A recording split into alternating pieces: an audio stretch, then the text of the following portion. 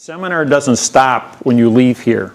You guys all know how to operate computers. You get home, you can Skype me, you can send me emails, ask me anything you want for as long as you study this stuff. I mean, I've got students that have been with me 15 years, and we talk on a regular basis. And I answer everybody's questions, and I don't care how many questions you want to ask me. So we go through 3 stages in life. Your first stage is you do not know what you do not know. No one was aware of syntax until you saw this program. Once you saw it, you were aware of what you did not know, which means you didn't know about the math interface on language. For that fact, for 8,500 years, the entire population of the planet Earth in 5,000 languages did not know about the math interface on syntax until 1988 when I broke the code. And then when you know what you know, you become a teacher and stand up here like I do and educate people. And Stephen is in that location now where he can stand up here for 20 hours and put on a 20-hour seminar also. And then there's a lot of things that he knows the right things to say, but he hasn't had the 74,000 hours of knowing what the wrong things are to avoid. And it's like you've got 100 landmines on the floor here, and you've got to go from that wall to that wall. How many of them do you get to step on before you get to that wall? In other words, how many mistakes do you get to make? 0, right. So like he said, I got 73,000 hours of mistakes from walking around, stepping on landmines, and going through the hardships of life, but I got 1,000 hours of how to do it right. And through process of elimination, like Sherlock Holmes says, when you remove all the things that cannot be, regardless how ridiculous the end result is, that is the fact. And so the math syntax now creates the facts on a mathematical level where when you write a sentence frontwards, it says the same thing when you write it backwards. And we're going to start off using the math interface to show you how this works and how we broke the code. This one here is. If you take your math problem, 2 plus 3 equals 5, and you want to check it, well, it's 5 minus 3 equals 2. If you want to multiply, 2 times 3 equals 6, and 6 divided by 3 equals 2. Now, this all came about, let's see. Well, I'll just use this. Spiral notebooks. Remember, some of you got some with the red line down the side here? Well, the way this code got broke was on April 6th in 1988. Now, for 3 years, I worked out math problems and nothing seemed to work. Then one morning, I got up half asleep and I wrote 1 plus 2 equals 3, 3 minus 2 equals 1 on the red line. Went and got my coffee, some toast, came back and I said, but when I sat down, it was faced this way and I'm going, oh, that's a graft. So I grafted it. And when I grafted it, I broke the code. So deductive reasoning says that a fact, whether it's frontwards or backwards, is still a fact. Like in a math problem. If we have a 2 here and we've got a 2 here, nothing's changed. 5 here, 6, 6. Those are whole objects. Therefore, they become the facts. We gave those the F's. Then the one thing that appears in front of a fact was an equal sign in a math problem. In a math problem, the equal sign has no value. It does not modify anything. So if it can't modify, and or are the conjunctions. So we gave that a C. Then you've got, when you went to school and you studied math, you had the negative, the positive, the negative, the positive, when you did grafting. So any motion from one side to the other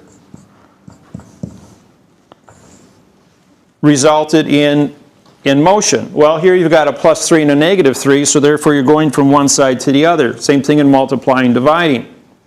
Because the motion constituted the verb. So we factored out the operation and we gave this a verb. Because the verb does not modify the condition of a fact. Just like this pen here. It's in motion, but it's still a fact. So and the only verb that exists, you have two verbs, is a singular, are is plural, and the verb is thinking. But thinking is the condition of state as a fact. Therefore, the thinking condition of state, when in motion, is the only word that both maintains two conditions, a verb and a fact at the same time. Because everything that happens in the world is a result of something thinking before it can actually happen. Running is not a verb. Jumping is not a verb. That's a condition of your thinking. Those are conditions of state as an end result. It's called order of operations. So the only thing that was left was plus and minus, multiply and divide. And those we assign to the prepositions, because when you write the sentence, for the bridge is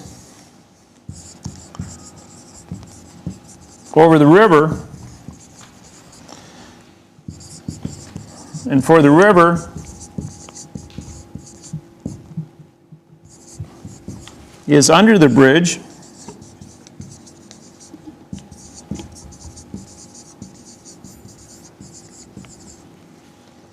the over and the under are opposite prepositions. Both pictures are identical. Now we can take, and I've been doing this for almost 15 years now. People come to me with Bible passages because everyone wants to know who God is, or wants to know what the Bible really says. 1/3 of all the words are missing from the Bible, and the Quran, and Buddhism, and Hinduism, and all the great religions in the world. 1/3 of all the words are missing. And so you can take whatever is written and then go out and put the correct prepositional phrases in now time. Remove the negative because you can't perform negative. Remove the allusion and create a fact. Now, a lawyer would write this like that. The bridge is over the river. And you were all taught when you were in 5th grade in school, never start a sentence with a prepositional phrase and never end a sentence with a prepositional phrase. Well, if you don't end a sentence with a prepositional phrase, you've got a dangling participle verb as an answer, which means your sentence is incomplete. If you start the sentence without a prepositional phrase, your first two words, bridge is going to become a verb. In this case, it's an adjective, because you've got one is an adverb, modifies the adjective, bridge, which modifies the pronoun is, which now is, no, this one here is a 1, 2, 1, 2. No, this one here is 1, 2, 1, 2, 1, 2. Show me a verb bridge and a river bridge. I mean a river verb and a bridge verb. Now, when the government writes their instructions on most of their forms, they don't use adjectives. They only use adverb, verb, adverb, verb, adverb, verb throughout the entire sentence structure. Now, we did an exercise. My daughter was in high school. She was a senior. And they had they had to write an essay, 300 words on one sheet of paper. And I told my daughter, I says, would you like to win first place? And she says, well, yeah, it's a $100 savings bond. And 300 children entered the competition. I says, well, because we know the operations of syntax, we're going to write 2 letters. The first one is going to be an adverb verb, 150 adverbs, 150 verbs. No adjectives, no pronouns, just adverb verb. The second one, we're going to use prepositional phrases, and we're going to write the letter correct in syntax. And then we're going to assign a fictitious name. And when you hand in your paper, you will slip this syntax copy into the pile. So at the end of the week, the announcement was made that my daughter Katie had won first place in the competition. Anybody that had even put one adjective in had created a coloring effect rather than a modifying effect. So she got the $100 savings bond. The one that was written with the correct sentence structure, communication syntax, the principal got on and said, We have a mental student that got escaped from a mental institution, is in the school, and used the name on the quantumized document to look for this person, if anybody knew. And only my daughter was the only one that knew what the name meant assigned to the papers. A few weeks later in school, my daughter says to the teacher, "When are you going to teach the correct sentence structure, communication syntax?" Teacher stands up and says, "You're suspended. Get out of my class. You get an F for the course." So she goes down to the dean and says, "I just got kicked out of English class. You know who my dad is?" He goes, "Yeah. Go back to English class and send the teacher down here." So the teacher comes down and gets an earful of the fact that I disqualified all the books from the school when I signed up my daughter to go to that school in the first place. And I paid her tuition in gold eagles, American gold eagles. So it kind of stood out when it comes to registration that somebody would pay in gold eagles. So she was reinstated in the class. She got an A for English. And the teacher never bothered her again because she knew how to syntax. When she was 12 years old, she took the 38-page insurance forms for Florida for public employees, and she syntaxed the 38 pages and sent it to the Congress of the state of Florida. And the insurance company got fired, and the people who wrote it got fired.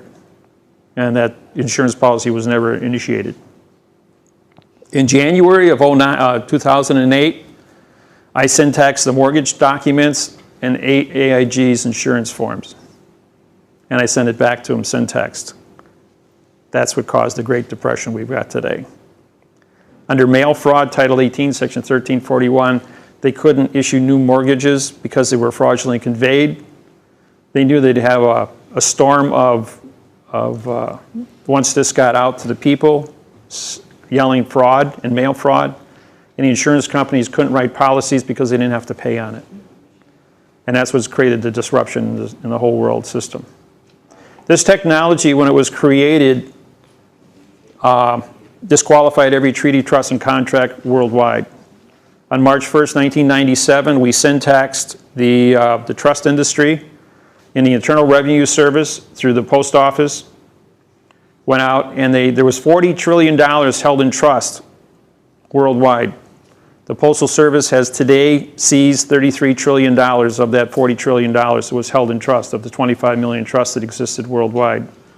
Seized. And then the other thing that took place just in August of 2009 was that, this happened over in Auckland. I did a seminar for 90 Maori chiefs. And I explained to them since 1800, the post office has never had the correct sentence structure, communication syntax for any treaty, trust, or contracts anywhere on planet Earth. Well, we had people in the audience that were undercover CIA. Word got back to the post office to this effect. And in September, the United States Postal Service ordered Bern, Switzerland to turn over 47,000 numbered accounts worth $4 trillion, which the United States Postal Service was able to capture and put in the hopper. So this technology has made the post office about $38 trillion profit. The United States government only collects $500 billion a year in taxes from the 186 million people that pay taxes in the United States. We have a population of 300 million. Can you explain about the post office being able to do that, not the banks or the government? Okay, the post office, who's on a $100 bill? American, Benjamin Franklin. No. Who's the first Postmaster General of the United States? 1775, Benjamin Franklin. What's the decimal point for 1? 1.00, 100. During the Civil War, Grant was Postmaster General of our country. Lincoln was killed, so therefore he got put on a $50 bill. What's the decimal point for a country divided in 1/2? 0.50, $50 bill, Grant. Lincoln, or George Washington, was a letter carrier. He went on the $1 bill because he was the first president of the international bankruptcy with England. Because he became president as a letter carrier, he was put on the $1 bill. Lincoln 70 years later, after the first international bankruptcy of 70 years ended in 1859, was the president. He went on the $5 bill because he was Postmaster General of Springfield, Illinois. He was also placed on the penny because he was the first of the second international bankruptcy. Add 70 years to that, and you get 1929. Now, in the United States, November 2nd is our presidential elections. So this was the end of our second international bankruptcy. Now, our first bankruptcy was established on September 17th, 1789. My birthday is September 17th, so it's easy to remember. Plus, when you have a trust expires at the end of 45 days if the trustee is no longer part of the trust. So you got a 45-day grace period. If you had 45 days to September 17th, you get November 2nd, which is our presidential election day. Now in 1929, United States Congress, Senate, Legislature, and Supreme Court voted to end our second bankruptcy and become sovereign, go on the gold standard. So they told England, we're not going to renew. So England, under the 5-day rule, had to tell the American public that they were going to close all the banks and credit unions because they were operated under the Bankruptcy Act. Subtract 5 days from November 2nd, you got October 29th, 1929, which throws the entire planet Earth into the 10-year Great Depression because commerce now is disrupted. Add 70 years to that, and you get November 2nd, 1999. United States of America did not elect a president on that day because they voted to end the bankruptcy, and MasterCard controlled 98 cents on a dollar. And MasterCard was established back in 1964.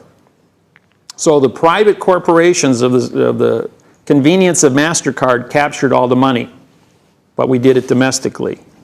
We can now end the bankruptcy.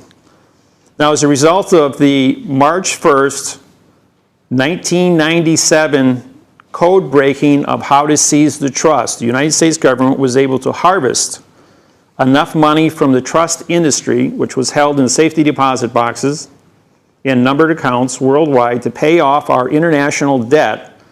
And by November 2nd, 1999, we had $6 trillion surplus in the United States of America, which made us sovereign, and our third bankruptcy ended. We did not elect a president on November 2nd, 1999. The United States government said that 2/3 of all the states, 38 of the 50, had to recount all their ballots. Now this was just an illusion to keep people watching the ballot counts while the 90 days runs. No law under the Treaty of Versailles, 1906, becomes legal in any federal government and anywhere on planet Earth for 90 days. Add 90 days to November 2nd, and you get February 2nd, 2000, at which time President Bush was appointed the next president of the United States of America corporation. The democracy of America is dead. It no longer exists. We are a corporation. New Zealand is a corporation. You guys are still in bankruptcy here. You're one of the few countries that are still in bankruptcy. Now, last time I was out here in Australia, we did a little check. Does anyone in this room know when your first money was issued in Australia? 1812. So if you take 1812,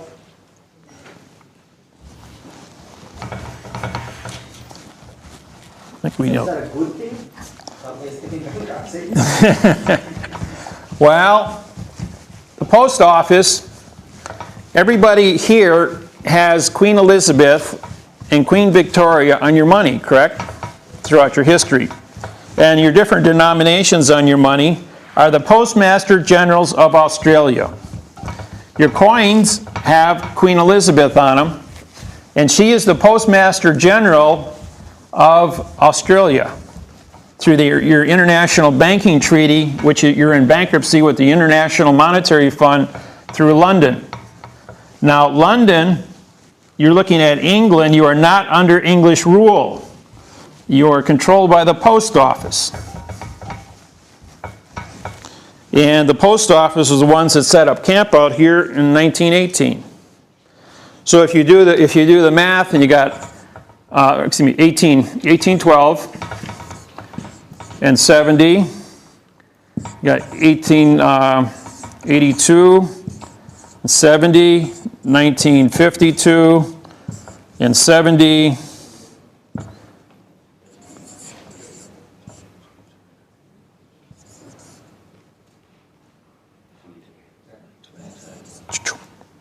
$2022. That's when your bankruptcy ends. Is there any paperwork we can find these dates? Oh, international bankruptcy has been around for 6,500 years. That's 70 years as an international bankruptcy. It was established by the pharaohs in 4700 BC by the Masons. I mean, can we find the information about the bankruptcy for Australia? International bankruptcy, yeah. Where? At the library. Pull up your postal codes. You got to research your post office, your history of money. Talk to coin dealers, people that are professional coin dealers that trade in the currencies, the history of your country. So there are documents in existence. Oh yeah, that's how I found it. So what's going to happen in 2022? You guys are going to come out of bankruptcy and you're going to become sovereign. However, you guys can end your bankruptcy. Now, I don't know if you were aware of this, but on September 2009, your dollar was 73 cents to the U.S. currency. I just paid $1.03 for an Australian dollar at the airport. You guys are worth more than U.S. currency right now. Wow. So, Nearly 91 cents at the moment. no, it's $1.03. Well, the commission would be the rest of trade, Yeah, back to America and get minus. yeah. Well, they're taking a commission out of it. But the exchange rates, you guys are dead even with the U.S. right now. Our money's going down, your money's going up. Look at how many mines you guys got. Your gold, your silver, your molybdenum, your lithium. You guys control 20% of the world's lithium out in the mines out west. Isn't lithium used to benumb the brain? Lithium's for making batteries, lithium diodes. And it's also used, rare earth material is used for the glass on computer screens. I thought it was also used as a depressed people. So would we? Well, I'm sure there's alternate. As a drug. So it is. No, that's a mineral that they took to. I'm talking about a mineral. Use it for making lithium diode batteries for your cell phones, computers, and now 600 million electric cars is what they got targeted. 30 million a year.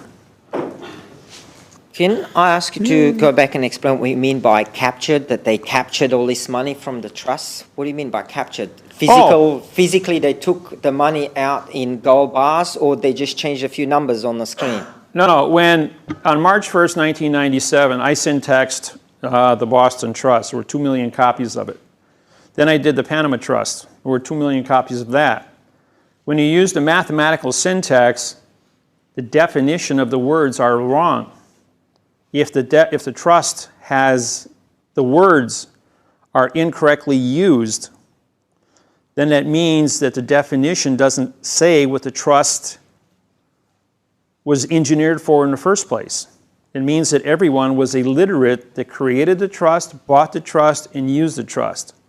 The Internal Revenue Service, going all the way back to when it was created, also couldn't read and write, because there wasn't a math interface to prove what the value of every word is.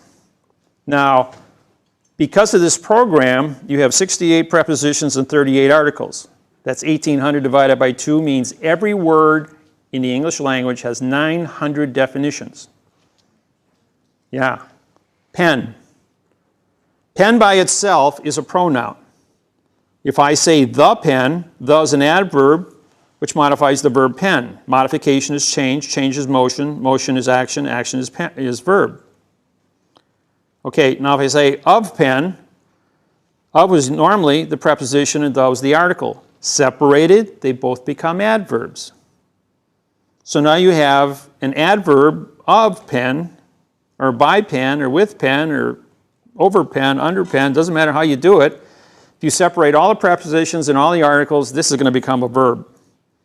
Now, if you use a prepositional phrase, for this pen, for my pen, for your pen, for his pen, for her pen, with his pen, See, every time I change the preposition or change the article, I change the ownership and I change the operation of the pen.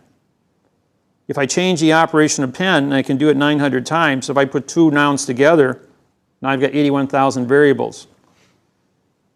If I put three words together in a sentence, now I've got 7.2 million variables. I put the fourth word in, I got 640 million variables. I put 5 words in a sentence, I got 5.4 billion variables. And it goes on and on. So the government comes back and says, we can't do that. We don't have a computer that can break the code because the amount of terabytes of information just to write a single document with 300 words, so you'd have 900 to the 300 power. I mean, there's no computer in the world that has enough terabyte capacity to do that. My brain does it as fast as I can speak. I can syntax and write and do the conversions. So the human mind is really unique in its ability to use deductive reasoning and logic to create the correct sentence structure, communication, syntax. And with this level of accuracy, the government said that's impossible. Well, I've got a website of 100 pages. I have my books that I wrote, 107 pages. I've got 2,200 lawsuits that are all syntaxed correctly. I says they're all over the theater.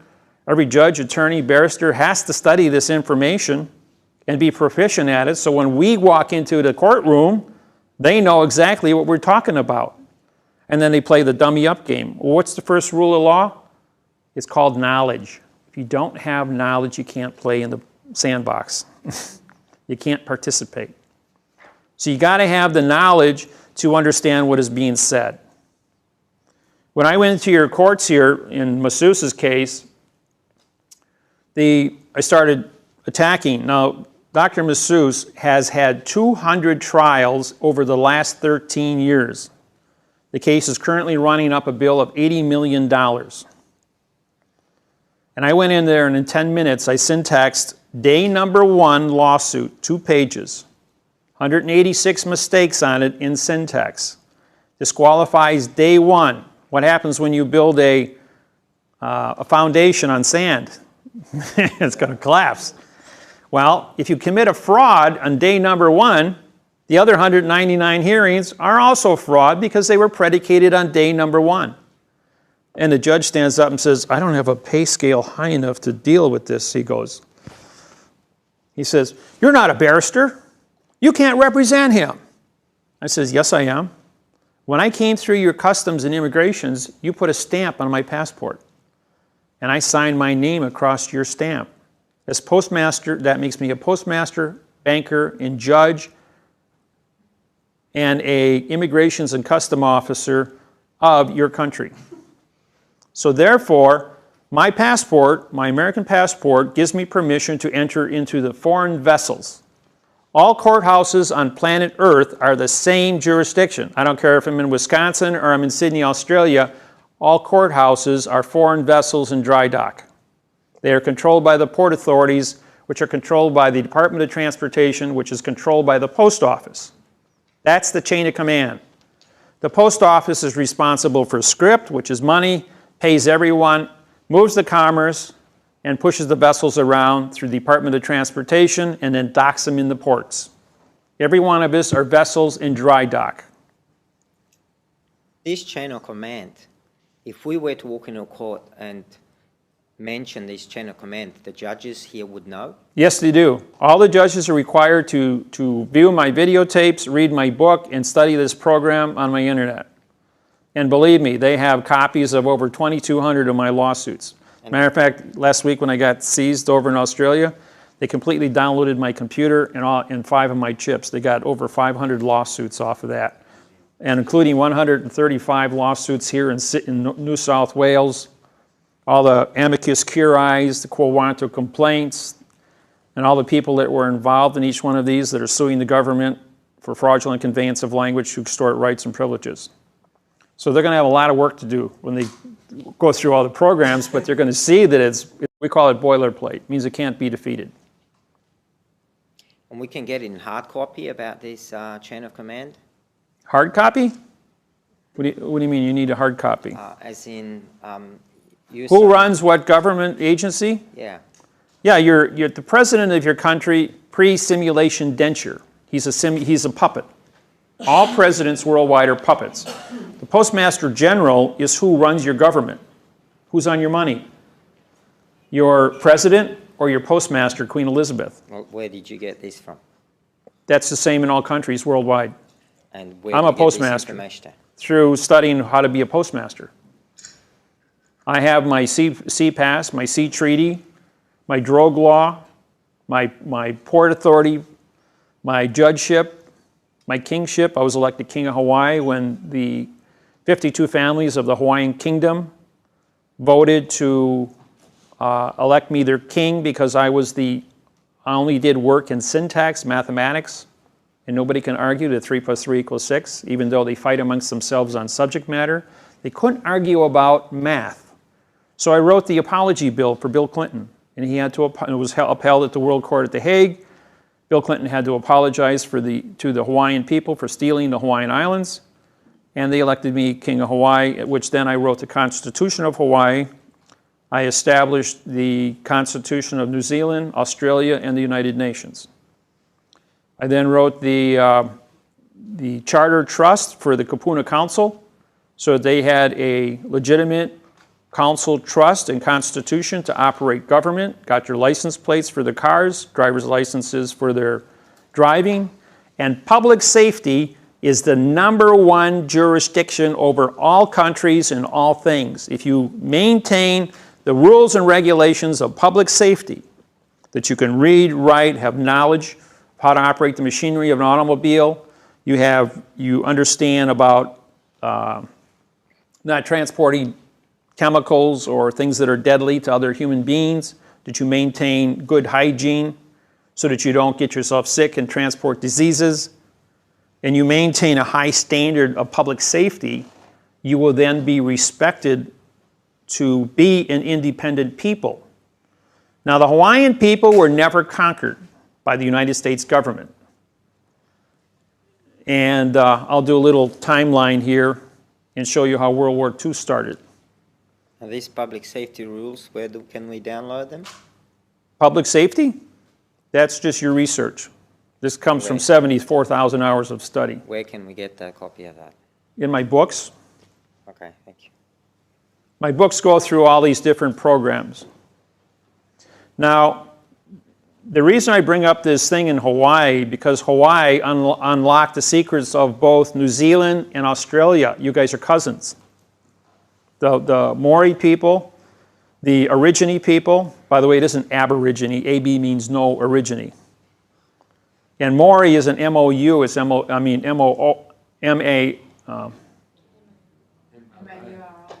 yeah, M-A-U-R-I is the correct spelling, not O. There's no O in it. What I'll do is I'll put up the timeline of how this all took place and unlock the secret of who was in charge. And this just came about on January 6th of 2009 that we were able to break this code as a result of a little tiny newspaper article that we found in the archives at the Iolani Palace by accident. Now, we went down to the Iolani Palace and we wanted to know what happened in 1873. We wanted to look at a flag. And the librarian says, well, we don't have any flags. We don't have any newspaper articles from 1869 to 1875. And I'm going, well, that's impossible. You guys had treaties out here every couple of weeks because Hawaii was the hub of the Pacific. He said, nope, that 6-year block has been removed. So we went, he said, there's the card catalog, as big as that wall over there. So we started looking, and we found one card that said 1873, and it had a number on it. I said, what's this number mean? He says, well, it's microfiche number. So we went and got the microfiche film. And on this here, in 1873, they ran a newspaper, was about 11 inches wide and about 17 inches long. Now at the top had a flag, but it was the wrong flag of Hawaii. It had 8 stripes instead of 7. And Hightower was the one that found that.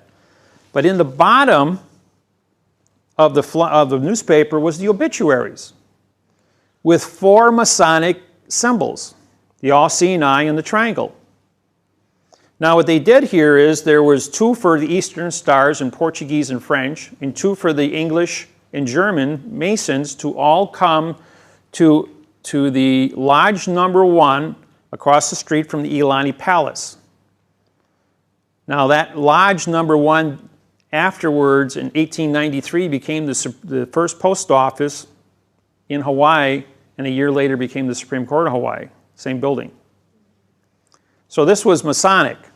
So we took the date, and the date was January, wrong color.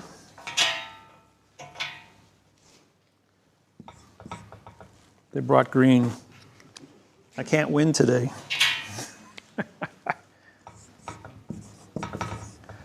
January 11th was the date of the newspaper. And it said they were ordering all people, all Masons, to come to Lodge number 1 on January 14th. Now it takes 3 days for the boats to go all the way out to the outer island, 220 miles, and 3 days to bring all the Masons back to Lodge number 1. So you had 6 days to here, and you get the 17th. And the 17th, January 17th, 1873, was the fulcrum of events to take place.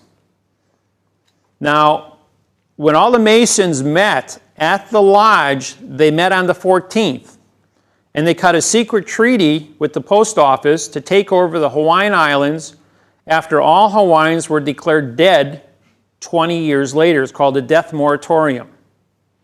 Now, the Death Moratorium was established in 1849 by King Kamehameha III, and said that if you are off the land or dead for 20 years, the land is free for settlement.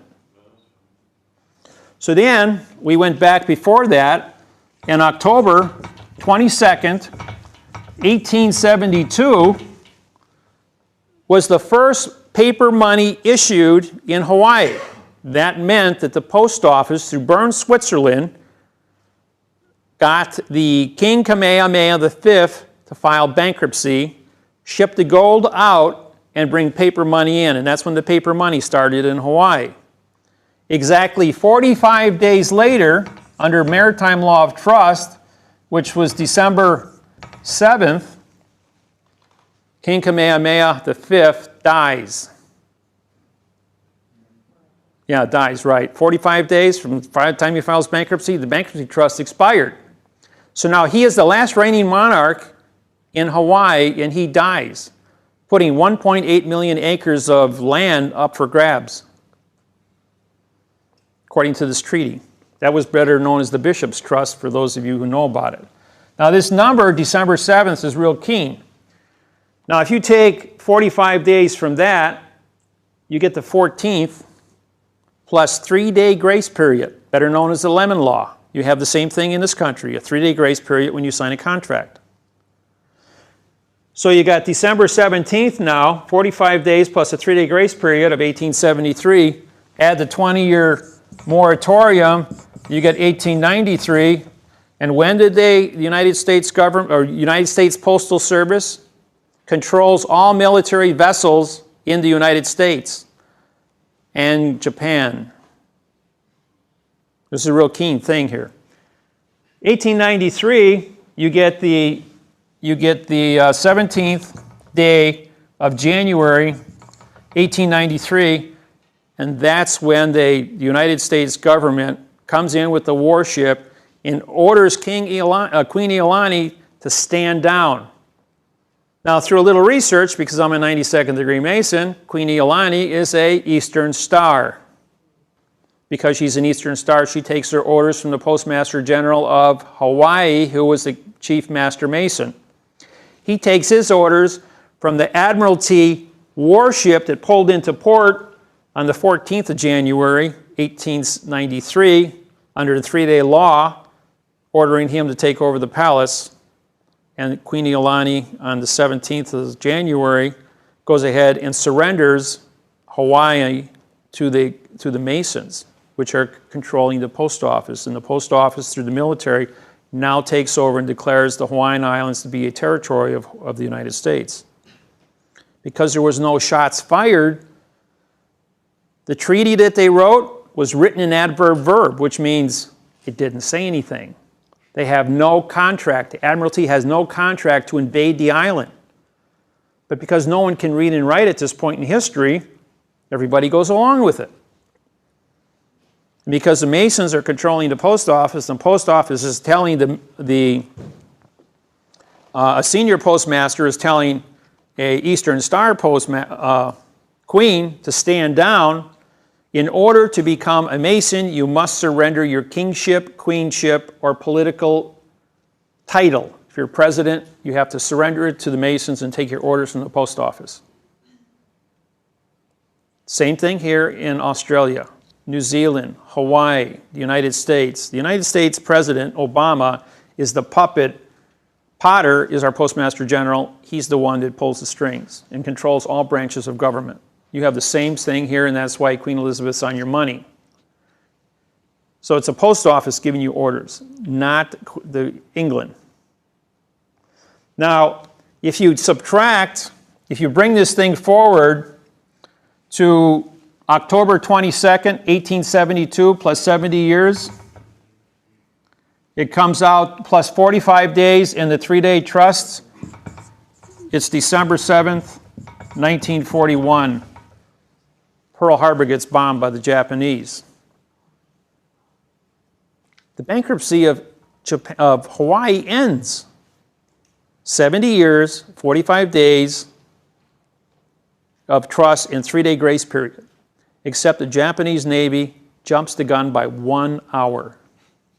And they bomb all the postal vessels of the United States Post Office, which are all the military warships and military warplanes. But they didn't bomb any civilian targets.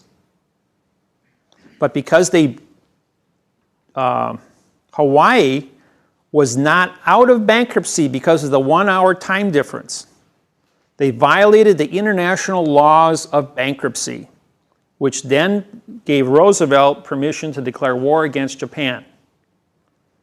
And we had to go to Tokyo to get the rest of the story on the post office. So it was the post office of Japan, which controls the military, bombing the post office of Pearl Harbor, which was the United States Post Office, because of trade imbalances. That's what started the war between Japan and the United States. And I have 2 videos where Fat Boy and Little Boy, better known as the atomic bombs, where the Postmaster General of Hawaii is slapping a $1 airmail stamp on the bombs, signing his name across it as postmaster, canceling the stamp, and saying, just to make it legal, we are sending the air freight back to Japan. And that was the post office going to war against the post office. Same thing took place between Poland, coming out of bankruptcy at the stroke of midnight, 1939, and Germany invading Poland because they were no longer in bankruptcy protection. That's how that all happened. The same thing takes place down here.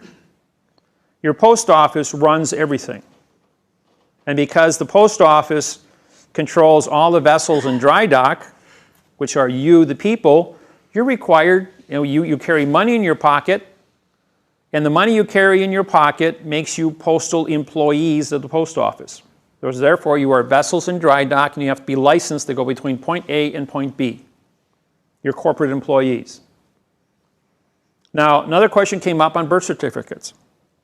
What is your birth certificate? Your birth certificate is a document that allows the government, 45 days after you're born, you're a live individual under maritime law of trust, because you are an issue of state, better known as a,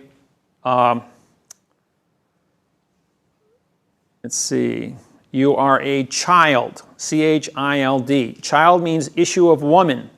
At the end of 45 days, you are a child, issue of state, and your birth certificate expires, and now you become you get your Social Security number. $1 million. Back when I was there, it was only $600,000. Today, it's $1 million based on inflation. Has to be placed into the system, and a bond is issued. And they sell these bonds on the New York Stock Exchange. The Securities and Exchange Commission, Australia is listed on the Securities and Exchange Commission. You guys are traded. on the New York Stock Exchange, the country of Australia. You're a corporate entity. Okay, now, every person is born, you have to put this $1 million into the hopper, so there's money there, accumulating interest at 6% a year to offset inflation, to then supply the money necessary for you to be paid for your food, clothing, housing, transportation, all your toys you're going to buy throughout life, your gambling. Those that are better have more, those that are sloppy have less.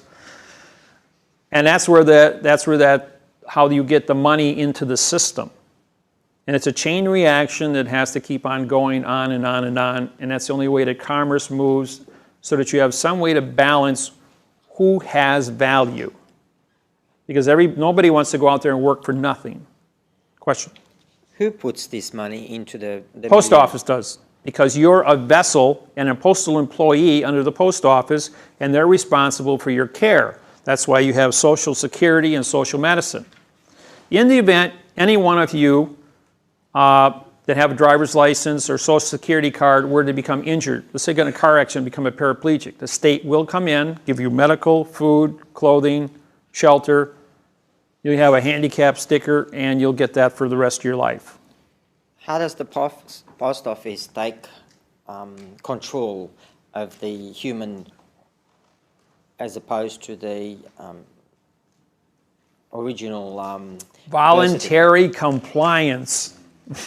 What is at which point? What is the voluntary compliance? Well, when you turned 18 years old, you had one thing on your mind: girls, cars, and money. And the girls had one thing on their mind: boys, cars, and money. And it's sex. And sex is the number one motivator. You didn't care about politics. How many kids we got in here today? How many people under the age of 40 are in here? Oh, just 5. Okay, 5 out of 60 ain't bad. I thought you said it happens 45 days after. But Right, 45 days after you become a child, issue a state. If your mother and father neglect you, the state will come in, take you, put you in an orphanage, make sure you have food and clothing and shelter until you're 18 years old. They will educate you, send you to school, and on your 18th birthday, you have the choice to leave the orphanage and go out in the world. But every place you go, they're going to say, you want a license for driving, you want a license for work, you want money so that you can propagate the species and go out and meet girls and play. You didn't care about the post office when you were 18 years old. You weren't even a bit curious. And so when you're 40 years old and you wake up, you roll over and say, hey, we're not in Kansas anymore, Toto. so 45 days from birth, not from 18 years old. Right. They Well, take no, possession. that's another thing. When you turn 18 years old, you got 45 days to make a choice. And even when you turn 18 years old, you also have to register for the draft at the post office, because the post office has a ball on top of the flagpole, because that is advertising for recruiting for the military. Don't believe me? Go down to your post office, look at your flag outside. They got a ball on top. If they have a spear on top of the flagpole, that's for military court-martials. That's for inside your courthouses. Now, you guys don't have flags in your courthouses down here. You've got seals, but the seals are changing. Every time you modify the condition of the seal, you're in a different courtroom. So don't be gullible enough to think that the jurisdiction is really unique, because it's not. And they change jurisdictions every time you go into that court. If you don't know what's going on, they won't change it. But if you have knowledge, if they know you have syntax, if you're doing my paperwork, every time you walk through that door, they're going to change the rules on you. What is the purpose of changing the jurisdiction? Because under 45 days laws of trust, your old trust expires. The old cause of action expires. They'll even change judges on you every 45 days. So there's no continuance of evidence between one violation and another violation. And for you to go out and sort out where the violations took place, 99.99% of people don't have a clue that they're being harvested. Who stands at the bottom of Lady Justice here in Australia? Ever see a statue? Got a sword in one hand for enforcement, a scale in the other hand for balancing the good and the evil. And what lays at the feet of Lady Justice? Sheep. We fleece the sheep. We don't kill them. Does that mean that if you go into a court that has changed jurisdiction, you can walk out? No, that means if you walked in there, you acknowledge the fact that they had jurisdiction. It's called voluntary compliance. But if you've only just become aware, let's say you walk into a court and you realize that they've changed the seal in the court and they've changed the judge, doesn't that give you the opportunity to Walk out? request? Well, let's see. If you walk into the courtroom, you don't have paperwork, you're going to be guilty of a Title 46, Chapter 781, a derelict vessel trespassing on a foreign vessel in dry dock without a passport or your papers. Now you're an illegal vessel that's just docked yourself on somebody else's vessel. Just like if you go out here to the harbor and try and get on a Japanese or Chinese ship out here without any ship's papers or permission to go up there, you will be arrested and put in a brig for trespassing. Are they not under some sort of rule that if they change jurisdiction that they have to notify you? You're supposed to know. Knowledge, ignorance of the law is no excuse. You have to know what all the jurisdictions are, all the seals are, all the placements. If you want to go and play in their sandbox, you got to know what the rules are. And what are the rules? It's called law of the flag, advertises the contract. But they don't use flags, they use seals. But the contract means both parties. My understanding of a contract is where two or more parties are aware of all the conditions of the contract. And should one party change any of the conditions in the contract without the knowledge of the other party, it makes the contract null and void. That's correct. Therefore, they have a duty of care to inform the other party that they've changed in jurisdiction.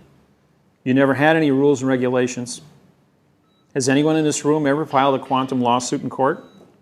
No. You only had adverb-verb, rules, regulations, codes, lawsuits.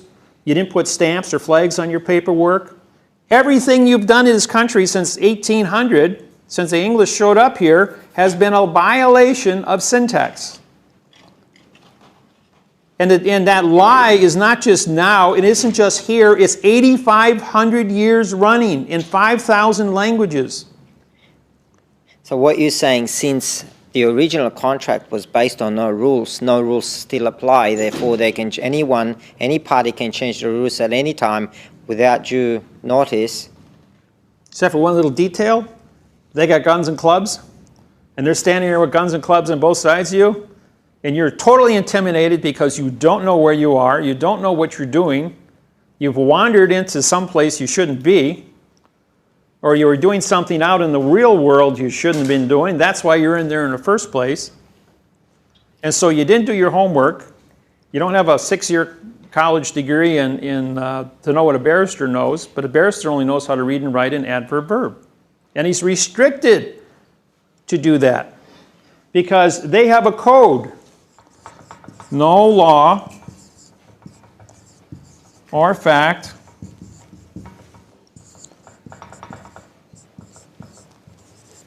shall be tried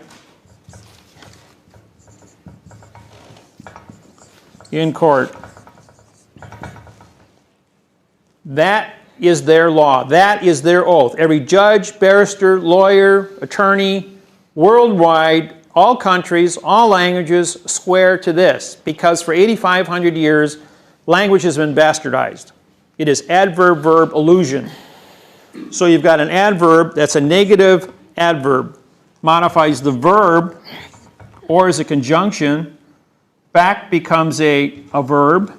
Shall is a pronoun. Be is an adverb, making try to be a past time past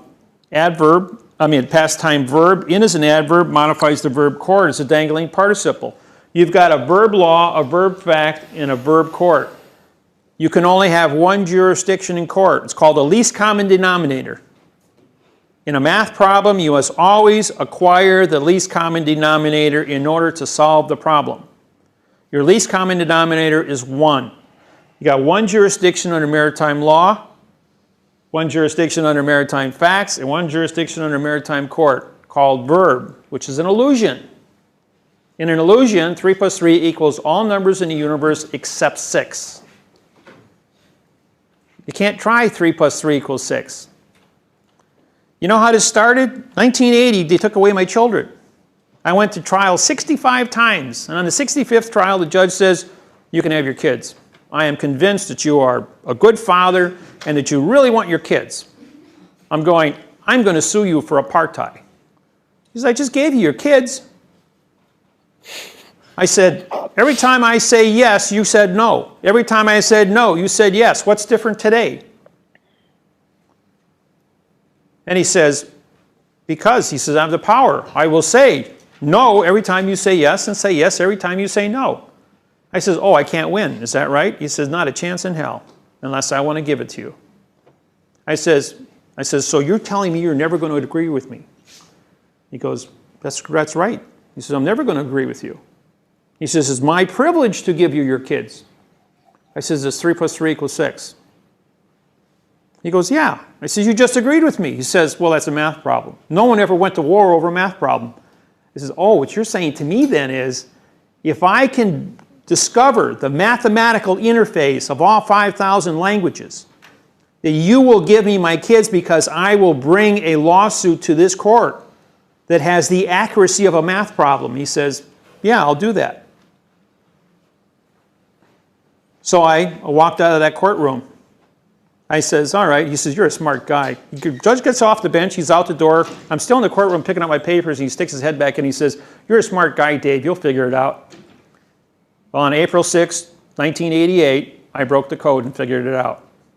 You know what the first thing I did was? Went back and sued Judge Wasilewski for apartheid and genocide against humanity. I had 400 state judges and 38 federal judges recuse themselves in that lawsuit. And 14 judges, including Judge Statmiller, who was our chief judge, after he got locked out of 47 courtrooms that day, we ran around all day long. They were slamming the doors. He's pounding on the doors. Let me in. He says, no, you ain't bringing that trash in here. All the judges knew about syntax by then. And they wouldn't. So Statmiller says, I'm chief judge. Nobody can overrule me. I'll take the case. Took him 20 minutes to recuse himself.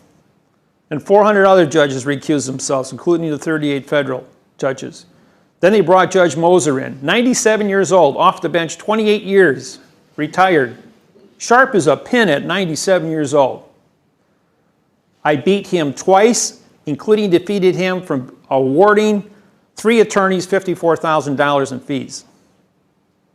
He says, I don't know who you are. He says, but your statute of limitations is running out. Because I wouldn't give him my name. Wouldn't make contract with him. And I was right the whole time, and I won that case hands down. I've never paid an attorney in 30 years.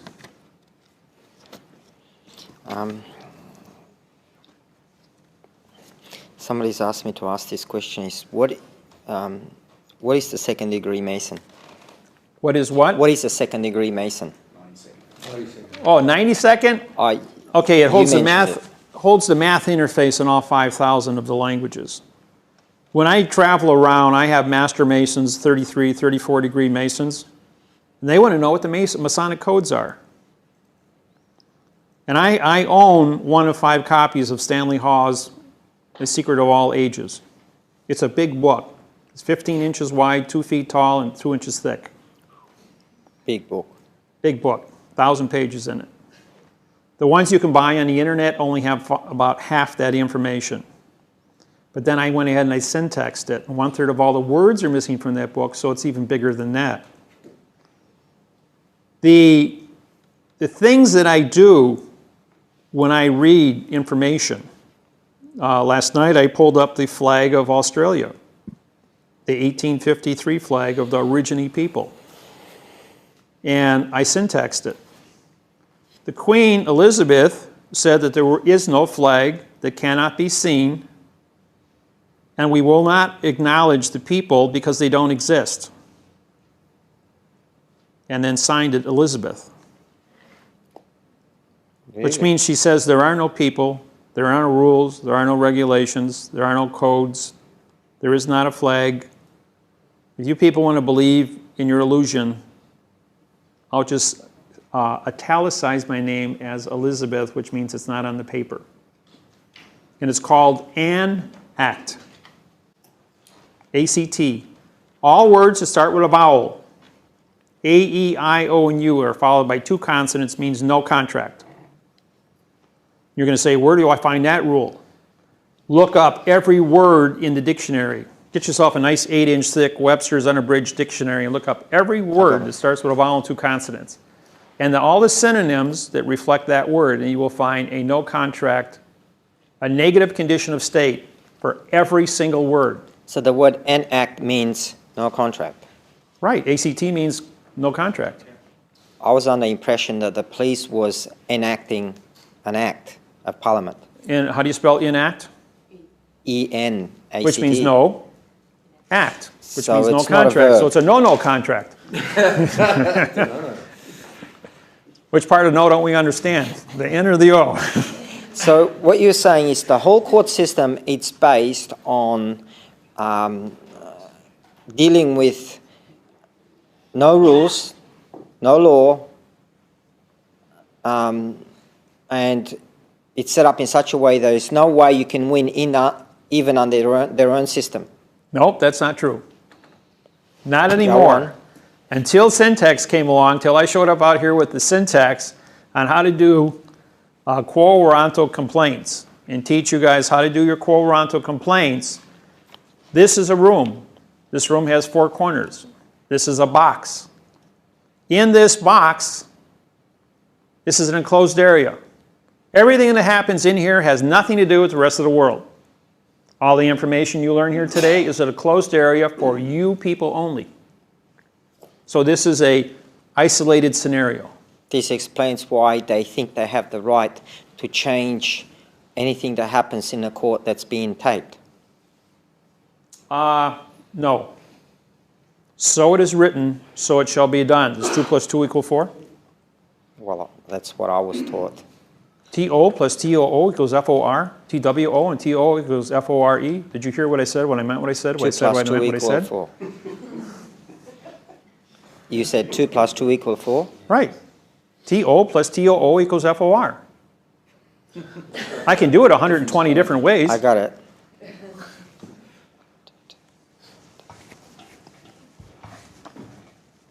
I think we need a wet rag here, or one with alcohol on it.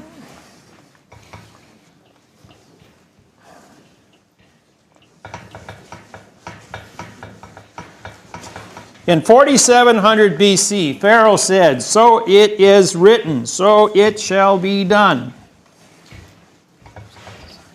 There was a reason for that.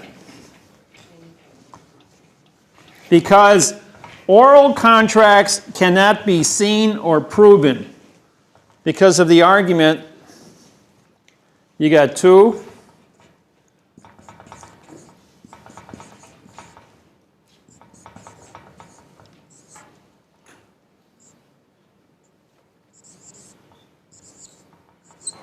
Now, tilde is location. This is not a value. This is a location. The address on your home is a location. It is not a value. You write your address. My address is tilde 5166. Tilde north. North is not a direction. It's a location of direction. Tilde 63rd Street. And so, thank you. The city of Milwaukee is a name, but it's also a location on a map. So therefore, it's a tilde Milwaukee, tilde Wisconsin, tilde zip code. Everybody goes, well, we got to put a bracket around so we're not in the postal zone. You put a tilde in front of the zip code. They copyrighted just the number. You copyrighted the location with a tilde. You are correct. They are not. So if you do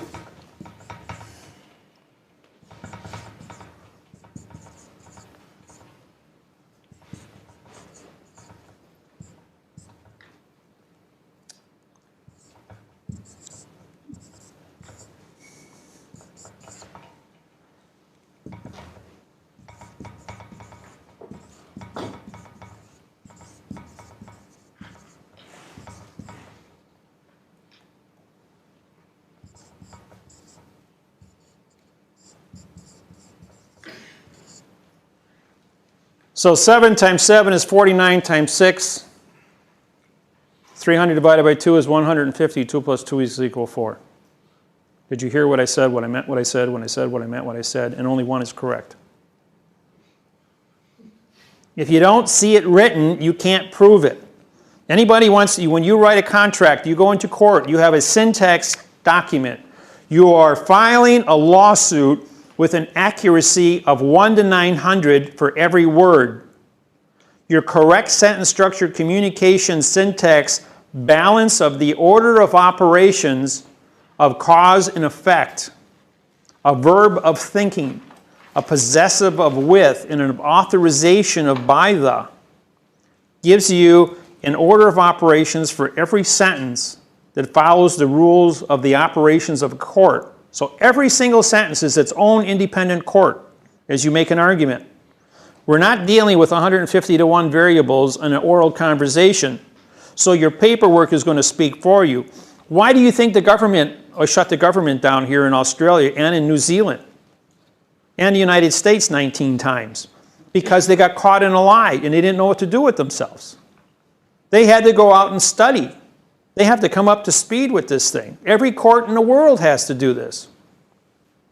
And when you take English through syntax, through this program, and you translate it to Spanish, Spanish to French, French to German, German to Russian, Russian to Indian, Indian to Chinese, Chinese to Japanese, and back to English, you don't lose any words.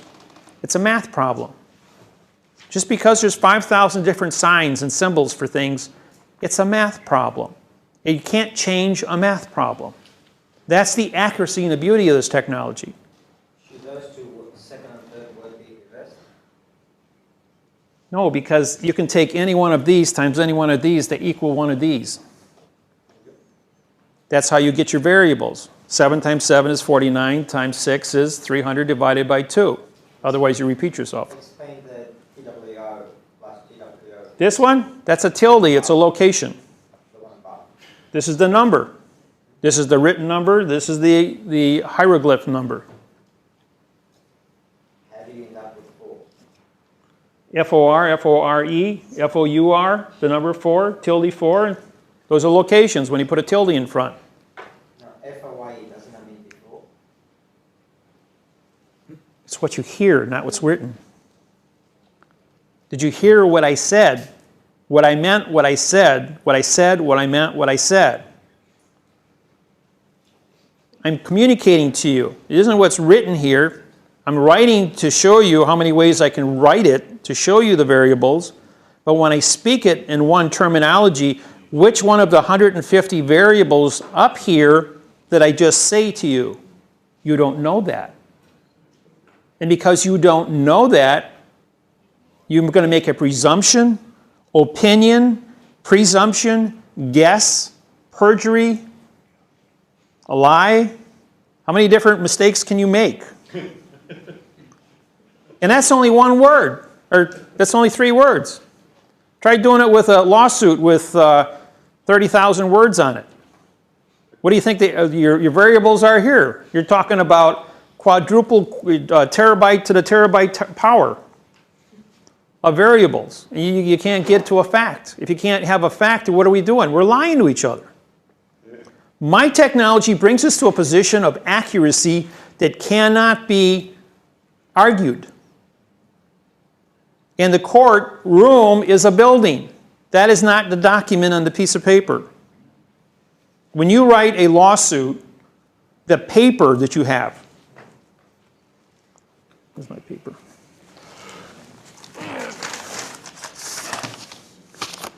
When you have the lawsuit, this is the court, folks. As a judge, I swear to support the Constitution of the United States. The United States means 2 or more people coming together in a closed area. Doesn't this have 4 corners? This is a closed area. It's called paper. It carries the cargo words. The words have terms and definitions.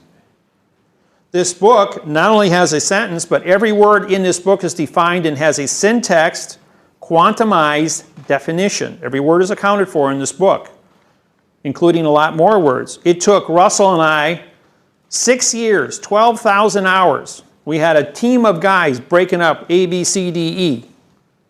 And of all the 2 million words in the English language, we got 720 words that are syntaxed. That's it. Pretty simple. Average person has a 12,000 word vocabulary. You only need 720 to learn syntax. And in 99% of the cases, you use less than 50 different words in an entire lawsuit to win your case. It doesn't take a rocket scientist to figure this out. It's so simple. Once you get it, it's mathematical. But this is the court. This is the contract between you and the judge. The courtroom is irrelevant. The seals that are hanging on the walls are irrelevant. This flag is the correct sentence structure communication syntax flag, which advertises that this is correct. You place a postage stamp up on your corner. You sign across it. That makes you the postmaster transporting the vessel of the document to the clerk of the court, which is the port of the court. She puts her stamp on it. When she puts her stamp on it, you sign your name across her stamp, making you a postmaster of not only your paperwork and your vessel, but now you're in contract with the port authorities of the court, because this is a courthouse, which is a foreign vessel in dry dock, so you've entered a foreign vessel. Now you're the postmaster and clerk of a foreign vessel in dry dock. Now you've got a 24-karat gold bonded document that has to go into court. But if you're going to sign the stamp on the front, you have to also endorse the back of the top of the cover page, because that's called an endorsement. How many of you can cash a check at the bank without endorsing your check? Nobody. Because if you take the document and you roll it up, when you unroll it, the top of the back, when they sealed those scrolls, they would put a seal on it. That was the endorsement. And that gave the document its value. And not only that, this book is bonded together. When I went to court in 1997, I used to have 3-ring notebooks with my paperwork in it. I went to testify. The judge says, "What are you doing?" He says, "Well, I'm testifying to my book." He says, "That's all loose paper." He says, "You got to have a bonded book in order to be an author with the authorization to talk about the authority of your authentic document." And it's a document. That's why you get a docket number when the vessel comes to the court and it gets docketed.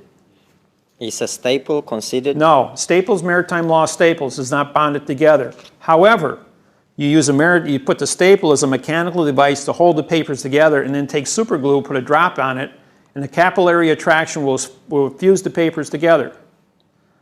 You can have 3 forms of bonding. You can glue it, you can stitch it, and you can rivet it. I sent Janet Reno a letter charging her with treason against the United States, and she sent me back a letter, 2-page letter, with 6 3/8 of an inch brass rivets. There were 6 big, thick brass rivets to hold 2 sheets of paper. She says, "You want bonded documents? Here's a bonded document." But that's, I don't know if you've ever seen Janet Reno. She stands 6'8". You went through that a little next to her, he's fast. about this high. Yes? You went through that a little fast. I'm sure some of the people here would like to use a basic, common practice that we have. Let's say we go to a court with a affidavit. Well, let's see if I get this correct. What you're saying is that we actually put our own seal and put some sort of stamp. You're going to use your navigator stamp. Your navigator stamp has 2 bars through the dollar sign. Now, you have your dollar signs come in 2 forms. This is a Federal Reserve note, and that's a gold certificate. The navigator stamp of Australia is a gold certificate. In the United States, since 1900, the red fox stamp was the only one that was published with 2 bars through the dollar sign. And that was published on the 2nd of November, 1999, when the United States ended its 3rd bankruptcy and became sovereign. And then when we went out and bought up all this, my students all over the United States went out immediately and bought up all the red fox stamps. And then we started putting them on all of our documents to sue government officials. That explains why I can't find any. The judges ordered that all the red fox stamps be canceled and seized wherever they were in the United States and destroyed, so that they didn't have any gold standard stamps out there.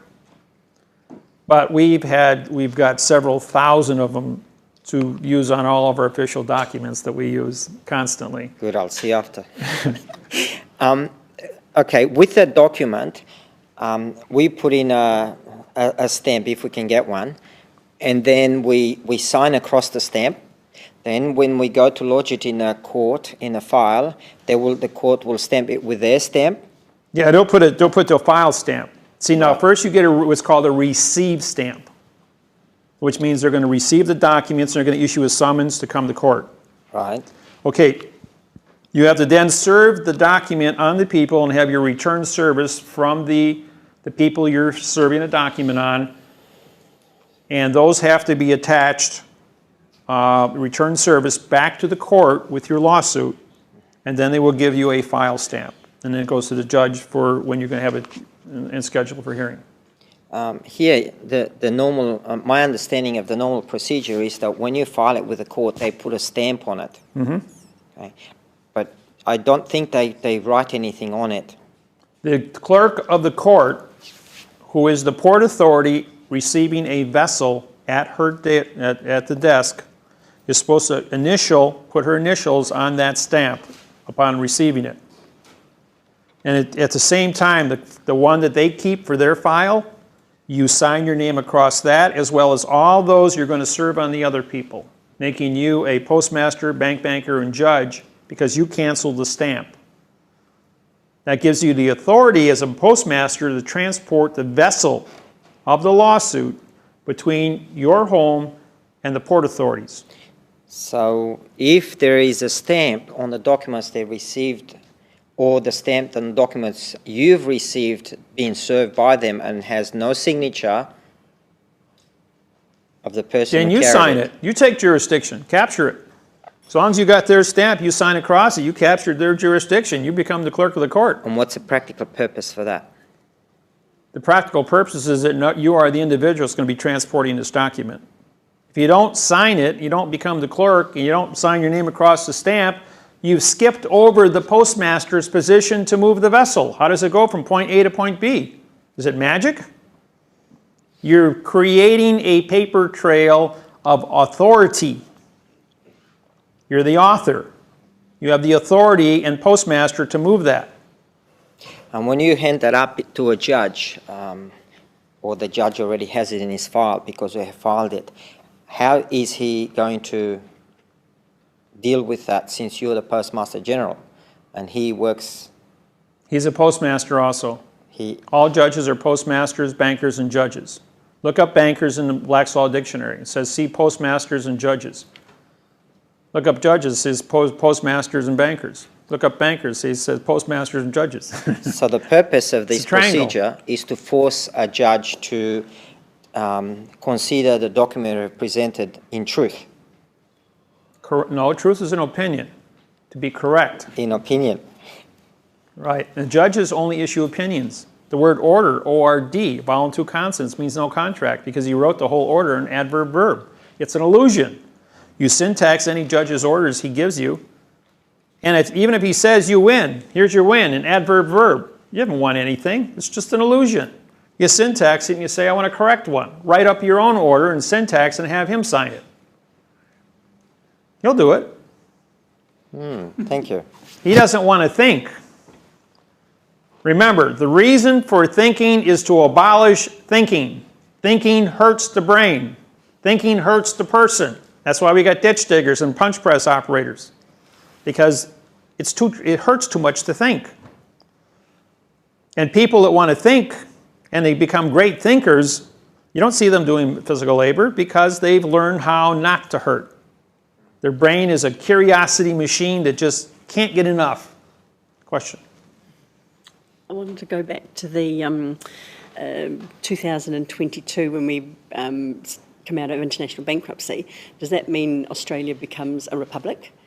No, a republic means no people. Okay. A democracy means demonology. You're going to become sovereign. You become a sovereign nation on a gold standard because your country is only scratched a couple feet above the surface on how much gold you've got out here. You got a lot of gold here. I mean, does it mean that some other country can invade us? It does, but it won't happen because of the toys that the planet has now in place. Okay, cool. Everybody knows what I mean by toys. Nobody's going to interfere. You guys are traded on the New York Stock Exchange. You're about as American as you're going to get down here, you know. Everything's about commerce. They don't want wars. You know, if you ask a military person, what is your job title? He says, I'm in the business of mind control. I control your mind or I replace it with a bullet. What do you think? They got a war going on over there? Every time you got differences between two people, they either want to kill each other, they won't sit down and talk. I'll tell you a little story about something that happened. I'm over in Hawaii, and I'm flying back to the United States from Hawaii, going into, it was supposed to be a nonstop flight from Milwaukee to Chicago. I mean, from Honolulu to Chicago. And they stick me way back in row 70, I think it was row 75, on a 76-seat 747. And there's a lady sitting next to me. I says, what do you do? She says, oh, I'm a school teacher. So I'm going, oh, this is cool. We'll sit and we'll discuss syntax. And then her daughter is sitting next to her, and she's complaining about having to move all the time.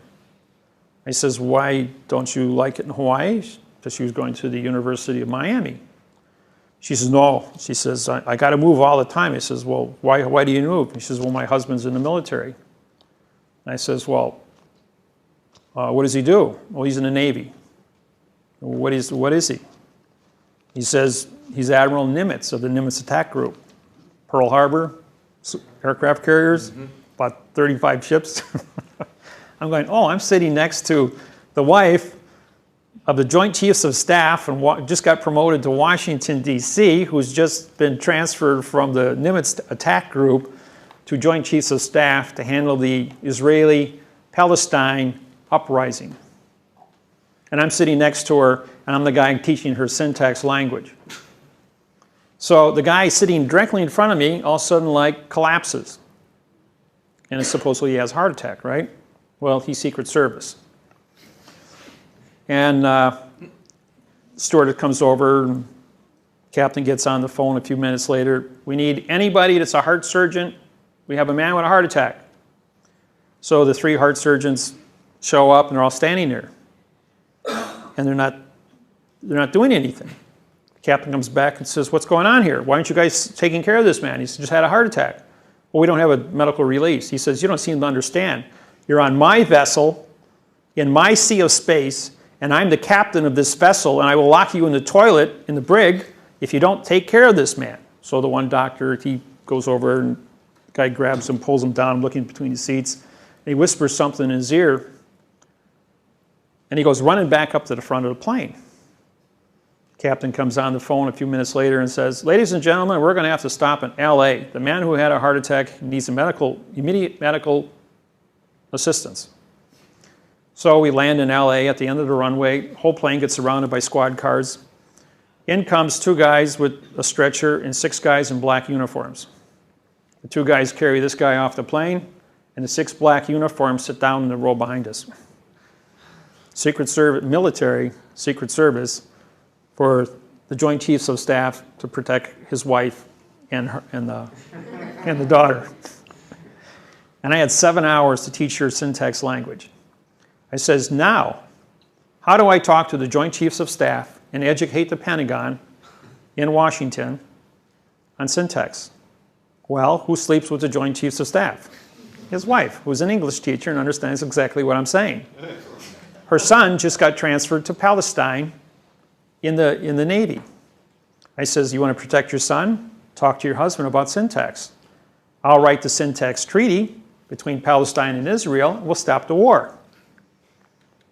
Now I have her attention. To save her son's life, she's going to learn about syntax. I give her one of my books. You haven't heard any noise from the Palestine-Israeli conflict in quite a few years, have you? It's been pretty quiet over there. You see, so sometimes God moves in mysterious ways. Puts people together. What is the Joint Chiefs of Staff wife doing in row 75 on a 747? She should be on flying first class up in the front of the plane. Circumstances, because it was a sold-out flight and there was only 2 seats available at the back of the plane. And so she got stuck on there because of some other appointment that happened. And why was I sitting next to her? Of all people in the world, the only person with syntax in the whole world to be sitting next to her. So what was I missed my plane. I thought I got the times wrong, so I missed my flight. I was in row 30. I always fly the exit rows in row 30. So I got a lot of leg room on the 747. So because I missed my flight, I got stuck in the back with her. So there was divine intervention that I misread my tickets, she misread her tickets, and we both wound up together in the back of the plane. So I had all this time to teach her about syntax. And shortly thereafter, I went to the Pentagon, and I became muster master for the Navy, which means I will protect all Navy, Air Force, Marine Corps, Army personnel from any apartheid or genocide lawsuits from any foreign government. That's my duties because I hold the syntax secrets. Was there a question? What do you mean? It's been 2 hours already? It's 11 o'clock. You guys want to take a 15-minute break? I've got about a dozen of my clients here today, and you mentioned before that you're a 90-second Mason. A few of them have come to me at the break with concerns around that. Just wondering if you could qualify that so that they're... Masonry worldwide goes up to 34 degrees. However, there's a... in Manly Hall's The Secret of All Ages, the amount of information that is in that one book is the accumulation of 8,500 years of history of all the different religions that have taken place throughout history, different cults, Pharisees, illusions that manipulated mankind, the creation of the boogeyman to keep people scared so that they could always look for protection from something. The Masonic codes, no matter what language it was written in, had 1/3 of all the words missing. And my technology through algebra puts the missing words in and brings it all into now time. It takes all negative out of the language and only brings it into a now time positive. So it allows me all the hidden secrets that are built into all the sentence structure. And so when I get with a group of Masons, they have their agenda of what they believe, but their beliefs were based on adverb-verb illusions. So then it's my job to go ahead and syntax it and bring it into now-time facts and show them what the true meaning of whatever they want. The amount of information is so vast that for me to publish it, it'd be like trying to syntax the Bible or the Quran. I mean, these are huge books with thousands of pages. It would take a lifetime to do it. So based on each individual's needs, on whatever their limited education is based on, I will answer questions on a one-to-one, question-to-question basis and syntax it for you. And I'll do it for anybody at any time. We have ministers from all over the United States that contact me on email from all different faiths, and they want me to syntax a single phrase. And they will take that single phrase and make an entire 1-hour presentation to their parish.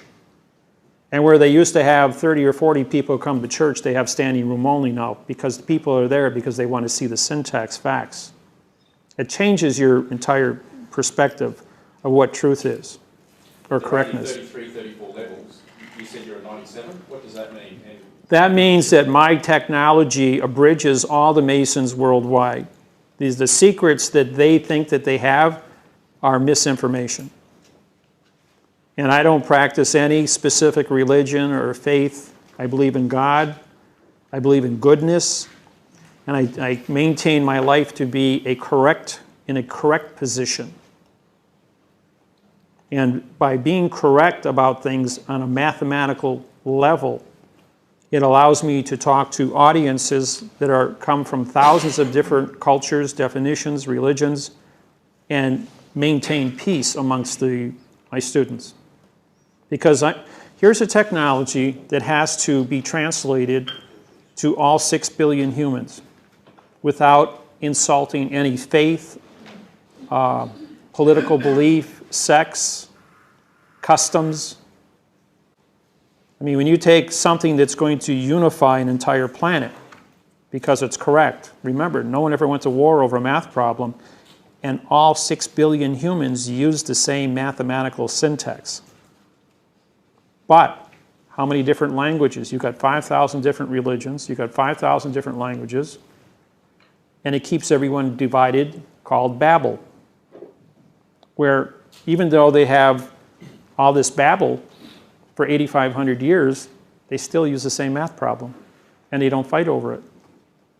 So by bringing communication skills down to a math problem, we remove the ability of an individual to lose his temper or maintain an argument. And with that said, you got a question? Yeah, I didn't want to interrupt.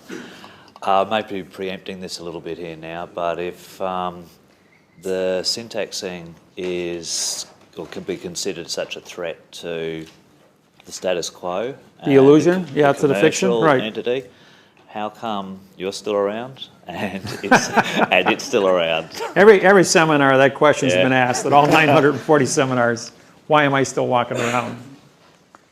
Well, that's an easy question. Now, I believe in the time-space continuum. I mean, we had a past, everyone's been around for 50 years, 60 years now, right? And if we said to you 50 years ago what was going to happen today, 50 years in the future, would you believe 50 years was going to be here from the past? Do you believe that the Earth will be here 50 years from now? Well, we can only hope, right? Nobody knows what the future is. Nobody knows what the past is. But then, look at where we came in the last 100 years with technology. I mean, this little unit here has more memory capacity and does more gadgets than every household computer just 5 years ago. And that's a little handheld device. We watch TV on it, communicate with everything. In December of 2009, the biggest computer capacity in microcircuitry was 200,000 transistors to a head of a pin.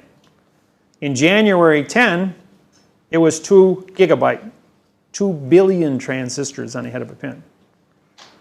And where's it going to be down the road? Well, a 1/4-inch green holographic laser in quartz crystal will create a 600 gig RAM with a 64 terabyte hard drive. And that's only a 1/4-inch quartz crystal. Make it bigger, and you can exponentialize itself. How small is small? How much information can you fit into a tiny area? How much information can you write on the electron of a hydrogen atom? You know, and then recover it to build technology of such things. So my thing is that people in the future, through technology, if man does get to a certain point, will eventually break the time-space continuum and be able to time travel. Now, if syntax in communications is responsible for the future of mankind on a timeline of 1 million timelines, and only the timeline of correctness will get to that future. And that future is where the timeline is certified. That timeline will have to guarantee that syntax in the creator of the math interface stays safe and brings this program to its full conclusion. So if anybody tries to kill me, they're just going to come back before. And they're going to remove that individual. Mom and dad won't meet. Instead of making a left-hand turn, he's going to make a right-hand turn, never meets his wife, doesn't create the seed that creates the person that commits the suicide. You get the point? In other words, the possibilities, I make the statement, the person that would harm me doesn't exist. Because the success, give me an idea. I'm 18 years old, and I'm out rabbit hunting with my brother. I'm leaning up against an oak tree, and I'm playing with a 20-gauge shotgun shell, and I dropped it. Well, as I bent over to pick it up, a 30-30 slug split the back of my jacket open, buried itself in an oak tree. Did I drop the pen, or was it knocked out of my hand? How do you change the time-space continuum without changing the time-space continuum and disrupting things? Or I'm sitting in my office, and there's a shift. And you're looking at everything, but everything shifts just slightly, maybe just an inch. But it happens like that. And then you look at your watch, and 5 hours has gone past. Where'd the time go? What happened in that space? Did my house blow up? Was I killed? Did they reset the clock, but they missed it by just a second? Enough that my consciousness would be aware that there was a change? And you have that happen hundreds of times over the last 30 years. You start asking questions that I'm being watched. There's events that take place. I've missed so many planes at the airports. And every time I miss a plane, I'm sitting next to somebody who I would have never met, who missed their plane, who I would have never met. But that person is relevant to the time-space continuum of bringing information out in the world. Just like I told you the story about Mrs. Helm.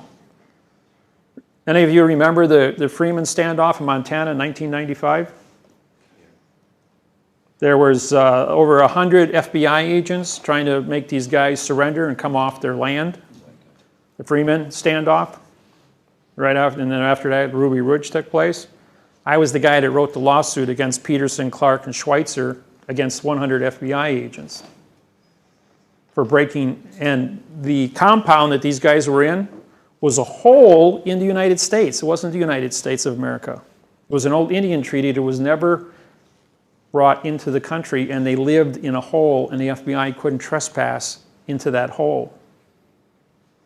And one of the things that no one knows about, the military brought in 2 108 howitzers, put them in a gravel pit 125 feet deep, evacuated everyone for an area of 8 miles around the gravel pit. The military did. The gravel pit was located roughly 40 miles from the compound. The intention was that they were going to throw 2 shells 20 miles up in the air at midnight, dark of the moon, and they were going to fall down and blow a hole 100 feet wide and 50 feet deep on top of the compound. End of the story. I was called up when I was in Hawaii to come and get these guys out safely. So I sent in a 6-hour audio tape, just a cassette, explaining syntax to these guys. And they came out dancing and surrendering to the FBI because they knew there was no rules, regulations, or codes once they saw syntax. They didn't get, my job was to keep them alive. The shells never went off. Everything got bottled up and taken away. We had enough people that witnessed the cannons being placed in and what the rules and regulations were, how they were going to eliminate the threat, which never took place. So there was cause and effect. And when I was supposed to do a radio broadcast in Cat Creek, Montana, all 4 radio stations were dynamited. Just moments before the broadcast was to take place. So we called up a radio station 250 miles away on telephone, and we still did a 2-hour broadcast explaining syntax and how the FBI had no rules, regulations, or codes to invade where they were and what the treaties were. These are all different events. These are one of just hundreds of stories I have of events where I've interfered with around the world when I travel and saved people's lives. And I could burn up the whole seminar telling you stories about things I've done in lawsuits and saving people's lives, but that's not what we're here for today. Now, during break, we had a little discussion. I told this young lady that at all my seminars, I do this. I'm going to define the word God. Everybody goes, how can you take religion, and everyone in this room has a different faith, and talk about religion in a mixed community? Okay? There's a thing that we use a triangle to explain this. We all want correctness. Because this here is your truth. Now, when you believe that you are correct and you have truth, you will make contract.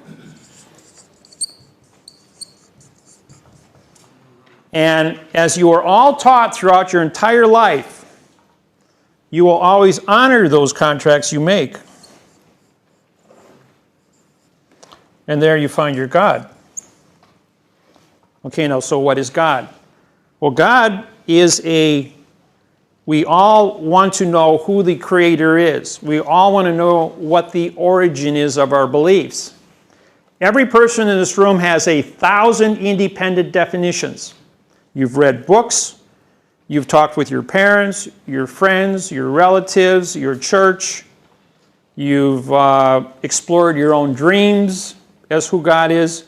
So everyone in this room has an independent 1,000 different definitions to fulfill these 3 terms to come to what this definition is, and it's unique to you and you alone.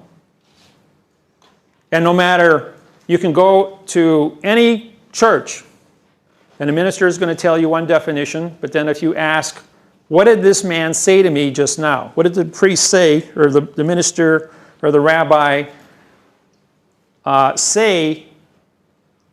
And you're going to get 100 different definitions of what people heard because they are using their own life experience to do what's called subjective interpretation of what was just said to them. Now, it says in all the religions that God created man in his image. And the synonym of image is imagination, creation, art.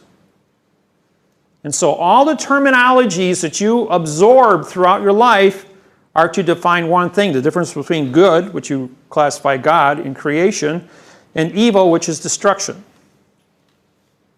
and bad things. You have to learn about bad, and you have to learn about good. It's called perspective. So you know the difference between right and wrong. We choose to be good because it's a better form of life. Those that are bad and don't live in our society as bad, we put them in jail. And they get penalized. So we spend our entire life searching for one definition of this word.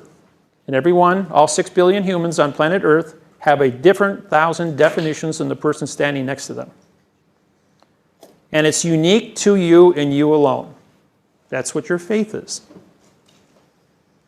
And all the stories that I am told as to what this word is defined at, I have never heard 2 stories the same in all my travels and all the people I've talked with. So your ability to read, understand, subjectively translate information in your mind and come up with a conclusion to be good is what you have to do when you look in the mirror in the morning and you say, you can look yourself in the mirror and say, I'm going to be good. I'm going to be an honorable person. I'm going to do what I'm supposed to do. I'm going to love my children, take care of my family, and I'm not going to go out and do evil and hurt people. And that's basically the bottom line of where we are. So who is God? God is the creation of your thoughts and the information you have. Hold a thought in your hand. Show me the 3-dimensional object of a thought. Hold God in your hand. Show me the 3-dimensional object of your God. It comes from your thought and all the information that you have absorbed. What we're doing here in syntax is we're showing you that the Bible is written in the Quran, in the Jewish Bible, and all these different communications worldwide are written in adverb verb.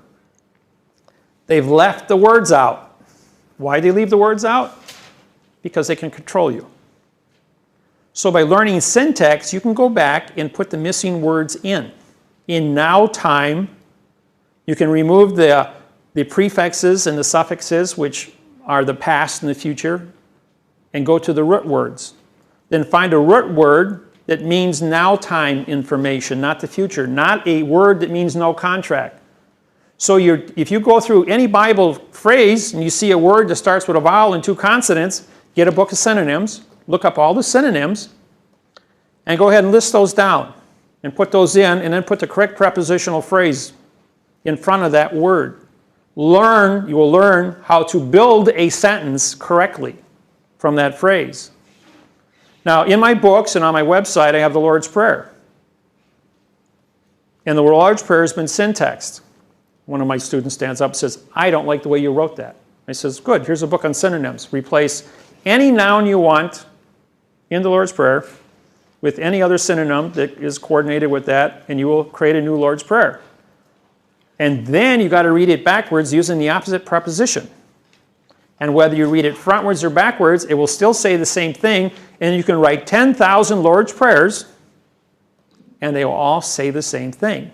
Now, you show me a technology that you can write the same thing 10,000 different ways and it never changes its meaning. That is unique. Just like you can't change a math problem. It's either right or it's wrong. There is no, well, it's almost there, or it's almost right. You want to get down to the crux of what is correct. That is where you want to be, in a correct position. And that's why this technology scares the courts. Because no law, which is a negative condition, is the only thing that gets, and no fact is the only thing that gets tried in court. Remember, the sign says no parking.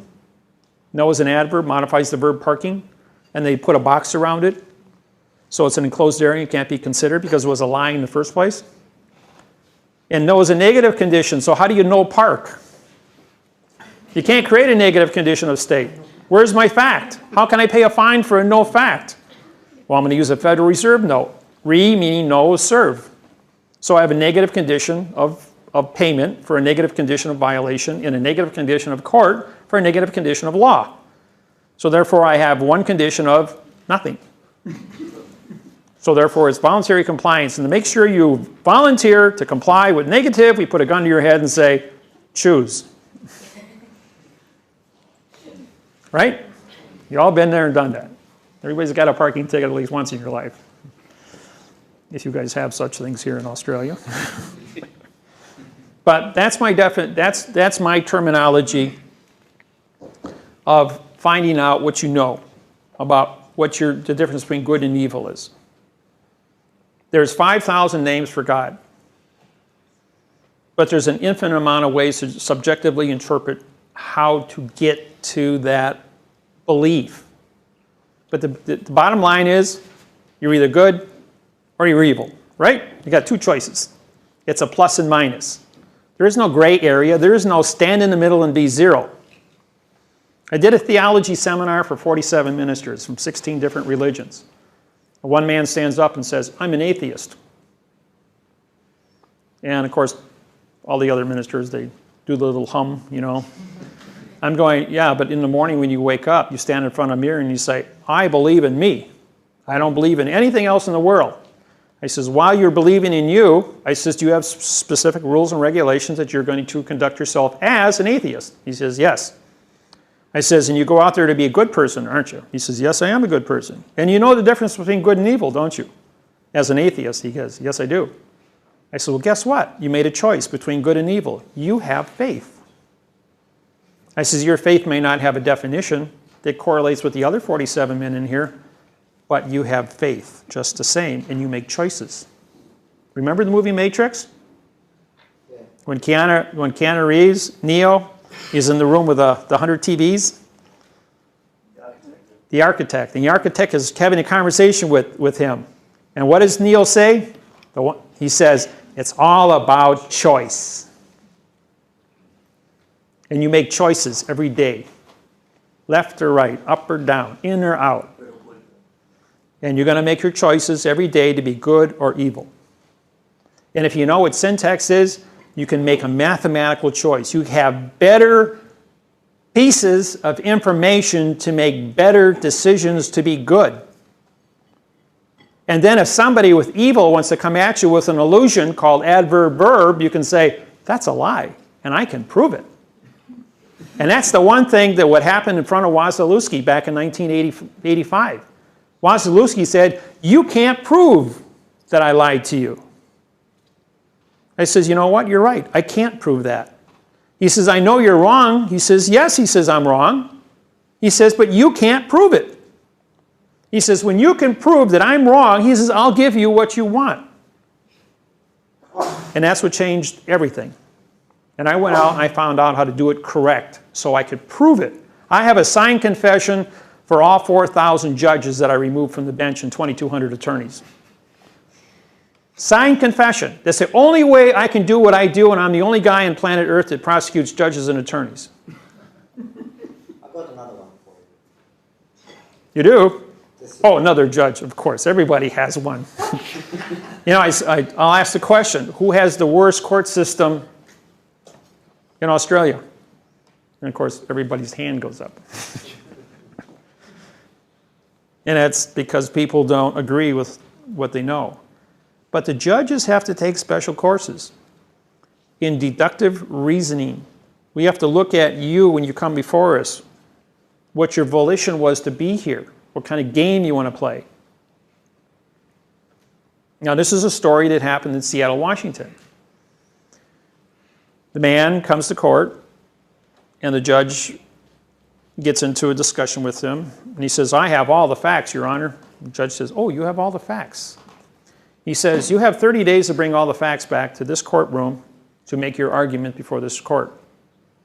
And the judge, or I'm going to put you in jail for 6 months. And when he says, well, what do you mean by all the facts? The judge says, all the facts. And this is dealing with a traffic case. He says, but that's to do all, he says, that would be thousands of pages. He says, you're the one that said you have all the facts. He says, I'm just making sure that you know what you're talking about. Choose your words. So the first thing this guy does is he calls me up and walking. He goes, hey, Dave, he says, I just put my foot in my mouth and I just told the judge I have all the information to come to court. And the judge called me on it and he says he's going to put me in jail for perjury if I don't bring all the facts to court. He says, what am I going to do? I says, practice doing handstands.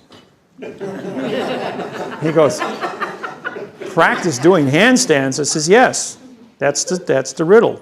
That's the solution to the riddle. I says, and when you go to court, you go in there and you pop a handstand for the judge. And he says, your feet are dangling in the sea of space and you brought all the facts to court today, which is planet Earth and all the facts. So he walks into court 30 days later and the judge says, are you here to go to court? And he says, yes, I am. And he comes in there. And the judge says, well, where's all your paper? Where's all the facts you're going to bring here today? He says, you ordered me to bring all the facts to court. And he pops a handstand for him. The judge says, what are you doing? He says, I'm bringing all the facts to court today. He says, my feet are dangling in the sea of space and I brought planet Earth to court today in the well of the court. He says, you ordered me to bring all the facts. I did so. He says, that's the only right answer. He says, case dismissed. Free to go. See, sometimes it's about subjective interpretation. And you have to read between the lines.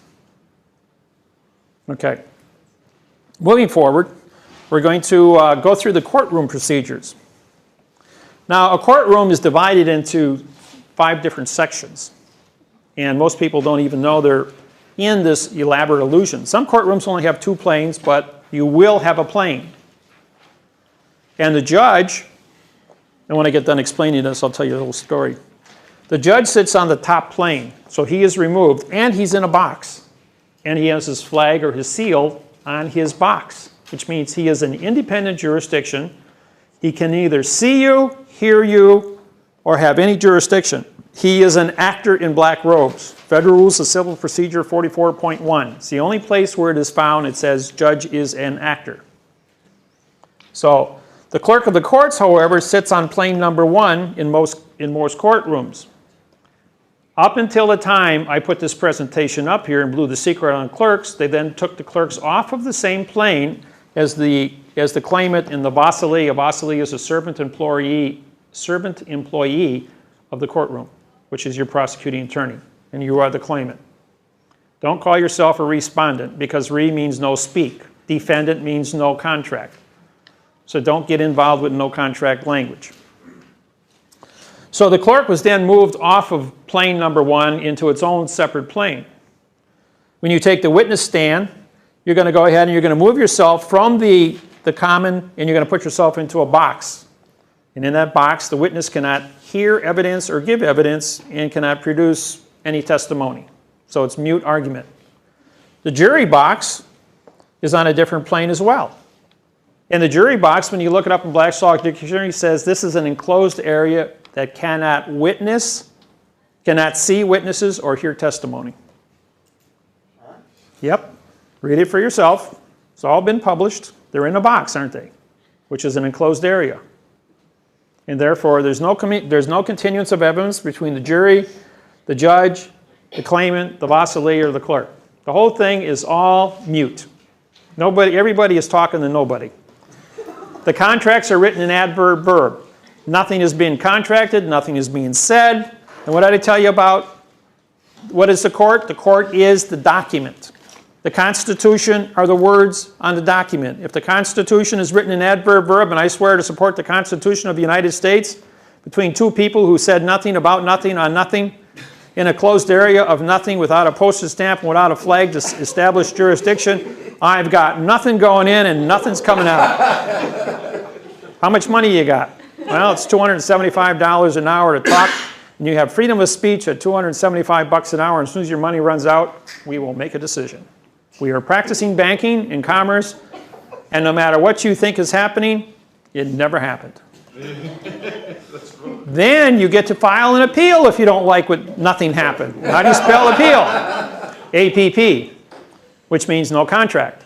And what does the word appeal mean? It means the higher court will forgive the lower court for doing nothing about nothing with nobody and agree with it.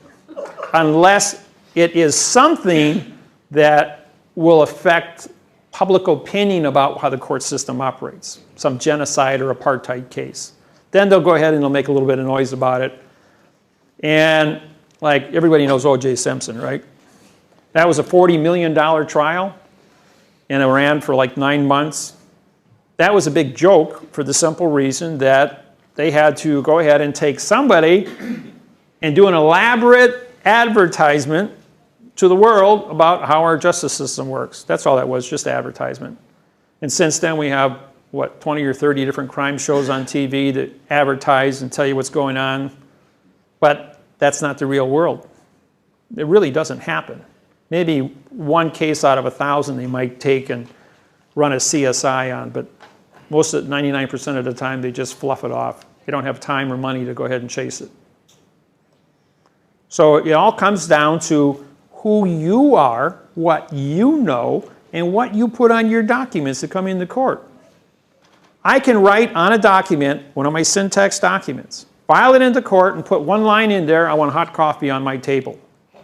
Now the courtroom door says no food or beverages. And yet, when I sit down at my table, I will have a pot of hot coffee because I like to drink coffee. And I have a contract that I paid filing fees for to have hot coffee on my table, and that contract says that I'm going to have hot coffee, just to prove a point that that contract has jurisdiction in the court. Try it. I guarantee you'll get it. You say, Your Honor, so what? Court's out of order. I don't have my hot coffee. I put it in my contract. Bailiff, go get this man his hot coffee. It's part of his contract. Do it. You'll have fun. So these planes are who you are. I mean, breaks it up and creates the illusion. Now, you can dissolve the planes and dissolve all the boxes by writing it in your document. Your lawsuit says there are no planes in this court. We are on a level playing field. We're going to use syntax language. There is no adverb-verb illusions. And what we say is not 2 + 2 = 4. And you do a disclaimer of that. Or you do it, not a disclaimer, you do a claimer. Or closure is the word, closure. All maritime law, under maritime law, all contracts must have closure. Well, when you're in a syntax level of mathematics, believe me, you have a closure. Our documents, because we've had through trial and error, and we're up to 2,200 federal lawsuits in the last 15 years, we are at a level where we take into consideration all these different points of closure that are necessary. When the Supreme Court of Hawaii wanted to sell 1.2 million acres of Hawaiian homelands without lodial title, as the king, I was responsible to stop it. So I took the 50-page document that the United States Federal District Court in Honolulu, Hawaii, through the Supreme Court, and the Supreme Court judges all went to Washington, D.C. to go up against John Roberts and the 8 Supreme Court judges and argue why they had the right to sell 1.2 million acres of Hawaiian homelands. And I went ahead and I took the 50 pages and I syntaxed them, and there wasn't one legal sentence in the entire 50 pages. It was just written in adverb verb. And it only took 6 sentences to articulate the fictitious conveyance of language and the damage that was caused because they don't have LODIAL, L-O-D-I-A-L. Location, D-I is original, A-L is contract. No location, original contract to sell Hawaiian land. And the post office doesn't have jurisdiction because they never had the correct sentence structure communication syntax on any treaty, trust, or contract with the Hawaiian people since Cook landed there in 1789. That totally wiped out all claims that the United States government has against the Hawaiian people. And so with that information, the United States Supreme Court reprimanded the Supreme Court of Hawaii that you people are illiterate, you can't read and write, and you tried to perpetrate a fraud against us, go home. You don't have LODIAL title, you can't sell the land. So with 6 sentences and a 2-day head start, I went in the back door because I got fast-tracked to the Supreme Court of the United States because of who I am, as a plenipotentiary judge with mathematical syntax, and I defeated them in 1 page. And if I can do it to the Supreme Court, and they have standing to take a Supreme Court of another court and knock them down, then the language that sets precedents, that syntax has jurisdiction over all fiction. And it does. So you guys have the power and the ability to go out there and use this technology successfully. Question? Why would the court system choose to recognise that? Why wouldn't they just dismiss it? 3 + 3 = 6, doesn't it? Don't know. You'd be a fool to say it equals anything else but 6 because you would embarrass yourself. Okay. Right. They would have to confess that they can't read and write. If they can't read and write, guess what they did? They cheated on their high school exams. They never passed English. They cheated on their college exams. They never graduated from college. They never graduated from law school. They cheated on the civil service exam, which is misappropriation of their paychecks from the taxpayer, which is a Title 18, Section 641 through 664, misappropriations of taxpayers' money to extort money while engaged in criminal activity under Title 18, Section 1001, mail fraud under Title 18, Section 1341, and Chapter 15, which is the penalty for fictitious conveyance of language, Title 15, Chapter 2B, Section 78 FF carries a $25 million fine and 30 years in prison to fictitiously convey language to extort rights from a citizen. And I got your signed confession. Feel lucky today? Are we getting a copy of this tape? Yeah. It's not, folks, on the back of my business card is the whole procedure how to prosecute judges and attorneys. It's already written there for you. With those small points of law and the expanded definitions in my book and on my website, you can stop a charging elephant. Just take away his charge card. Question? Oh, go ahead.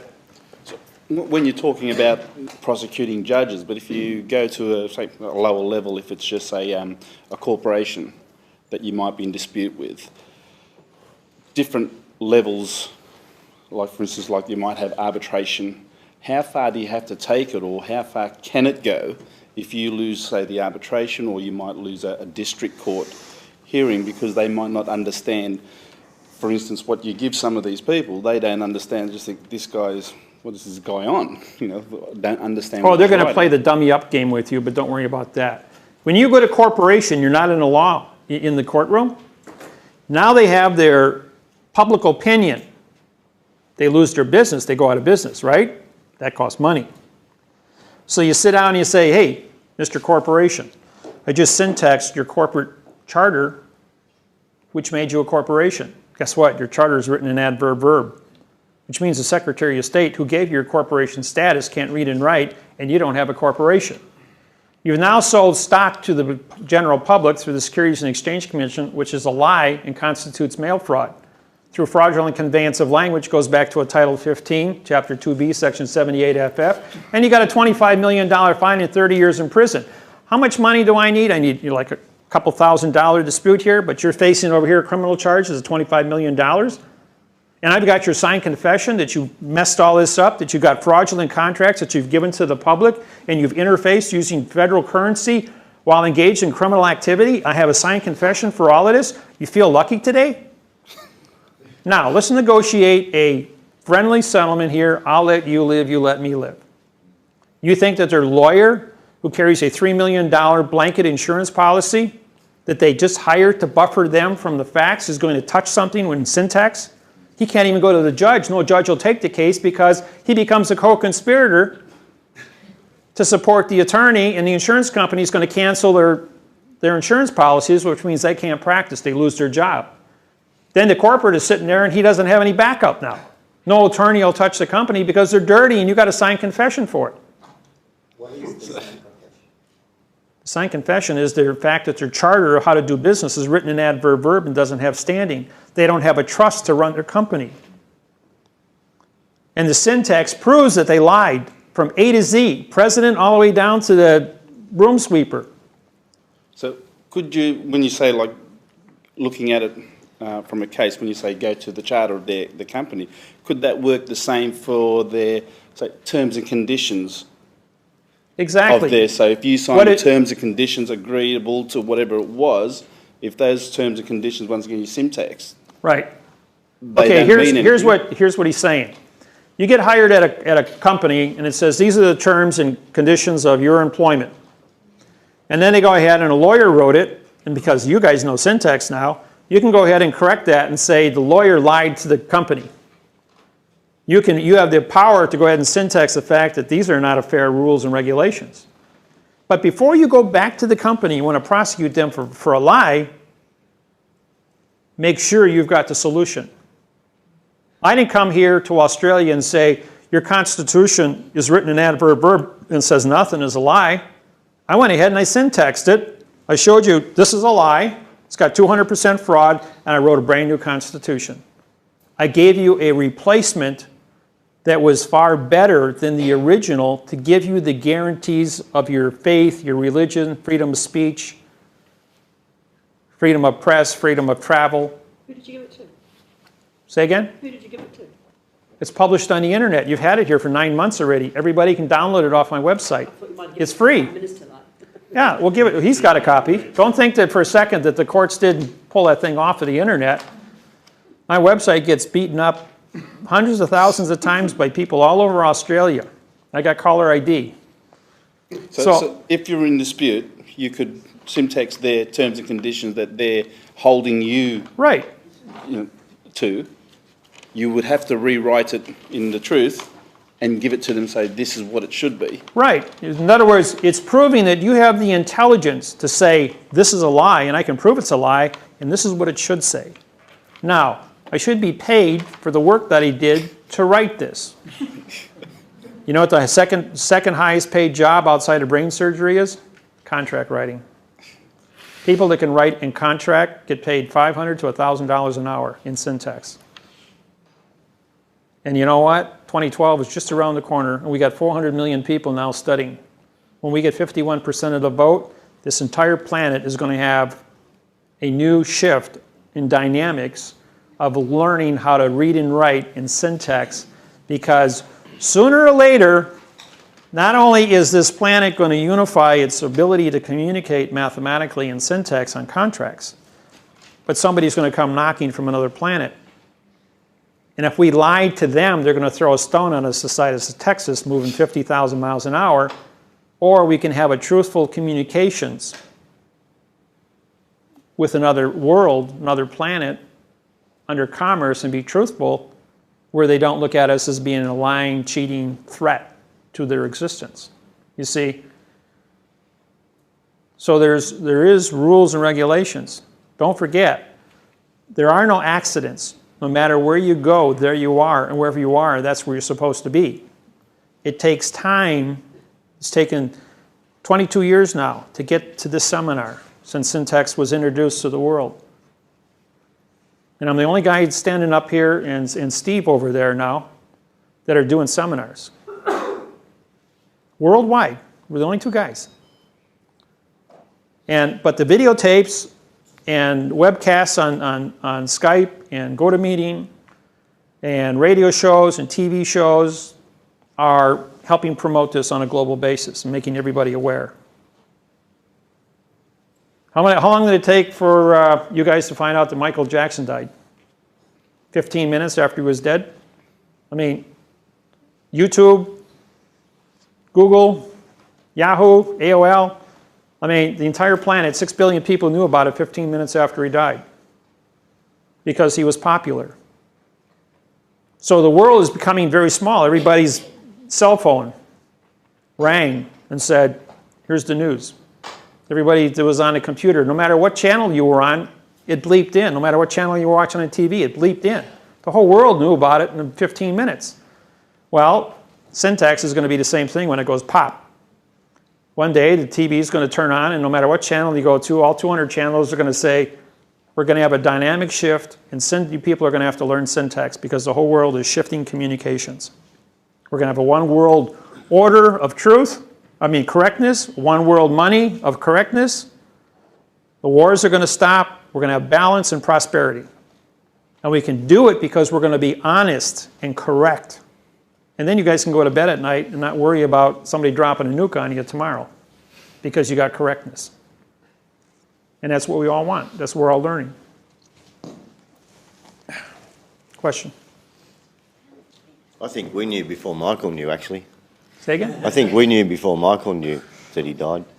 Oh. Given the statements on contract and Lodial title, where do we stand then with our title deeds for land ownership here, given the fact that this place was never invaded or treated?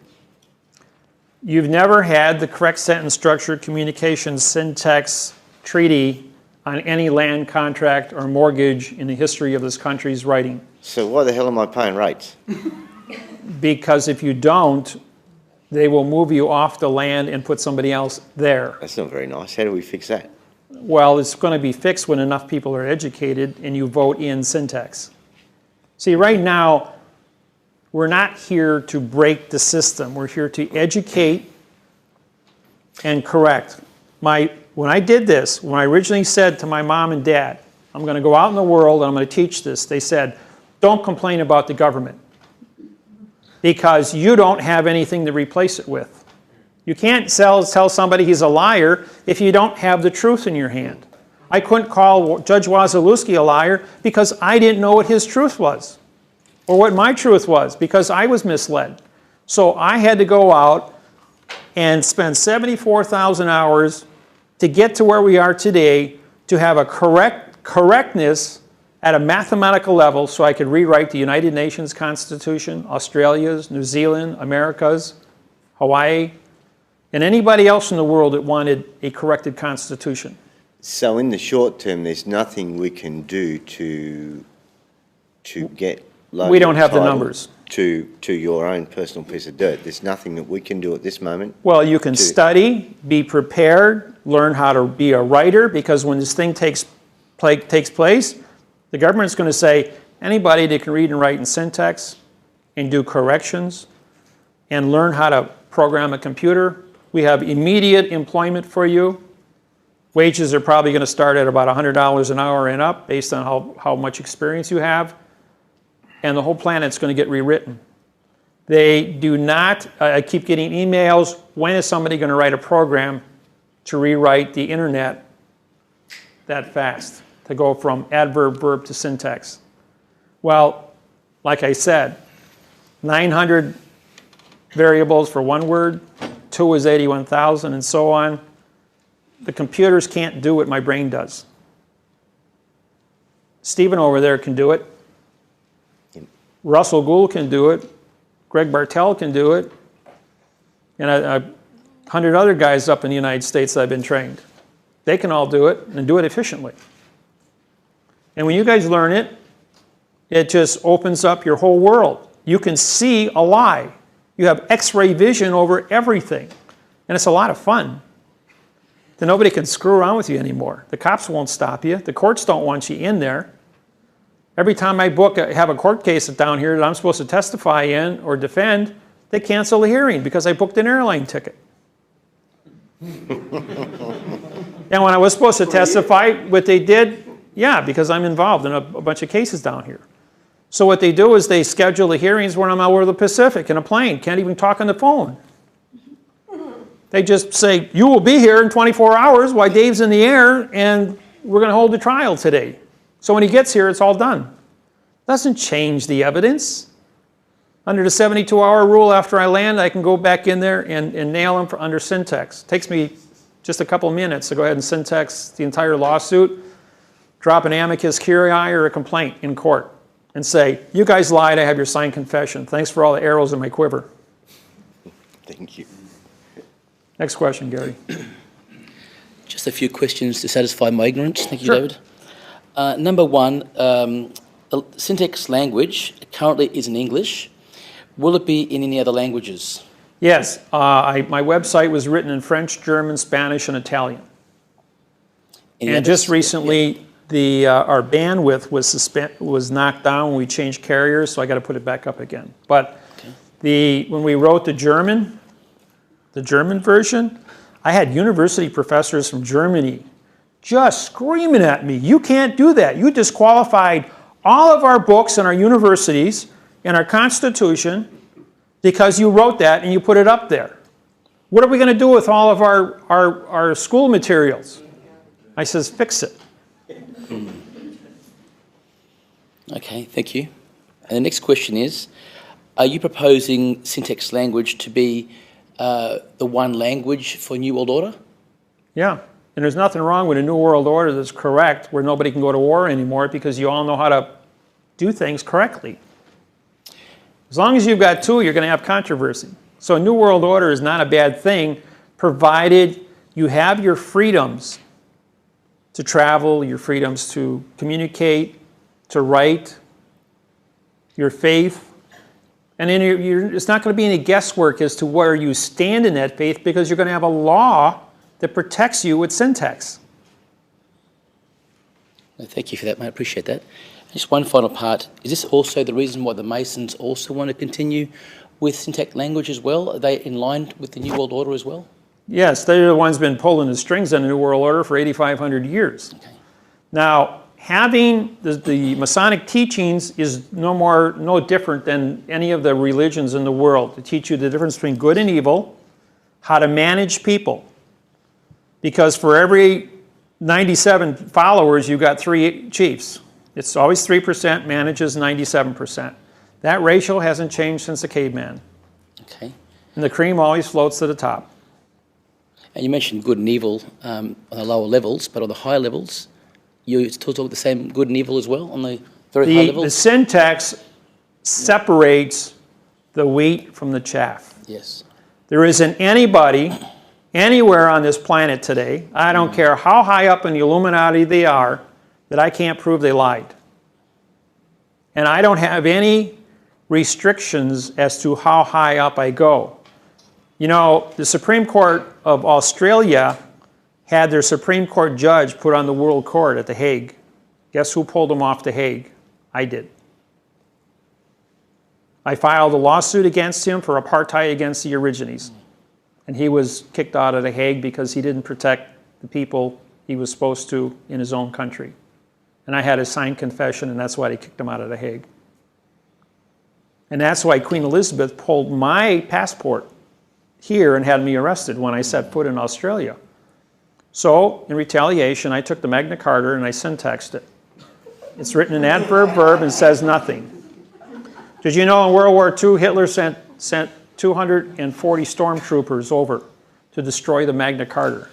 And 340 crack British troops defeated them. Several hundred men died in that battle.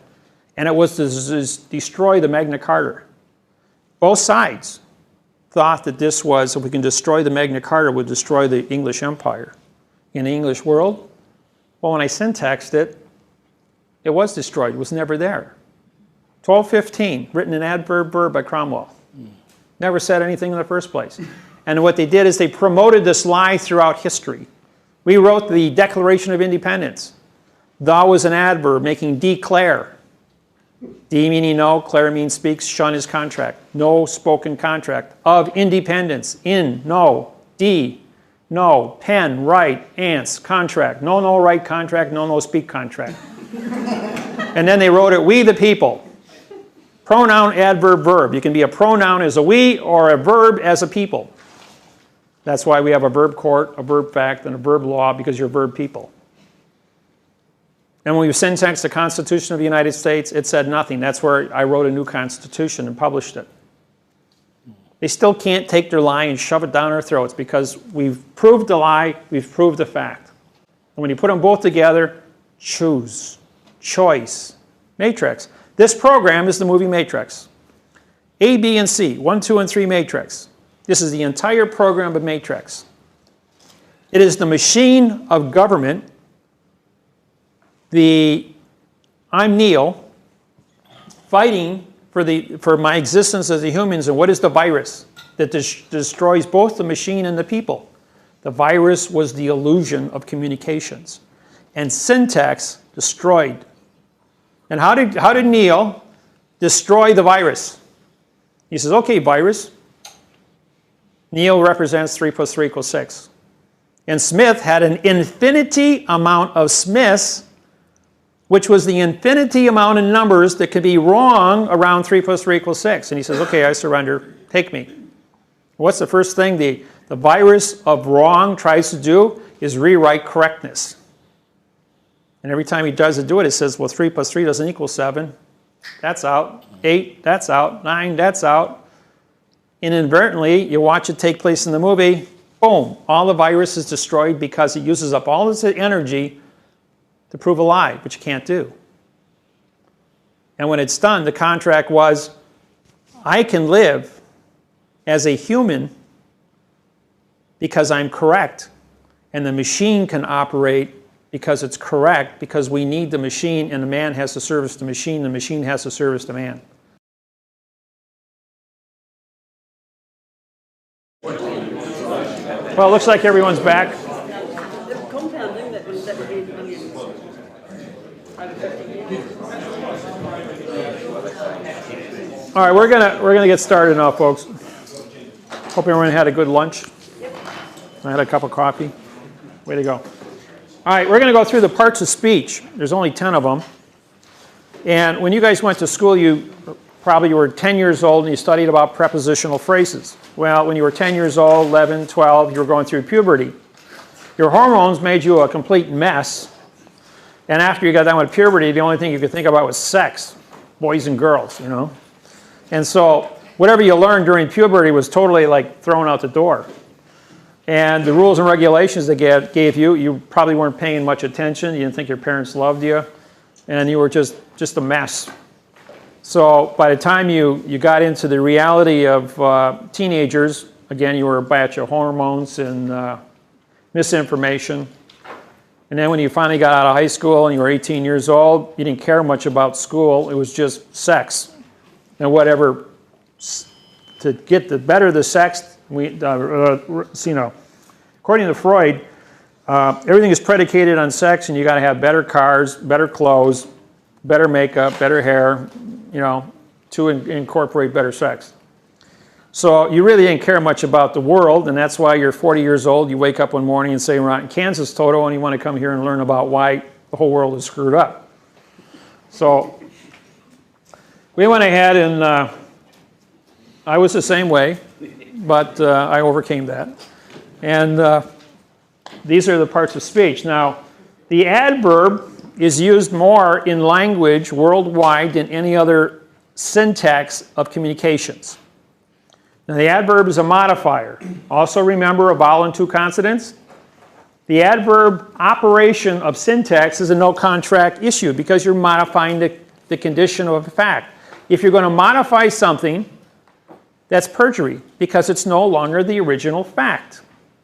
And now the adverb creates the prejudice of your limited education or your limited knowledge to go ahead and sell your opinion or prejudice to another individual by modifying the condition of the fact in front of you. When you take a fact and you modify it with an adverb, it becomes what's called a gerund verb, which means a noun used as a verb. They explain it to you, but it's still a lie. Then they go ahead and they tell you when you went and took sentence diagramming that you need a subject. Well, SUB means no, and JECT is contract. Well, you want to create a no contract in a sentence? It goes back to a math problem. The math problem is 3 times 3 times 3 equals 27, right? So if I have a fact times a fact times a fact, I'm going to get a fact. But if I do 3 times 3 times 3 times 0 equals 0. Or if I divide, it's still going to be 0. Because a fact times a fact times a fact times a lie equals a lie. There's your math interface on add, subtract, multiplying, dividing. As to if you're going to be correct, you're going to be correct all the time. You can have a sentence with a, let's say, 30 prepositional phrases, completely done correctly. And take the word for out instead of for the witness's knowledge, and then go ahead and write 29 prepositions in the correct order in the sentence, but because you dropped the first 4, now you got an adverb, adjective, pronoun, all the way to the end of the sentence, and you've lost all prepositional phrases because you committed a lie to start the sentence. Therefore, you've lost everything. So you can't make any mistakes in this technology. The math will not support it.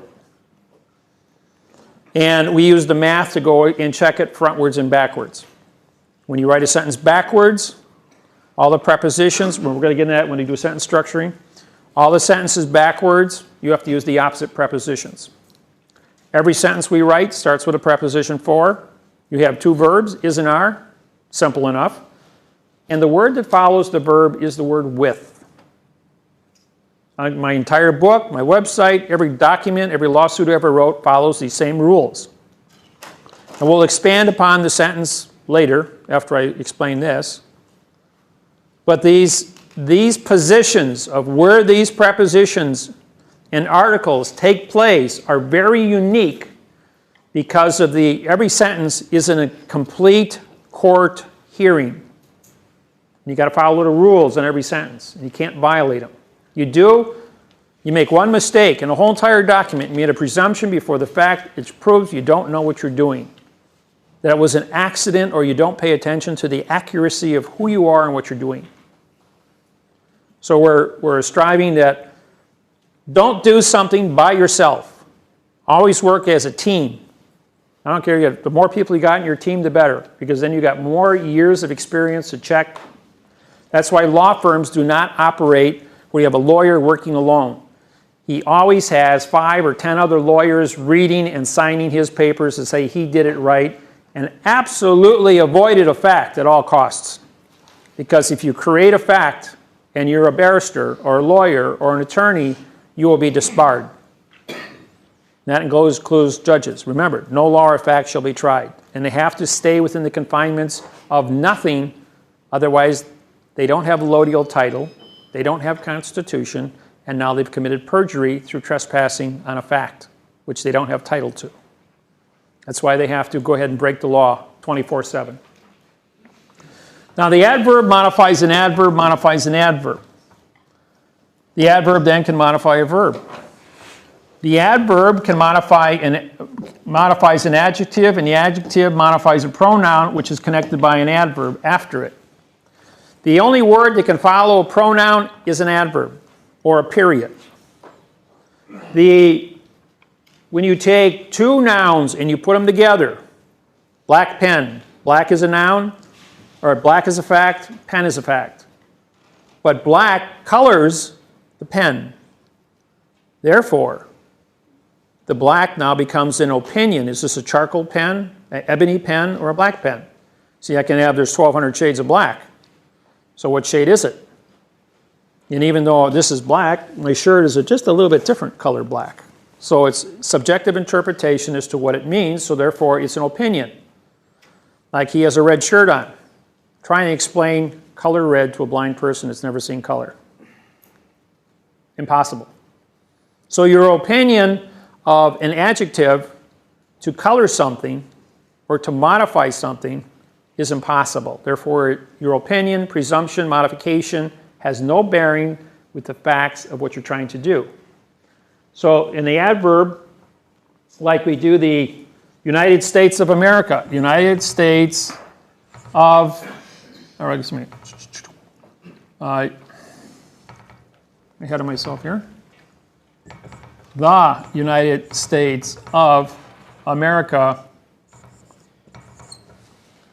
See, you've got the preposition of and the article the, but when you separate them, they both become adverbs. The adverb modifies the adjective modifies the pronoun is connected by the adverb, which then modifies the dangling participle verb America. I was President Clinton's counsel for the sex trial. That's why it was sealed. What is sex? What is? Then Bill Clinton says to the judge, I just showed the American people a verb is and a noun is. Would you like me to show them another verb and another noun? Let's discuss syntax publicly on CNN and tell the world that the syntax of all communications is a lie. Well, no further questions, Mr. President. This court stands adjourned. Then he says, I got to go in front of Congress and I got to talk. And Congress, we're not allowed to take my attorneys in, even though he is an attorney. He's not allowed to take attorneys in with him, and he has to give private consultation to these people. Now, there's a movie called A Few Good Men with Tom Cruise and Jack Nicholson. Some of you have seen it. You want the truth? I'll tell you the truth, but you can't handle the truth. And that's what Bill Clinton does. He walks into Congress and he says, before we get started, I'm going to explain things to you. And he makes that statement, and he holds up a $1 bill, and he explains that America is a dangling participle verb on the money. Under mail fraud, Title 18, Section 1001 is fraudulent conveyance of language, which activates mail fraud banking. Title 18, Section 1341 carries a 30-year prison sentence and a $1 million fine. But the penalty for fictitious conveyance is Title 15, Chapter 2B, Section 78, FF, $25 million fine and 30 years in prison for every dollar published in U.S. currency. He says, I have to address the world at my union address. And I have to tell the world that America is a verb on the money and disqualify all U.S. currency worldwide. Or we can seal my case now. All those in favor of sealing the case, say aye. All the hands go up. He walks out.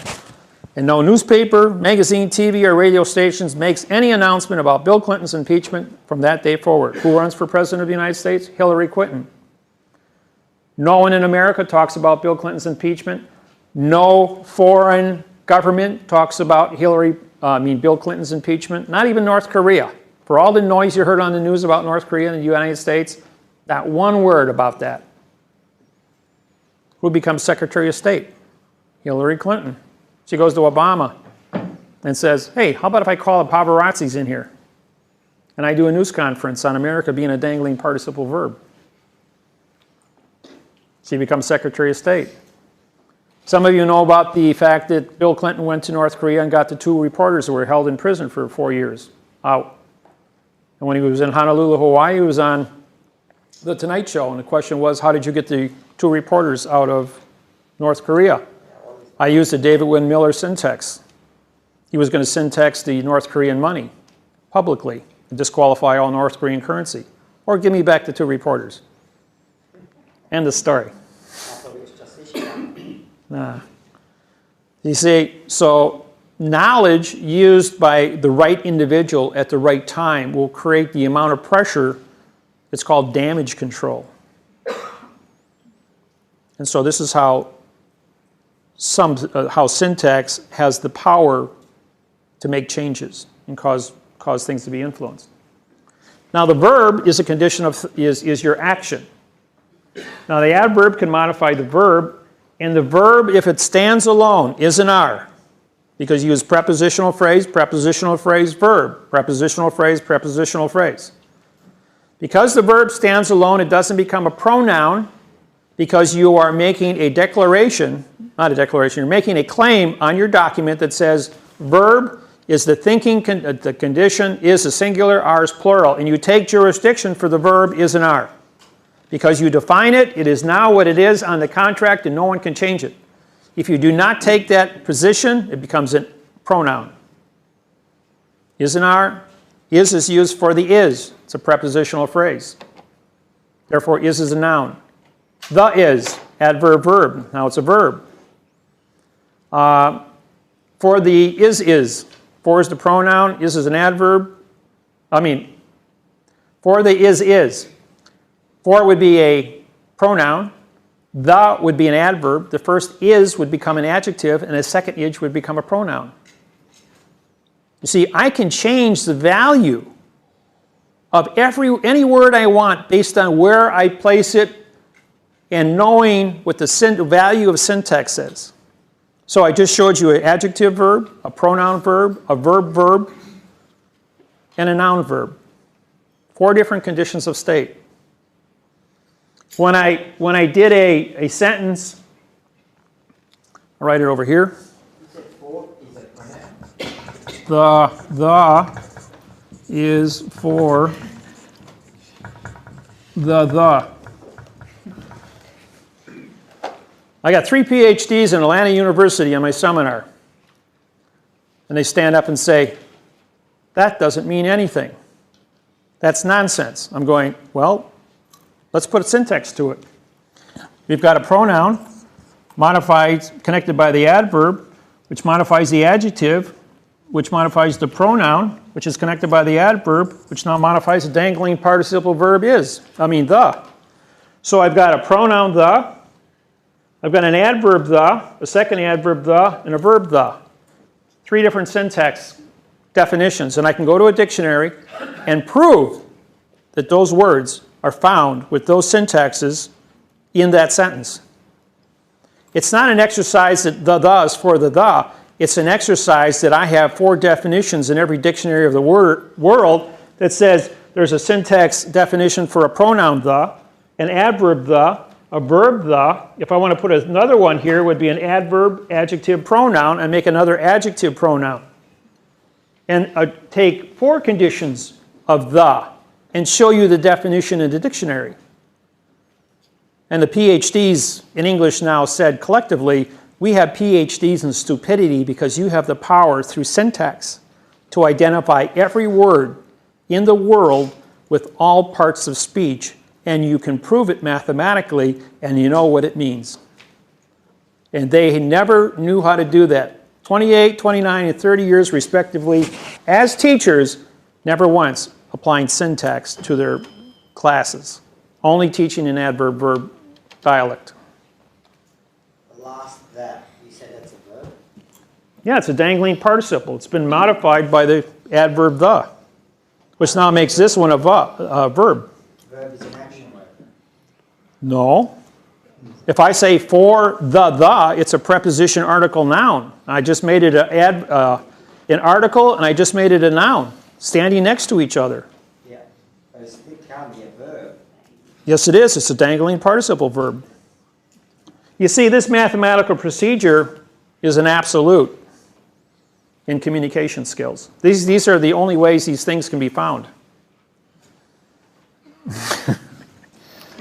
So question, David. Because of the ambiguity in the language that we have and the modification, you can have a series of phrases, and the syntax that's applied can be different depending on the volition of the person that's doing it and the interpretation that they make.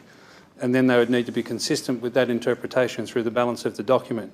So, for example, if I were to take that the is for the, and I said that that was a pronoun, adverb, then I can have a pronoun. Adjective, pronoun, adverb? No, it wouldn't be mathematically sound. So what you've got to do is make sure you've got the sequence correct. So if we started from the back of the sentence, we can say the is the 1, 2. Right, now this is what he's explaining. Where do you sign your documents? On the bottom, correct? Because they have jurisdiction for everything in front of and above. Everything is in backwards. Authorization runs backwards. The first word in the sentence does not have jurisdiction in the sentence. It's the last word. The only thing that appears in front of the last word is the, and then you got to go to the next sentence, next word, and you got to adverb, verb, so therefore this has to be a pronoun. The pronoun is modified by the adjective. The adjective is connected by the adverb, which then connects to the pronoun. in front of it because there's no prepositional phrase to certify the. I mean, the word the to start the sentence. If I said for the, then it would be a 5, 6, 7, and this would become a 2, and then a 5, 6, 7 again. We'd have 2 prepositional phrases, but this is the danger of dropping one word and not starting your sentence with a prepositional phrase. Once you drop the prepositional phrase, you create an illusion. And like I said up here with math, a lie times any truth is still a lie. And that's what happens down here. What do we have here? We have a pen. In order for you and I to communicate, we first have to have an object that we both understand. We assign it an alphabet, the English alphabet. Could be the Russian or any other alphabet, okay, but you and I choose English. 26 letters, we're going to spell this P-E-N. If you and I sign a private contract and it's spelled C-U-P, it's between you and I, and this is now a C-U-P, not a P-E-N. So we agree on what the alphabet is, how to spell it. Now we have to give it a definition. What are the terms? The term is that it's going to be used for writing. And that's going to be what the definition is on our contract. However, if I take the pen and I make a fist around it, it's now a stabbing tool, a concealed weapon, and I'll be arrested for carrying a concealed weapon. It's how you use something which makes a determination as to what the definition of it is. But according to our communications, this is going to be a pen, and so we have a contract of this object. Now, who owns it? Is it for your pen, for her pen, for my pen, for his pen? If I change the ownership of Lodio, I'm going to change the definition of where this belongs. So how do I establish this to be a fact? We have the alphabet, how to spell it, what the object looks like under descriptive definition, who owns it, and now we have a fact, and we call that a positional Lodial fact phrase. So that every word has 900 definitions as a fact. And if we have 900 definitions, 900 ways to certify this to be the fact of ownership, then we have a correct phrase. When you put correct phrases together, then you get into the multiples of order of operations of sentence structure, 900 times 900 times 900 times 900 times 900, and you get into 5.4 gigabytes or billion just with 6 words. And when you're talking that kind of variables on one sentence, and you go with a 7th word or an 8th word or 9th word, now you're into terabytes of information for just one sentence. Huh? Well, in our technology, it's accurate to the terabyte level. Every sentence has a terabyte of information in it, and it's accurate to that level. And that's where the judges can't get around that. So that speaks, see, this course is written on a 29 reading level, folks. High school is 12. Bachelor degree is 16. Graduate is 18. PhD is 20. And we're writing and reading on a 29 reading level. That's why you guys get headaches and you get yourself so wrapped around this thing. Those of you that quit school and never went to school or home studied, whatever, you weren't dumbed down. You don't have that handicap that everyone else had, and you have a great, that's why you failed English, because they couldn't dumb you down. When I was 10, 11 years old, I went to an Amish Quaker and Mennonite school. Had an English teacher, was a Quaker, and she taught prepositional phrases. When I went back to the English schools in Milwaukee, this was in Indiana, in America, in a farming community, and then when I went back to the English schools, they said I was mentally retarded because I couldn't read and write an adverb verb, and I only wrote in prepositional phrases. So they put me in special reading courses trying to dumb me down to an adverb verb scenario. And I knew how to break this stuff down when I was 11 years old and tear it apart. And I said, I won't create a lie. I won't participate the way you guys wanted to. I went through high school with honors. I was on A honor roll. I went through 17 years of college and had A's and B's while working. And I wasn't going to take a backseat to anything. And then last year in September, I took a first year Business Law 101 with 3 PhDs and all the information I know as a judge. Well, by the 3rd week of school, it was divulged that I was a United States Federal District Court judge. They figured that out from the answers I was given in class, which were above even the teacher's communication skills. And when I wrote my first thesis paper on syntax, the teacher said he never even heard the word syntax, and he was the dean of the business college for 29 years. I'm going, how do you be 55 years old and dean of a college and don't even know what the word syntax means? What does that say about America's teachers? That was really sad. I had to stay after class for an hour and teach this guy about syntax. And then when I syntaxed his lesson program, he goes, oh my God, he says, I'm lying to the students. I can't do my job anymore. I got to make a living. He says, well, I guess you got to come to court and come to class every day and lie to us. Yes. Now, on the side of being correct, we need to fix the car is for the driving. So that should be a 1, 2, 1, 2, 1, 2. Okay.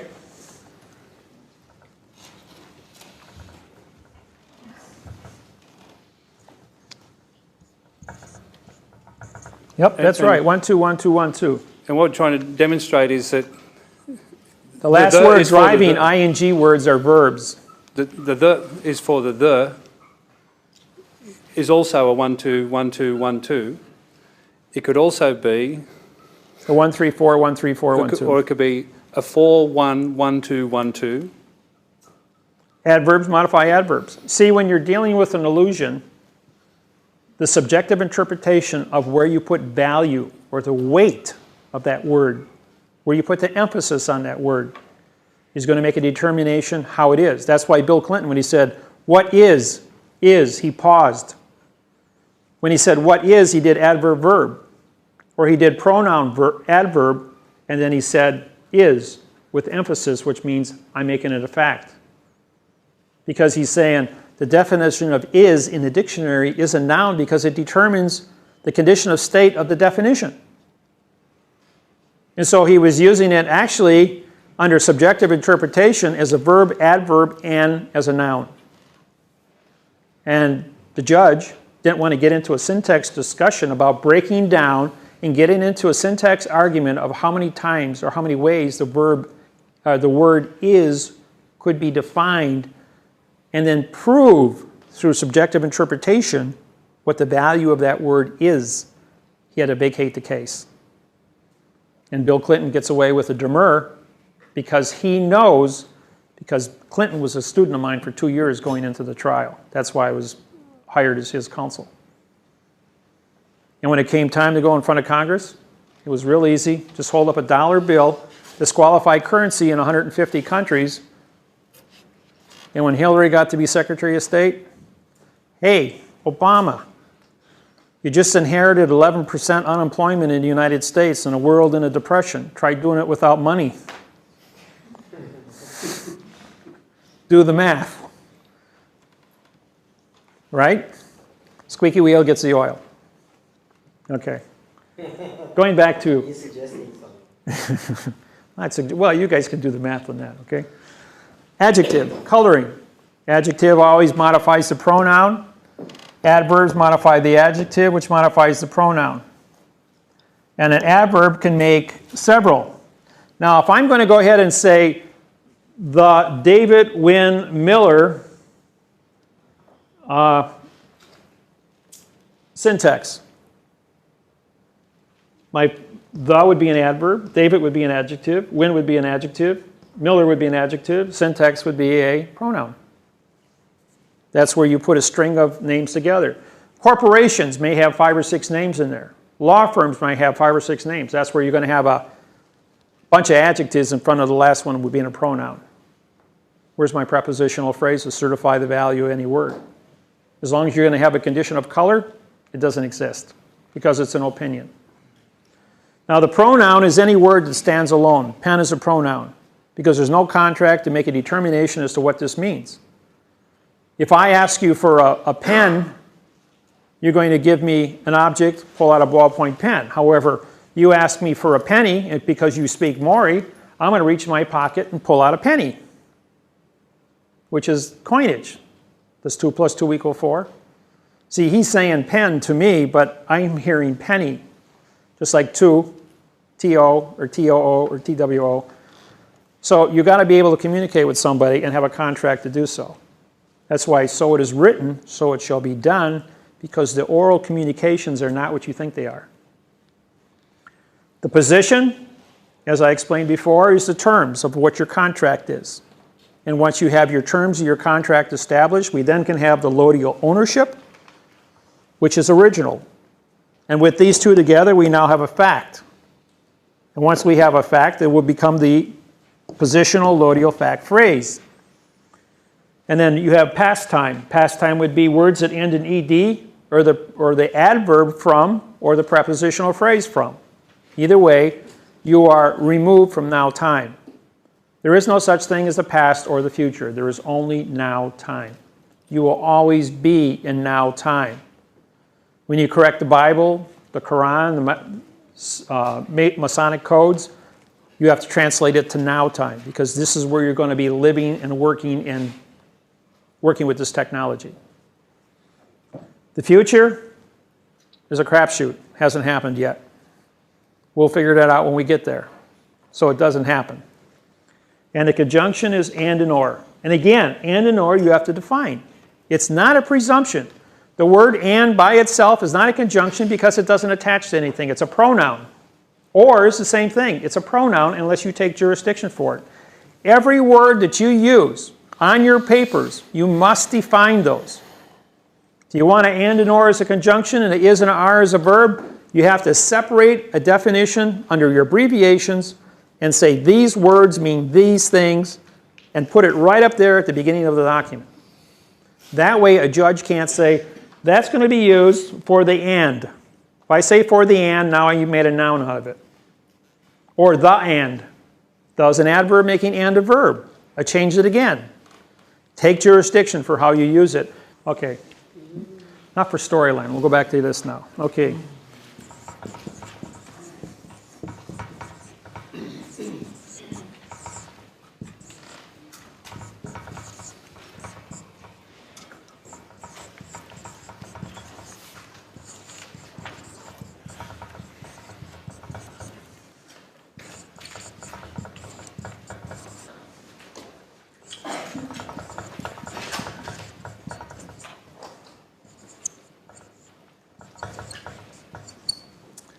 Okay, now, this is a sentence, but I'm writing this sentence in the form of a graph. Because your mind is a mathematical configuration, a graph is very easy for you to comprehend. So, we're going to say, for the witness, well, we won't use the witness, we use the word claimant.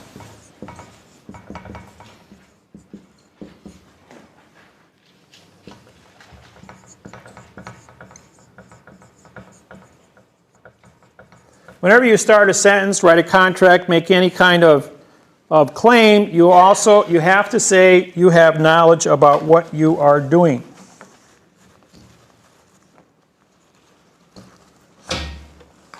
There, now it won't move.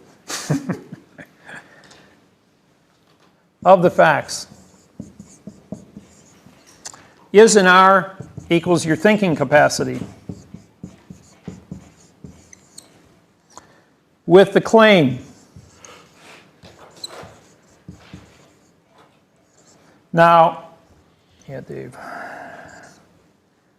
The claim, you've got, this is a cause.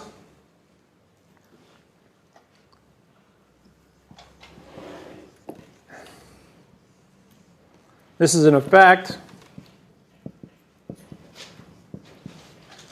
Thinking is your action. This is your possessive. Now, what is the claim? You have two things. You have a plus and you have a minus. Claim, this is going to be a term. These are going to be the terms, not a definition, because definition, DE, means no, fine, contract. Because everything was written in adverb verb, the definitions in all dictionaries are written in adverb verb. So we went to the word terms. So once you establish the claim, you have to establish if that a positive claim or a negative claim. And then you have to go ahead with the contract. And what this is going to be the correct sentence, structure, communication, syntax, language, contract. And then the last thing is going to be by the author. Now, author, authority, authentic, authorization, first two letters, AU. What's the symbol for gold on a periodic table? AU. And if you have a sign, simulation, signature, it's a simulation, SI.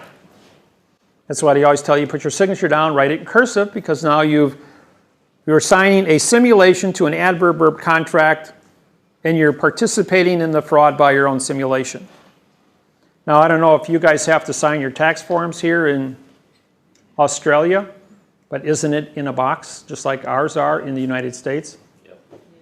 So you're the only, this is, the taxation program worldwide is you have to give them something, and a signed receipt that says you're giving it to them, but they don't give you a receipt back or any evidence that you paid. They just kind of leave you alone if you participate. So I'm telling everybody, for those that are government agents, if you're here, that pay your taxes with the correct sentence structure, communication, syntax. And pay your taxes because you're not smart enough not to. And the IRS came back to me and says, you're a tax protester. You're telling everybody to pay your taxes with the correct sentence structure, communication, syntax. I'm going, yeah, and how does that make me a protester? He says, because we don't have any correct sentence structure. I said, oh, you just confessed to that you have a lie. And I'm telling you to be correct, and you're confessing to me that you're a liar. That you're extorting money through a lie. And this is right? Well, you're not going to arrest us, are you? So, now the reason we bring this up, we start every sentence with for because we found that it was the strongest preposition to start a sentence because it takes you into an argument, or takes you into the facts. Of was then used as the for of the effect. We only have two prepositional phrases in front of the verb. And is and are your verbs. I write so fast I don't put the words in. Okay, with the claim, after you have an action of thinking, you have to have a possession. Over here, when you have knowledge, you're human beings. You have a brain. You see things. You witness. And you store information in your brain, just like the computer holds it. But until you hit the execution button to take the information out and move it into sense, you're claiming one thing in your computer. Your brain functions on the same way. You store information from your world experiences, and then you move it through thinking, and you make a claim, which is possessive of that one, of all this knowledge that you've stored up in your head. Then you have to define whether or not that claim, the possessive knowledge that you've claimed, is a plus or minus. Or are you looking for a reward or a damage? Then you have to define how that contract is going to be argued or put to what these terms are. And that's where the whole program comes in, where you're creating this contract. And then somebody has to take responsibility for that sentence. So if you write it backwards, and when you write backwards, this here becomes, these are all separate facts. These stay the same. For the author of the contract, or correct sentence structure, communication, syntax, language, contract, then you would bring your is down with the terms, plus or minus, of the claim, with the facts, by the claimant's knowledge. Backwards, it says the same thing. And I'm using the opposite prepositions for each one of these words, but each one of these stay the same. With the contract by the author, or with the author by the contract. For the writing of the checks, for the driving of the car of the driving. For the checks by the author. See, frontwards and backwards, there are conditions which are paired, cause and effect, that always stay together. So when you read the sentence backwards, you keep these things together. Now, leaving it as it is, technically you can remove any of these nouns. These are your nouns: author, contract, terms, claim, fact, and claimant's knowledge. You can put those any place, move all the terms around, and the sentence will still mean the same thing. So there's 6 different ways you can write the sentence forwards, and 6 different ways you can write it backwards, and it will still say the same thing. If you can't obstruct the meaning of something, it is what it is. And that's the unique thing that I can prove when I write my lawsuits. And if you can write the sentence backwards and it means the same thing as you wrote it frontwards, now you know you did it correctly.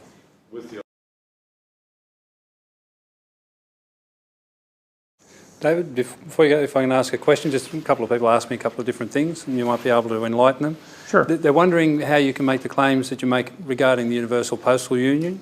Sure. And if they were going to research that, where they would look to find the information that you have that the Universal Postal Union controls the planet. Oh, Universal Postal Union was established in 1873 by using a 2-cent postage stamp. All 250 countries treated with the Universal Postal Union, Bern, Switzerland, to transport vessels between transport letters between point A and point B. But when they wrote the treaty up, it was to transport vessels. Everybody in this room is a vessel. All cargo is a vessel. Everything that moved then under a 2-cent postage stamp fell under this jurisdiction. Now, think about 1873. How efficient were we at moving things around? Well, we had steam was just first coming in, so transportation was highly limited. The amount of commerce that was going to flow between one country and the other was very limited, and all they had to do was wait for 1 year until everybody on the planet signed up. As soon as everybody was under contract, jack up the rates. Now that they gave them jurisdiction, they were in charge of vessels. All vessels have to move under commerce, and all commerce is called script, better known as money. In order to get the money, paper money, you have to file bankruptcy, give up your gold, your silver, and take paper. Paper was more convenient to move back and forth. Or have contracts, better known as checks, money orders, which are all controlled by the post office. So this is how they got their fingers into every pie on the planet and became the central bank. Through the post office controls all banking. Benjamin Franklin of the United States. When the Continental Congress got together, Ben was a French attorney working for the English crown to capture America. 1775, he sits back and says, hey, I'll be responsible for contracts and script. He writes the contracts in adverb verb, and he takes control of the money. Walks the United States into a bankruptcy and turns it over back to England. Yeah, we win the war, but we lose it on paper. Then we're in bankruptcy with England for 210 years, and they're in control. If you go to the upu.com website, you'll have about 80 pages of reading on the history of the Universal Postal Union, and it'll explain how they came about. And it's all public record. Wikipedia is another one where you can go onto and look up things. You can get well, you guys wouldn't have the privilege, but I got to have the privilege of going into the 5th basement below the Pennsylvania Historical Library and getting into archive books that were 200-300 years old in controlled environments, and having the power to syntax all the old 200-300-year-old scripts and then put the missing words in to tell me secrets that nobody knew about. And I accumulate all this information, whether it be postal, congressional, government, metallurgy, science, nuclear. I study all that stuff. I'm an information junkie, and I cross-reference things. When I get into seminars, I meet people, and I got people that are in all these different branches of government worldwide. And every now and then somebody finds a little secret out, and they call me up and say, hey, Dave, I know the secret. What does it mean? We exchange information. I go someplace else, and I get another piece of information, another piece of information, another piece. Collectively, you create a storyline of who's in charge and what's happening. There's one thing, liars figure, but figures don't lie. And the mathematical interface unlocks this, and when I can write the sentence frontwards and backwards, and it shows the absolute proof of what's happening, and it's the same worldwide, I have my proof. Somebody says, show me the law that says a vowel and 2 consonants means no contract. Look up every word in the English language, it'll prove itself. It isn't where there's a written law to that effect. It's just that the word no is a negative condition of state.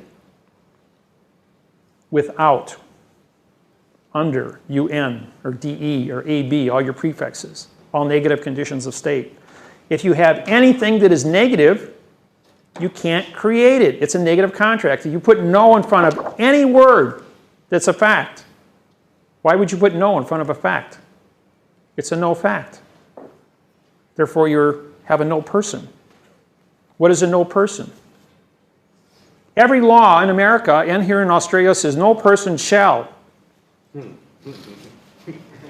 No is an adverb making person to be a verb, and shall is an adverb in future time, which means you don't exist in now time, and at the same time they all called you guys no persons, which means you're not corporations, because what do you have to have a corporation? 2 or more people in a quantum contract on a single piece of paper. And if it's written in adverb verb, you don't have a contract, therefore you're not a person. You're all individual sovereigns, because there's no contract to tie you with anything except your presumptuous or illusionary opinion. And if you are not a fact and you are a sovereign means one. One is not corporate, and one is a nude person in the middle of the ocean, part of the food chain. Have fun trying to get to the grocery store to buy your groceries before you get eaten by the sharks. And the sharks are everywhere.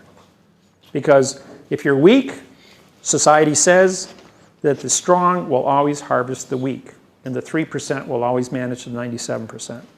Because they're weaker in mind than the 3% that are in control. Can I get you to clarify that statement of no person shall? Are you trying to say that such a contract or such a command, whether it be an act or a law, it's talking about something other than a sovereign, something other than a human being? It's specifically discussing a dead entity. So the law is for a dead entity. Or the Aren't you a dead entity on your driver's license? Aren't you capitalized as a nom de guerre? Well, I have no proof of that. I only know what I've been told, and I have done some research to find out whether capital letters means that there's a dead entity. I haven't found anywhere written where a confirmation of that. Go down to your local cemetery. Every name on the tombstones is capitalized. Ask the cemetery or go to a funeral home and ask the funeral home director, what does it mean to be capitalized? He says, you're a dead person. Can you give me something other than the And if you're cemetery? a dead person, you're a no person. And if you're a no person, you have constitutional rights. Is that written anywhere, that capitals equals a dead entity? Yeah, nom de guerre. Okay. Look up under Styles Manual, capitalized names, dead corporations. Chapter 1, Title 1, Paragraph 1 of the United States of all maritime codes, all vessels must have capitalized names. First rule of contract is closure. You must give closure for your contract. And what is closure? It's the least common denominator of 1. You can only have one jurisdiction, one term of communications between 2 people. You can't have 2 ideas. That's closure. And once you have closure, and 2 people agree on closure, you have contract of 1. You see, 5 plus 5 equals 9. I thought I'd get you on that one too.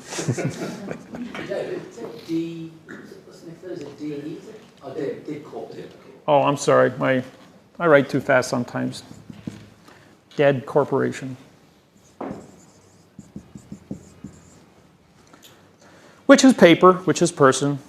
Okay. Okay. Mathematics.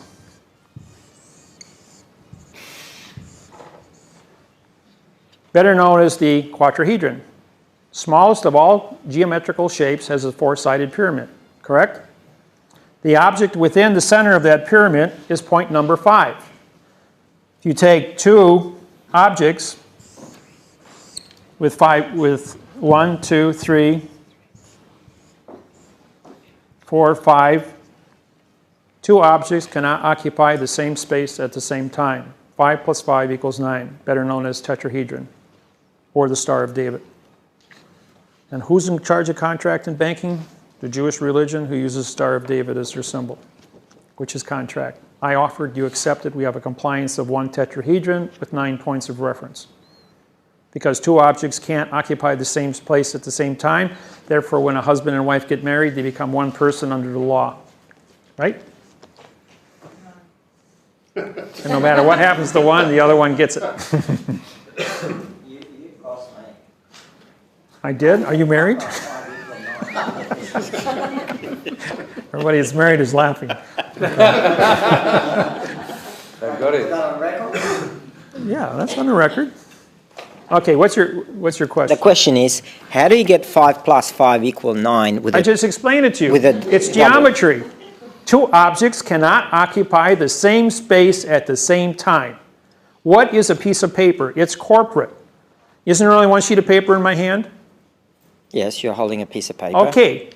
And the two people that came together on this are called the United, or three people, I got 3 witnesses on here called the United States. These Right. 3 people joined together on one sheet of paper for one idea. Right. Their 3 ideas form one contract. Right. It's one contract, not 3 contracts, but one. It's unity. It's the United States of the claim of the life. It's a simple enough concept. And because the claim of the life has a stamp endorsed, a name of flag, to advertise the terms of the contract under law of the flag, an endorsement on the back of the document becomes a negotiable instrument, and the terminology written here in 4 paragraphs, or 4 sentences, articulate in now time, prepositional phrase, order of operations that this individual, Stephen, knows how to read and write in syntax, identifies himself to be a fact, his mother and father to be a fact, who created him as a fact, and he has 2 witnesses who also have claims to the life, which are facts, to certify and notarize this document that it is a fact. Right. And only a fact can notify a fact. And anytime you have 3 people that don't have a claim of the life and you want to make one, AB certifies C. 2 always certify 1. That rule is as old as writing. And AC certifies B and BC certify A. And that's how you get to have a claim of the life through spontaneous combustion. And what that has to do with the 5 plus 5 equal 9?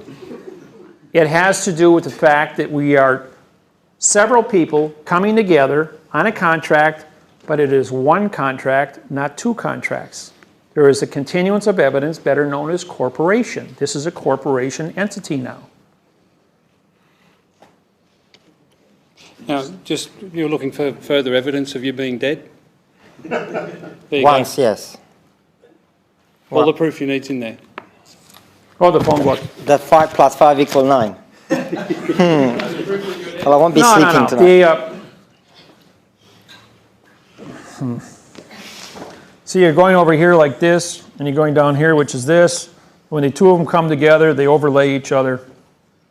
And you have 1 point here and 1 point here, which is the center of the cube, or the mass. And when you put them together, they both occupy the same space, creating 1. That's how the government takes marriage and turns it into 1 for taxation purposes. That a husband and wife are married. Boyfriend and girlfriend are still 5 plus 5 equals 10, and are treated as separate entities. Once they get married and they become the 1 under contract, because the marriage contract unifies them, then the government treats them, if one gets damaged, the other one's responsible, and vice versa. If one does something wrong, they're both guilty. Say 5 plus 1 equals 9? 5 plus 5 equals 9. 9. Because it's one entity now.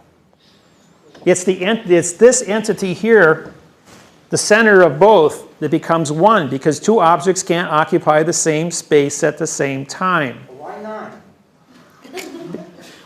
Because I got 5 here and 5 here, and when I put them together, you've got 4 points on the outside of your triangle. and 1 point in the middle, correct? And when you put the 2 points together, the 2 inside points overlay each other and can't occupy the same space. Therefore, there's only 9 points. One is dissolved because they come together, called unity or marriage. And 5 plus 5 equals 9 in quantum physics. That's why this is a quantum communication program. It deals with contract. Because of the overlay of the 2 points. Exactly. And the whole world, every government functions on the same rules and regulations, including the post office. And all the Masons have used this technology since the beginning of Masonry 8,500 years ago. That's why marriage has always been insisted upon by all cultures, all governments, worldwide.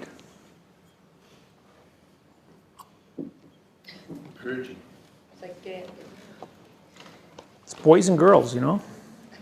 My question sort of goes back to earlier on in the day when you were talking about Rothschild. Now, when you say that he sort of is allowing it to come into existence because it's going to make him more money, is it also the fact that if he's going to make more money, he's allowed to, or him and the elite are allowed to keep the money they've already made by doing the wrong thing, but they now become protected with this new language, you know, and they can also make more money off the money they get to keep without ever being brought to justice on what they've done? The machine started a long time ago, okay? We're going to go back in history. For 6,000 years, everything that went from China to Europe, because the Americas weren't involved with paper money, dealing with contract, gold, silver, bartering with different silks and blankets and everything else, everything went through Istanbul, which was Persia. The Persians went ahead and captured, through taxation of going through their country, money for 6,000 years. When the Vatican came into being in 79 AD, they went ahead and they borrowed money from Persia to build the Catholic religion and the Catholic Church. That's why you have Persian architecture on all the churches. I'm a key master, and so is Russell Gould. We are the only 2 key masters worldwide, because we are the syntax, mathematical syntax correct individuals which are under contract with the Vatican to translate and syntax the Bible and all their symbolizations that they have, and do it through mathematics. We know the secrets. And that's a whole different area of seminar information on a need-to-know basis. Okay. And deals with banking too, and international trade agreements and treaties with the UN and other countries. The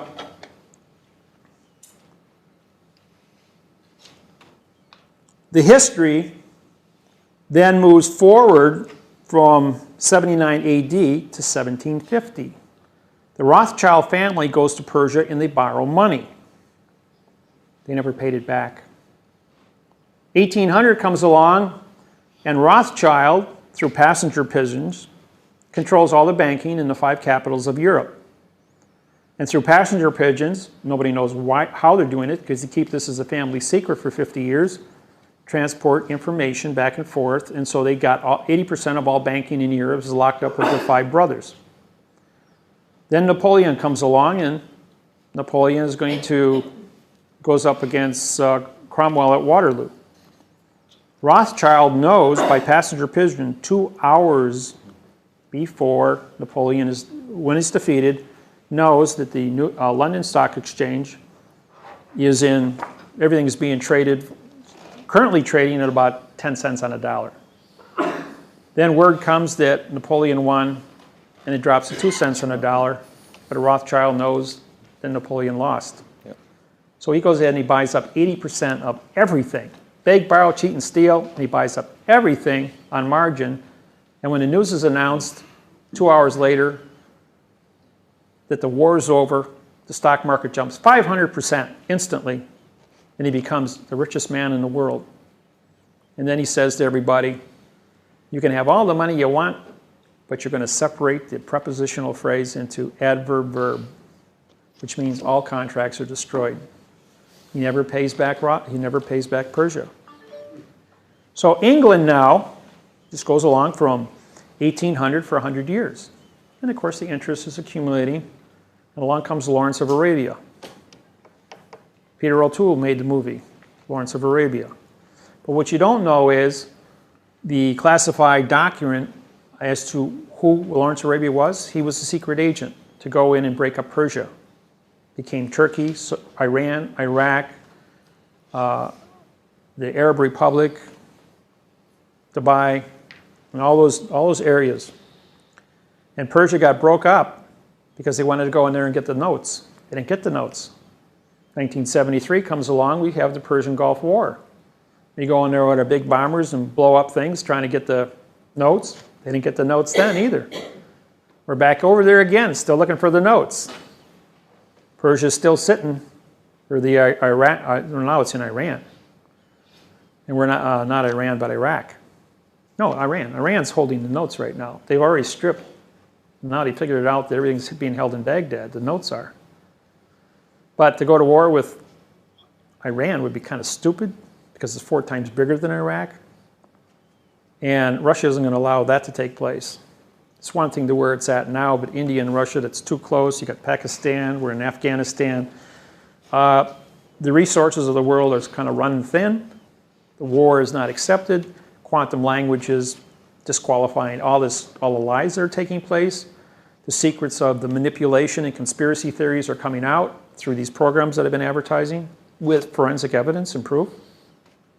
So the notes are still there, and Persia has a 250-year interest compounded, which is about $1,000 trillion right now against the entire English world.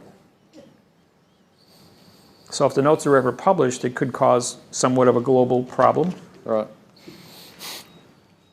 So there's your motivation right there. Okay, this is your title. In the contract states, it's DI, which is original, strict is jurisdiction, court of the Australian Territory. TER is Terra.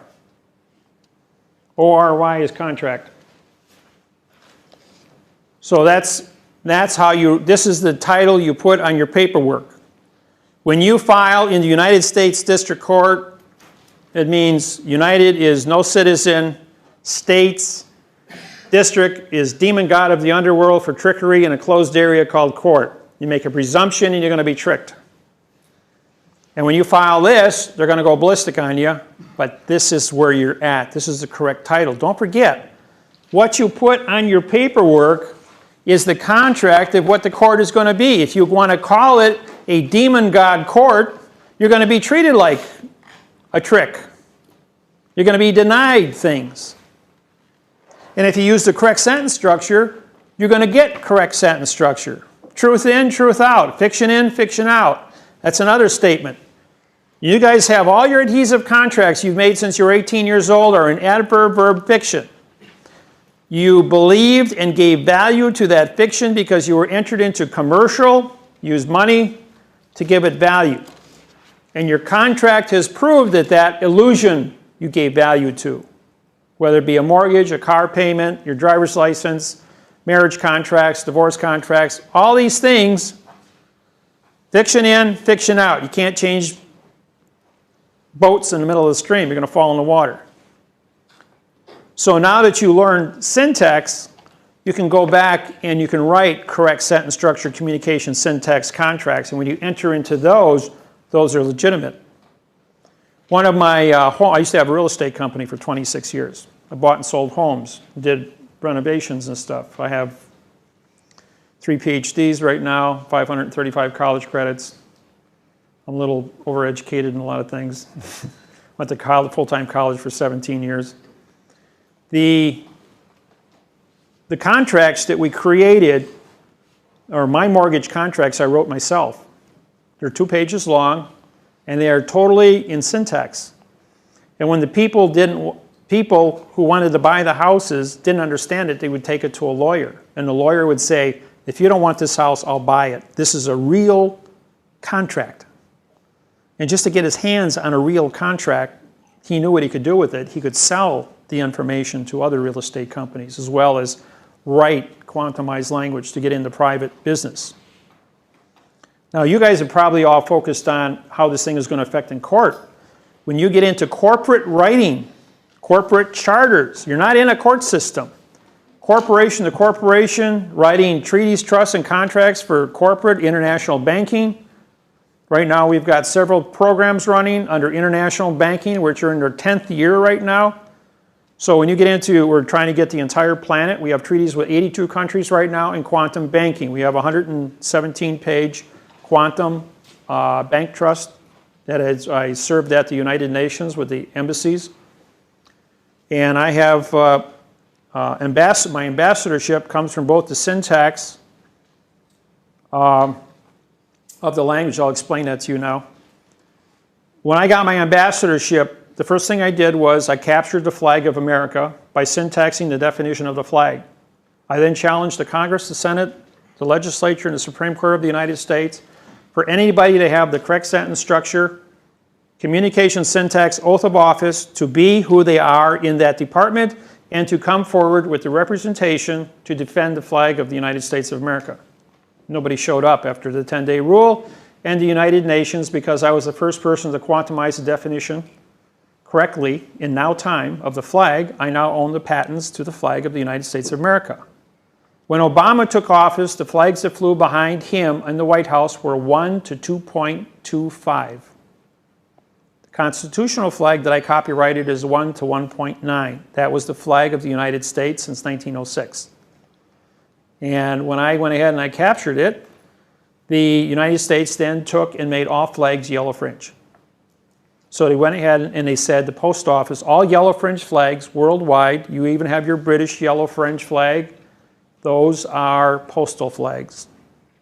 You work for the post office or you're in postal jurisdiction under the port authorities when you see those. So when I got that, then they said, well, if you have a flag, you must have a country, and a country has to have a constitution. We supplied them with a syntax constitution, the same ones that are up on the internet right now. And then they said, well, you have a constitution, a flag, and there's 2 or more people, and you're on the gold standard. What country do you declare? I declare the land of the courtroom during time of contract, which has never been claimed by any country in the history of mankind. And it's because I was the first person to have the correct sentence structure for the definition of the laws, rules, regulations, and description of what a courtroom is, knowing that it does not exist as a geographical room, but the paper that holds the words of the contract. That is the courtroom. That's why 9 out of 10 of your cases are solved under summary judgment when you file your lawsuit. And the judge makes a determination without you being in court. Because it's the paper is the court. The paper has all the names on. The paper is the United States. And knowing all these different facts and where things are supposed to belong, the United Nations voted 199 to nothing that I own the flag, that I am a sovereign, that I have an ambassadorship as the correct sentence structure, communication syntax country, better known as the Unity States of our World Corporation. And Jeff Skiba and I, because it's 2, make corporate. Because we're in a corporate world as corporate, and we are in fact with one gold ounce, we're now on the gold standard. But we don't have to pay the $1.6 million a year membership fee for the United Nations. We have standing at the UN. The reason we don't have to pay that is because all money is fiction, and we're a fact. And the fact and the fiction can never meet. In front of the UN building in New York City, there are 200 flags. There is one, Title IV, not Title IV, that's what we used to call it, but now it's the correct sentence structure communication syntax flag, measures 1 to 1.9, and there are 199 3x4 military boat flags to represent vessels in dry dock of a foreign country at the UN building. Now, when you go in front of all of the UN embassies, and there's separate compartments over in the different hotels that surround the UN building where they have their embassies. They all fly yellow fringe flags with spears on top and gold braids, which means they're under maritime military bankruptcy or is a military issue. And of all the ambassadors I spoke with, not one of them knew what their flags meant. And when they saw how many different flags they had, one down in the foyer, one outside the building, one in their office, they didn't know what they meant. It's kind of embarrassing that you're ambassador of a country and you don't even know what your own flag means. Right. So there's your motivation right there. Okay. Right, thank you. Baghdad was the head of Persia. After Istanbul, it moved over there.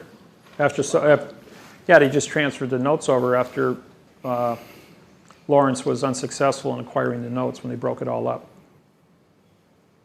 But he was a secret agent. Yes? Just going back to the syntax within contract and the law, if it is to change, like people like us, I suppose, if we were able to write it, and let's say most corporations out there now have got contracts and agreements, banking, house loans, everything, that are not valid. So if you were to rewrite it, is it as simple as being able to rewrite it, and then if they challenge you in court or take it to court, are you saying that you will win every time, 100% of the time, just by presenting that argument, or is it still subject to... If you're going to rewrite it, both companies or both countries involved with going to syntax would be in agreement. Right now, we have agents here in Australia, New Zealand, Hawaii, Dubai, the United States. All over the world, we are coordinating. We have 82 countries that now have syntax, quantum, 115-page quantumized bank treaties, and they are communicating and studying to get their people and the machinery set up for all this. When the time comes, everybody's values will stay the same. The contracts will be corrected. You will not notice any difference. There will not be any big announcements to scare anybody. You never scare anybody. You fix it. Yeah. As long as everybody fixes it at the same time, there's no place to run unless you want to go sit on a space shuttle someplace. But otherwise, we're all on this spaceship Earth. We're all part of it. We got to work together, and everybody will be happy to fix it. This program and the things that I've said on this thing have already been broadcasted all over the world for 10 years. And so it's no secret. People know about it. They don't talk about it, but they all know about it, and they're all waiting for it to happen. So nobody's afraid. They just know it takes time to study. I mean, everyone that's been in the program has spent years studying, and they know that it's just a mountain of information to do it. I got a 30-year jump on everybody else. That's why I teach it. And they respect the fact that I'm willing to come out here and teach it to everybody. And then make tapes so that we can spread it all over the planet. But how will that affect them? Like it's one or two or three They're still going to be in charge because they know they have friends. The guy up here has 100 contacts. You don't know who the 100 contacts are. You can't step in there and talk to these people. They all trust each other. And they all have rules and regulations of cooperation. And this thing is like a big pyramid. That they got people at the top who talk to people at the bottom. It's corporate. They sit around the board of directors. They discuss things. All corporations do. When I set up the Hawaiian government, we had 22 people on the board of directors. All have equal voice in discussing how the Constitution was going to be written. I went ahead and I wrote the Constitution, and I said, here, this is your foundation to work from. Make it better. You got 22 brains working together. Make it better. And so they made certain changes along there to get to their culture. I don't know what's in their heads. I'm not going to interfere with their faith or their culture or their religions. I live in Wisconsin. My job is to make sure that the math is correct. When I was elected king, I only guaranteed one thing, that their contract would be correct. I said, I will not interfere with any subject matter. You put your ideas on paper, I'll make sure it's mathematically certified. And that's as far as I'll go with it. And that's what my promise has been for 15 years. And I've always kept my word to that, to all of you. When I gave the Origines their contracts and the Maoris their contracts, I did the same thing. You guys make it better. Build a better mousetrap. And I'll make sure that if you come up with a new idea, even if you write it in adverb verb, I will syntax it and make it correct. And it will read frontwards and backwards, or as many ways as you want to mix up the words, and it will always say the same thing, and then you can vote on it. Everything that becomes contract, accepted by people as a constitution, must be voted on in an open election Otherwise, the World Court will not sanction the fact that this is a legitimate contract. The opinion of a few have nothing to do with the masses of a national constitution. That has to be voted on by the people. So I put that constitution out there so everyone in the world can read it and find fault with it. And if you can't find fault with it, like I said, if you remove everything that can't be, what is left are the facts. And if the facts are on the table and you agree with them, then vote it in. But always work to make it better, because the world is an ever-changing place. We can do that, but if a corporation had it wrong, rewrote it in syntax, would all the contracts start from that date, like anything before that? Or would it automatically carry on? That would be up to the discretion of that corporation. If they're going to write a new syntax contract, they also have the capacity to fix everything else that was built before that. And they will negotiate with all the people that they are working with. So they could send you a new contract or a new terms and conditions you sign here. But right, but as long as your product got there and the money flows back and forth, the contract is just a piece of paper to make sure it happens, right? And all thing we're doing is making the paper better so it happens without any discussion, that we don't have to go to court. Because if there's one thing that you would really like to know, is that you've fulfilled the exact letter of the contract, that there's no gray area, nobody can play a trick on you and call you a no person and then go out and steal what you've built in life because you're a no person. And every law says no person shall. Well, the government called you all no persons. Which means they want to steal everything. That's why probate court harvests everything with such a high tax rate when you die, 75%. Unless you're smart enough to go ahead and write a contract and take your assets and put it with your children or with somebody or with another corporation or in a trust so it's protected so it can't be taxed. You got to do your homework ahead of time. And if your contract is written in quantum, it can't go into court because it's a fact. And private contract supersedes judicial law. So make sure your private contracts are correct. That's a fact, folks. Private contract supersedes judicial interference by courts. Husband and wife want to get a divorce, sit down at the kitchen table and do it yourself. You don't even need a lawyer. You sign a private contract, it's done. A lawyer can't undo it, a judge can't undo it, they will approve it 72 hours later, it becomes official, you got to wait 6 months in most cases, and you're free. If you hire a lawyer, 2 lawyers will get you to fight until there's nothing left, and then they will settle because there's nothing to divide.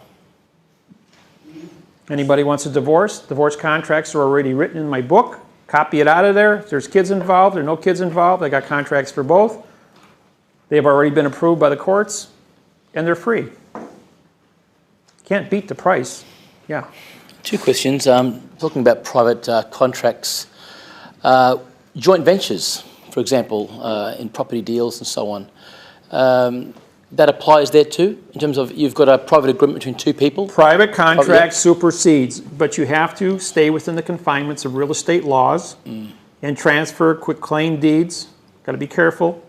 Make sure your taxes are taken care of. Transfer fees are paid. Licensing is done.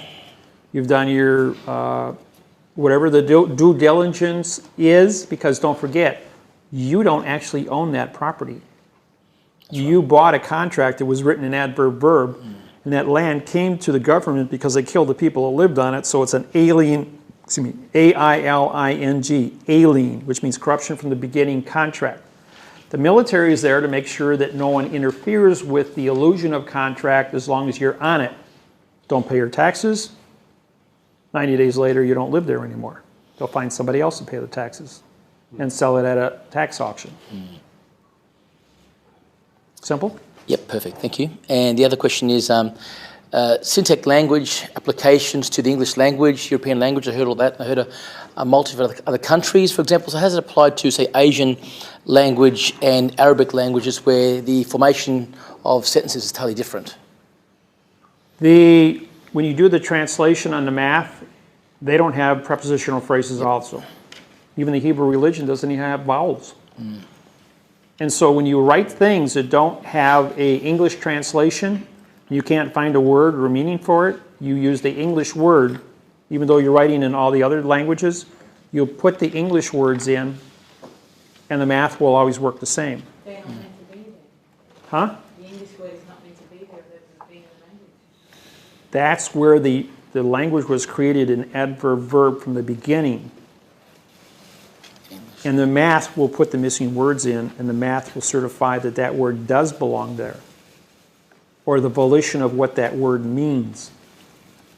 Because you can't have two nouns together and say it makes sense, because it's an adjective pronoun. And you have to certify the terms. If you just write in all nouns like the Hebrew languages, you only have adjective pronouns, and therefore you've lost the ability to identify the 1 in 900 accuracy of the sentence. Therefore, it's chaos. If you have chaos, no one's going to do contract with you. So now they have a vehicle through this technology to fix it. In 1999, no, that was actually 2000, the Chinese government, better known as Walmart,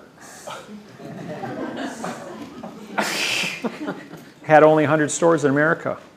And then I went to the embassy in New York City, and I gave them the treaty on the math interface on language, allowing them to translate the 10,000 symbols of the Chinese language into English. Took 6 months.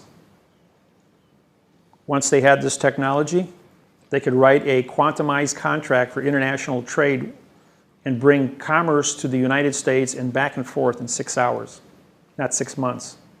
Now there's 1,800 stores of Walmart in the United States, controlling $1 trillion a year in commerce.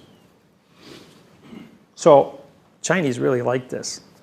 It took things from being a complex picture into a mathematical procedure. Did you get paid by the hour or by percentage? How would you ask for percentage? No, this is a gift.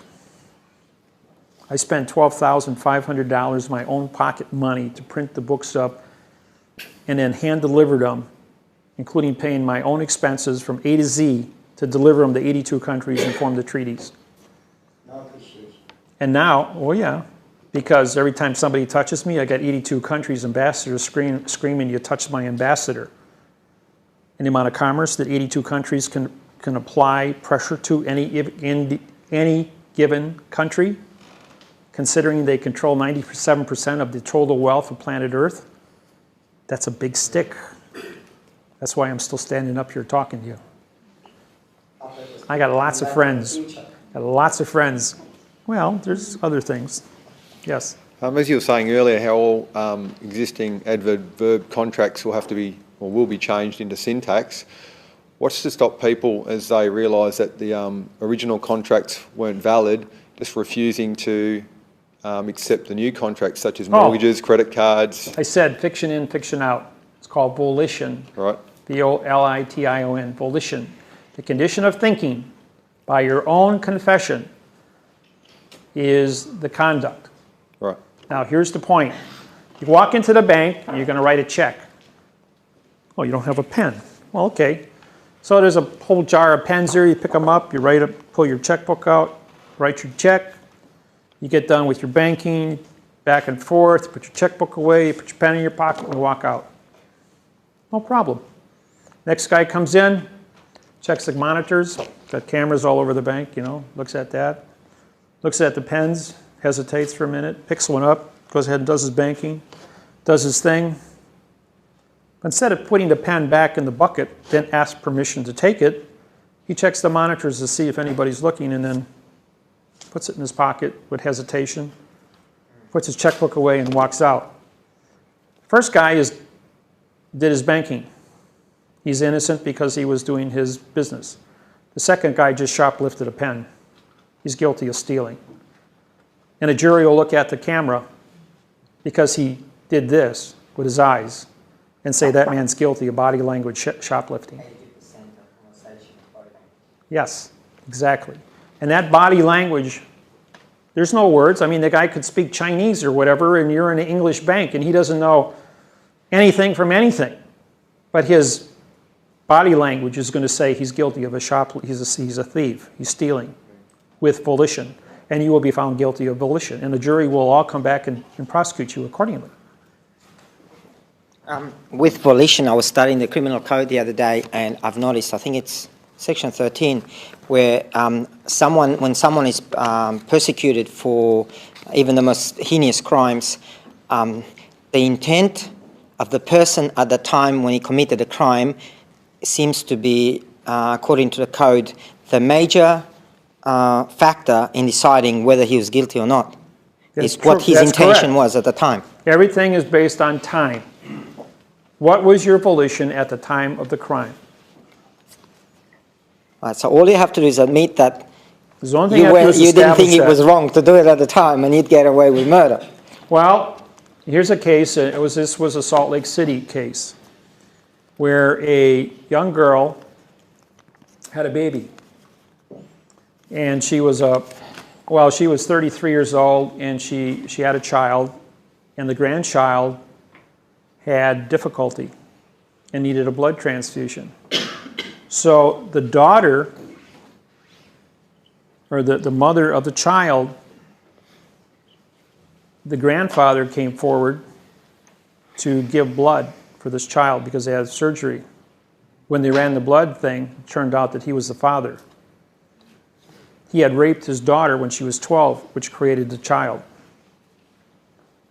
And it was 20 years later, because of the blood transfusion, that they were able to make a determination that the man was guilty of incest at the age of with a 12-year-old and went to prison for life.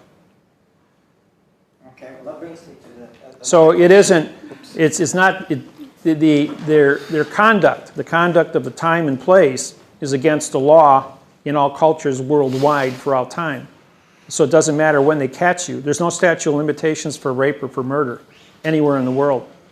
You commit a murder in your country, you can go anywhere in the world, you will be extradited back to your country because all courts are the same jurisdiction worldwide, foreign vessels and dry dock, and they all have rules and regulations for murder and rape and specific drug dealings and criminal activities, treason, conspiracies, spying. I thought Australia used to have the statute of limitation, now you removed it about 50 years. There's no statute of limitations for murder or for rape. You get found guilty, and they got physical evidence because of CSI, and they can do that through DNA today, you're going to prison. Question? One thing you mentioned before about birth certificates when we were born, I've heard, that 45 days after we were born, if there wasn't laid claim to, the government then owned that. And you mentioned also a figure of... 45 days of trust is what it's called, because the trustee has not, the trust was created by the birth certificate that the doctor signed, but the trust expired 45 days later, and then the child, which is an issue of woman, now becomes the issue of a state, and the state takes responsibility that if anything happens to the child, that the Social Security trust that was established expired after 45 days, it's then sold into the state as a commercial instrument, and then the state will take care of the child in the event the mother and the father neglect the child or die in a car accident, and we'll take care of things. And is that the only use for it, or is it? I've heard that it's on sold by governments as a promissory note. Right, but you have to put the money into the system so that the money is there for the life of that child, from cradle to grave. Otherwise, there wouldn't be enough dollars in the system to make commerce move, to buy homes, put food on the table, clothing, all the toys that we acquire throughout life. These are all things that are relevant to where did the money come from? Well, it had to be in the system to measure the value of your sweat equity. You give it value as life goes on. If it wasn't there, there wouldn't be enough money for anything. You'd be working for a penny a day rather than being paid $200 or $300 a day to do your job. Right. And fractional banking has to exponentialize itself based on the amount of things. Did you pay for the roads that are out here? I mean, you love running around on the roads. You love all your technology with your cars. You love all your modern conveniences. You want to give them up just because you want to make an argument about what the dollar's worth? It gets things done, doesn't it? And it really makes your life go smooth. You don't want to go from here to Sydney in 4 months because you're in a covered wagon. You want to get there in 8 hours if you want to drive a car, or an hour by plane. You like the toys. And so you don't question how you get there. You just want to make sure it's there. And today, technology commands that the world's going to move forward. Screaming, and doesn't matter. People are not going to give up their toys.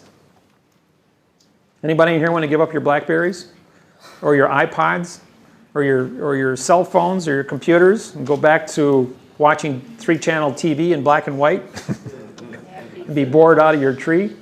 Not being able to learn about all the millions of things that are on Wikipedia, and having instant access to anything that you can think of, you can get an answer for today without going down to the library, spending an hour to drive there, look up in the books for months before you find out what's going on. Instead, you just takes 5 seconds and you got it in front of you on a computer screen or on your cell phone. The world is so fast, and our brains want more and more and more. We can comprehend 10,000 thoughts a second. I mean, how fast do you blow through your computer? Your computer 10 years ago was 100 megabytes of memory. And you thought that was all the memory in the world. We paid $100 for another megabyte of memory. Today you get a gigabyte, or 10 gigabytes for $20. And our computers are running in the terabyte speeds with 8 gig hard drives. And as fast as we can push the buttons, we can read the screens and download information. And the more we learn, the faster we learn. And it exponentializes itself. And your brain doesn't want to give up that information. Of course not. We just don't want to pay for it. There's no such thing as a free lunch. Get over it.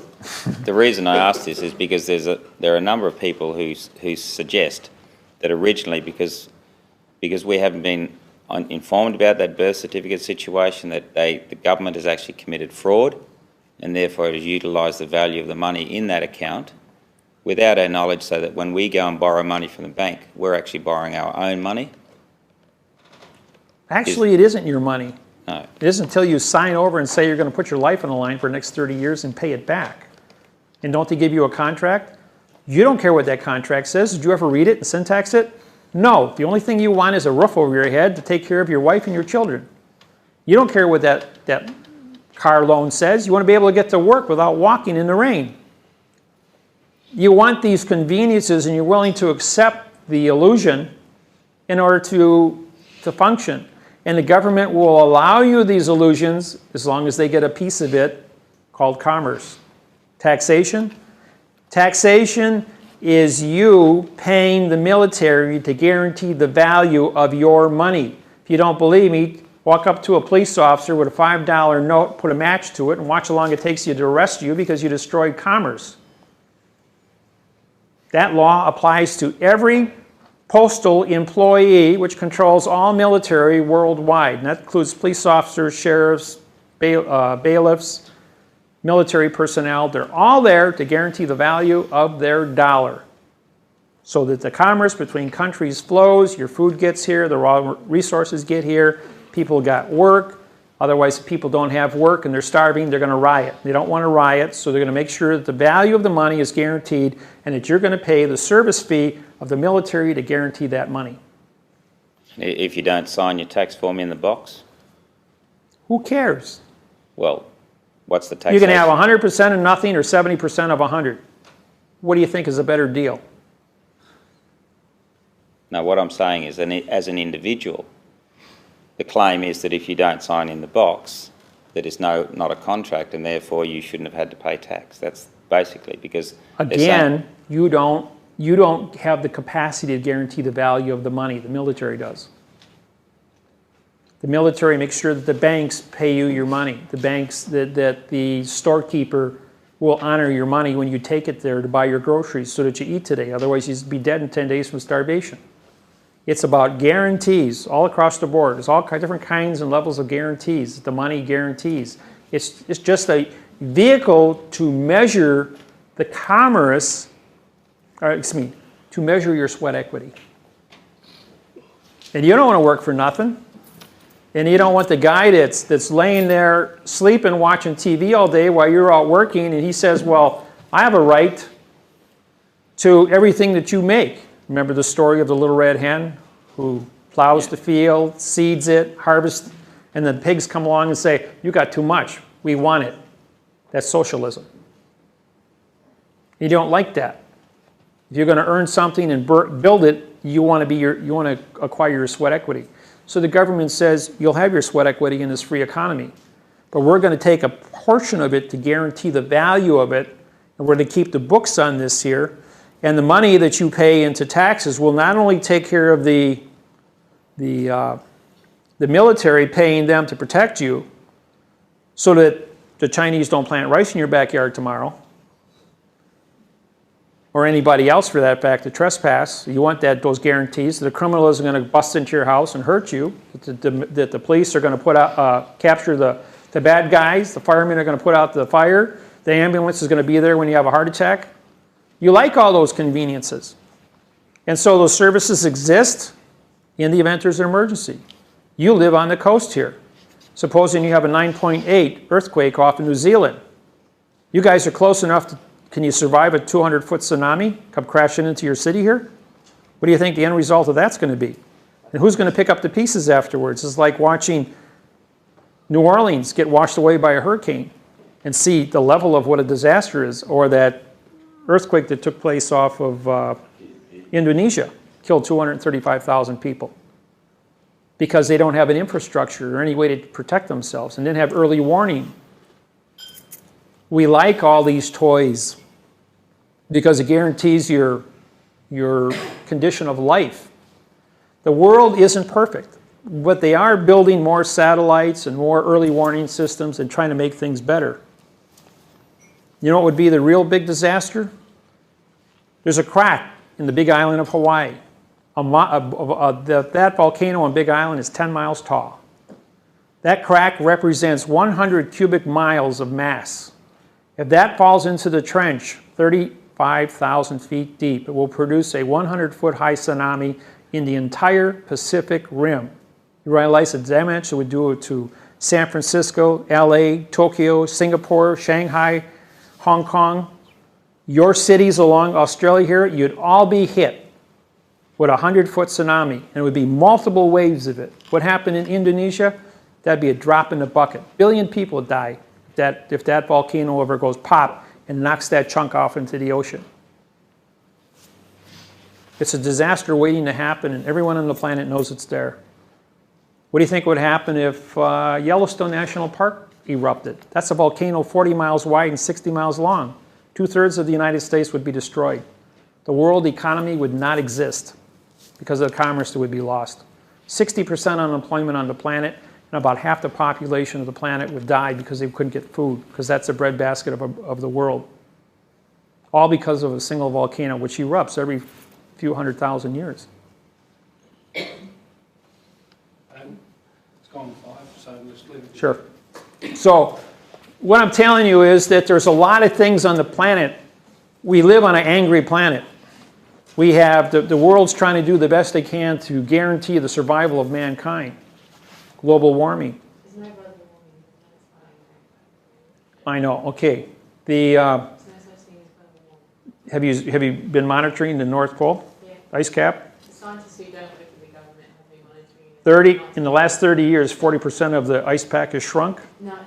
It's just the way the world actually moves. It's natural form. There's actually more ice now than there. But when the permafrost comes out, the methane that's been trapped for 50,000 years has been released, and methane is 50 times more potent than carbon. There's no toxins. Speak to Lord Monkton. Lord Monkton. Yeah, there's a lot of research. He's just conducted a huge seminar in A Australia. lot of scientists. Seen all over the TV in Australia. I've heard both sides. Okay, there's arguments on both sides about global warming and no global warming, okay? And that's a subject matter, okay? And that's outside the jurisdiction of the syntax of the seminar.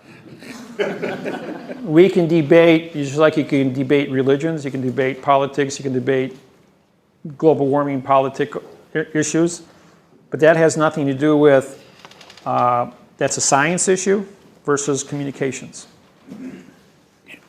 I don't know the truth. one way or the other. I've researched both of them, and both sides have valid arguments. And so the only thing we can do is wait and see what happens. Yes.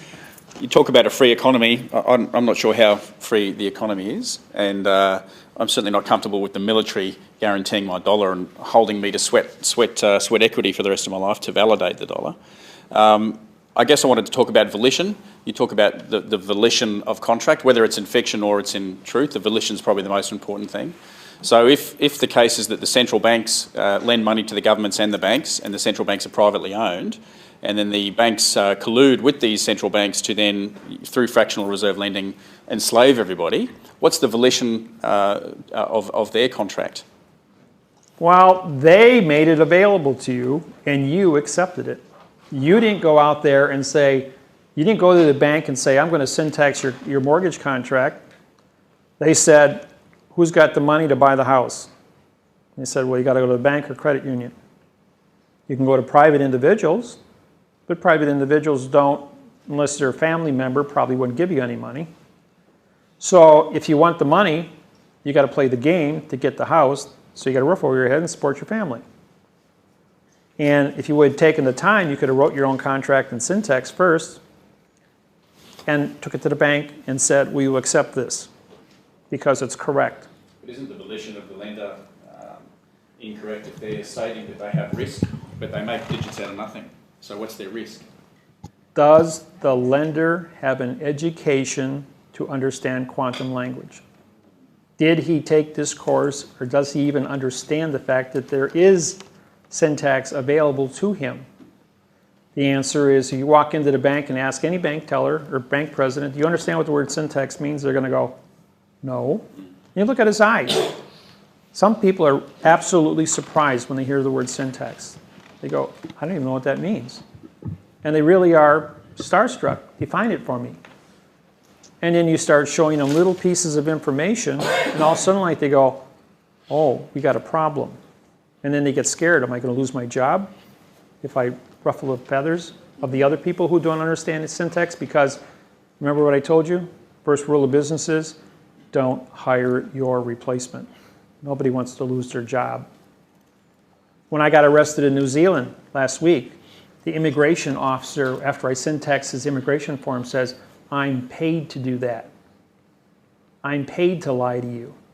And I don't want to lose my job because unemployment is 12% in New Zealand. So what's the guy saying to you? He's going to break the law just to keep his job. And that's what we're dealing with all over the world. Somewhere the lie's got to stop, and the true volition has to come in because the world's enslaved. That's why I'm doing these seminars.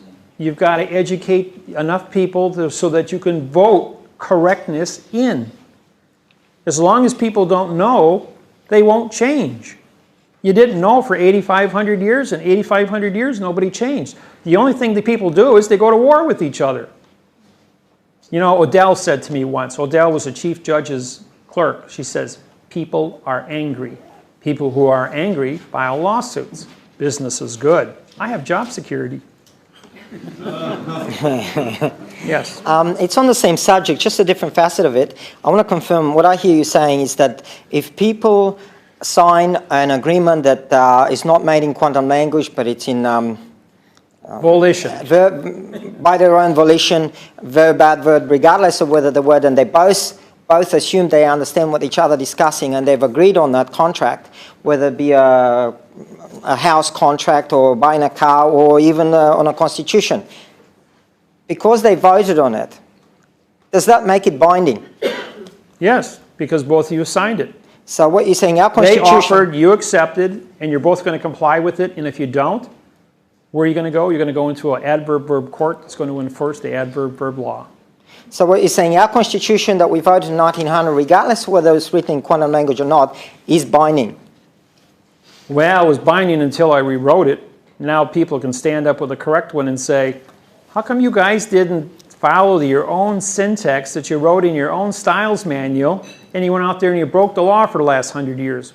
Why don't you know how to read and write? Why are you claiming that you know how to read and write, taking a paycheck for it, but you actually don't know how to read and write? But nobody's voted the one that you rewrote. Therefore, the parties have not People agreed are on it. still looking at it. It hasn't gone to the referendum. In other words, you have to, government has to stand up and say, we have a new constitution here. On Tuesday, in 90 days from now, we are going to vote on it. Do you want to stay with the old one, adverb, verb, or do you want to accept a new one? If you accept a new one, we're going to have to change contracts. So, and it's through the education of people. That's why I have my website up for 10 years. That's why I write these books and tapes, so that we're trying to educate as many people as possible so we get the controlling vote globally to fix it. Eventually, it's got to get fixed. You can't lie to everybody. You can fool some of the people some of the time, most of the people all the time, but not all of the people all the time. And at some point, you're going to wake up and say, we're not in Kansas anymore, total, and you want it fixed. Right, but that's why we're all senior citizens here. In practice, we're still bound. So we're still bound. In practice, we're still bound. We can't just go to a court and saying, well, here's what I want in quantum language, and they say, no, this is our constitution we follow. We don't recognize your new version of a constitution. But they do. Some of the court judges are brought up to speed. They agree with the quantum language. And because you are in a closed area called a courtroom on a closed contract in both the parties suing, both the claimant and the vassalee, and the judge are all on the same page of quantum, we will have a quantum trial, and the rules and regulations of the quantum contract will be upheld. It's when you have a discrepancy between a licensed adverb, a person that's an adverb verb, with a judge who's an adverb verb, and an individual who has quantum language where you have a conflict of fact and fiction, and fact and fiction can never meet. Okay. So but a lie is still a lie under the rules of perjury, and we have signed confession that it committed perjury. So now they have to do one of two things. They either have to adapt truth or vacate their fiction. So the only reason it becomes binding is because you're dealing with the difference between a truth and a lie, and the truth eventually wins out. Exactly, because I paid a fee to file a document, and he signed it. I have a contract, commercial contract, and that stamp on here makes it a commercial contract. Even though they may say the money is fiction, this stamp is a gold certificate under law of the flag, and this contract is binding between two people because we have a whole value of gold. And therefore, when you explain the facts and you know what the facts are, then the judge has to agree with that. But you also have to get the judge off his plane, and you do that by contract and saying there are no planes in this court. And put that one little sentence in there. There are no boxes, there are no plane, and law of the flag has jurisdiction here today. And the law of all illusion. Law of the flag. Law of the flag, okay. Law of the flag says, if you don't wish to make contract, do not come under my flag. And you read about flags of all different countries. Look at the Olympics that are taking place right now in Vancouver. Every nation that's participated, what's the first thing they walked in with? They had a flag up. They were all under their flag. And when they win, they get their gold medal, they put up their flag. It's always the flag of the country comes first before the people in the awards. So the judge and the other party can refuse to accept the flag. That means what happens with a court case or the... Oh, no. No, that flag's got jurisdiction. And that flag is defined in the court, on the paper. And when he holds that document, that is the court. It isn't the room, it's the piece of paper. That's the vessel that flies the flag. He's bound by this flag. Maybe he's holding up, he goes, oh, you mean this contract? He's holding the flag up. And you can capture him by saying, you've just traversed with my flag. You're under law of the flag. Your seal is a cartoon character and has no jurisdiction because there's no flags here. If you do it right, you know about the stamp and the flag and the endorsement and the terminology of syntax, you will prevail in your court. Because they can't make it go away. It's physical evidence. Doesn't matter if the guy wants to play games and say, well, go away. I'm going to dismiss this. He can't DIS, demon god of the underworld for mischief, against quantum. You can't vacate quantum unless you do it in quantum. So if a judge hands you an adverb-verb order, it's no contract. Syntax it, attach it to another complaint, and file it back in the court and sue him for fraud. He now becomes a defendant against himself. You make it sound so simple. It is simple. I do it all the time. I've been doing it for 30 years. Okay, guys. Well, it's 5:25. Tomorrow we're going to put some, the Australian 1953 law that made the origine flag legal, or as it was called, an act by Elizabeth. We're going to write that up here. I'm going to syntax it for you, and then I'm going to write you the correct version of it. Well, also, anybody else got any sentence structure that you want me to dissect? We'll work on dissecting that, because every sentence that we put up here is going to become a seminar in itself. Where the words came from, why the words have to be changed, the cause and effect of why these things have to be broken apart and then put back together to make sense. And I can do that. When we did the seminars over in Auckland, we spent 2 days, 16 hours dissecting sentences, and at the end of 16 hours, about half the people got a little bit of it.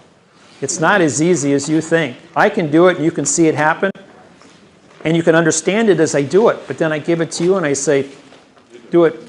You're going to go, what's an adverb? What's an adjective? How do I identify these things? Well, this is where it comes through repetition. That's why I say it takes 200 hours to shift your gears and become proficient like Stephen is. And once you get this,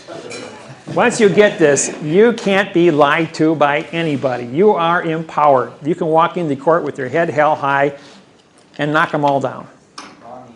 I guarantee you, you'll feel really good. Not only that, you're going to have everybody that's got agreements or a lawsuit hire you at $100 an hour to help them with their lawsuits. Make a hell of a good living.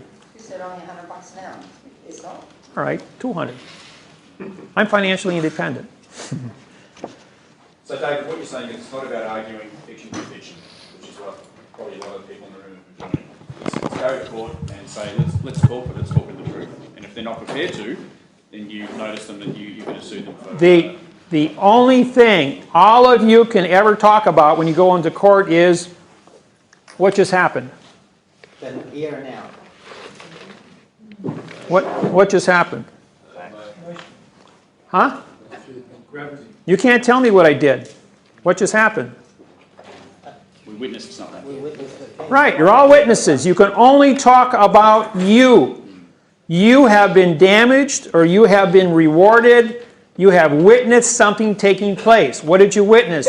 You witnessed the modification of language to create perjury.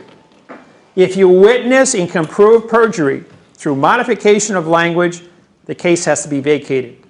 Who brought the case? The DA, the judge, the police officer? If they lied, they lost jurisdiction because it's a criminal act. The case is mute. They have to be held to a high standard. Sound like a marriage counselor teaching us how to use iMessages. It's all about talking about yourself. The only proof you have about anything that's ever happened in your life is what's in your personal brain. You can't talk about anything you see, only about who you know, who you are, and what you know. And when you get to learn, when you learn that one sentence, how to identify the damage that you are a party to or a victim of, the damage you're a victim of, because of modification of language, you will prevail in stopping fiction from damaging you. Have fun tonight, and I'll see you tomorrow. Thank you.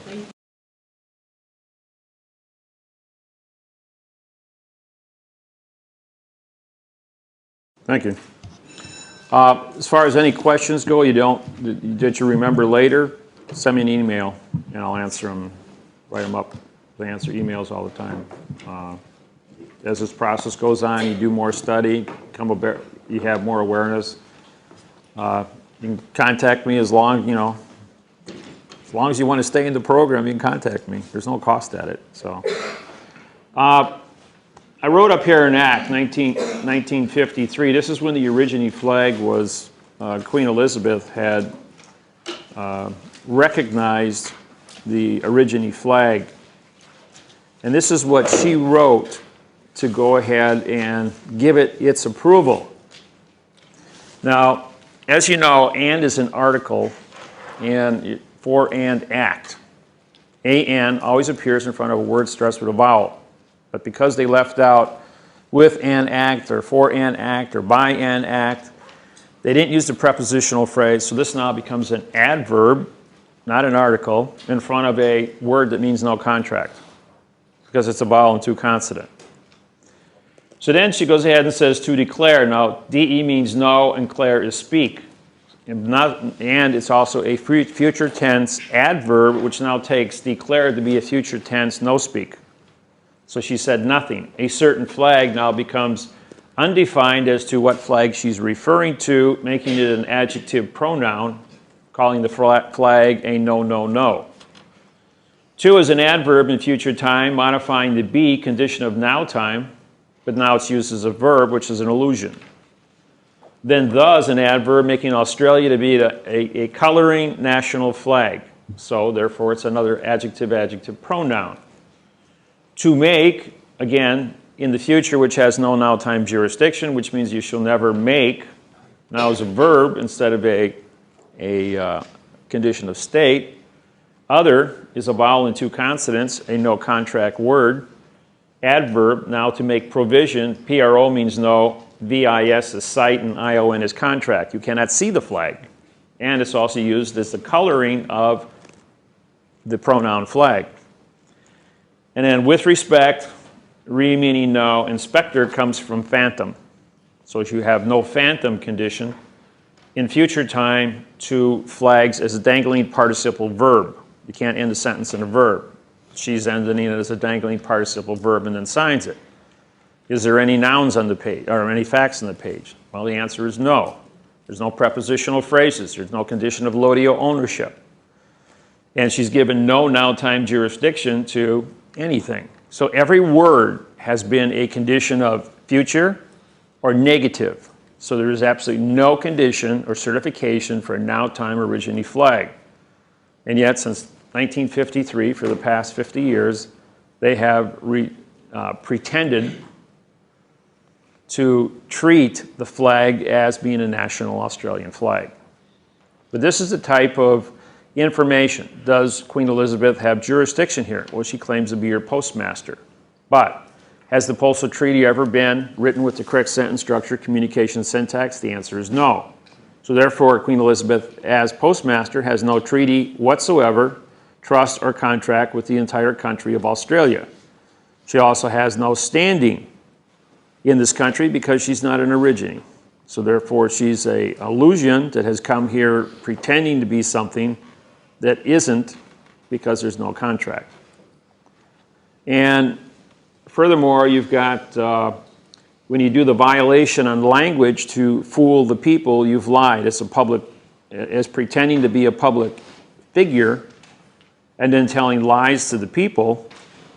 This is perjury, which is a criminal act in every language. Excuse me? Isn't it also considered treason to knowingly lie to the people? No, treason is an act, it's called constructive treason, which means contract treason. Now, contract treason is when you sign a contract to perform a specific duty. A microphone.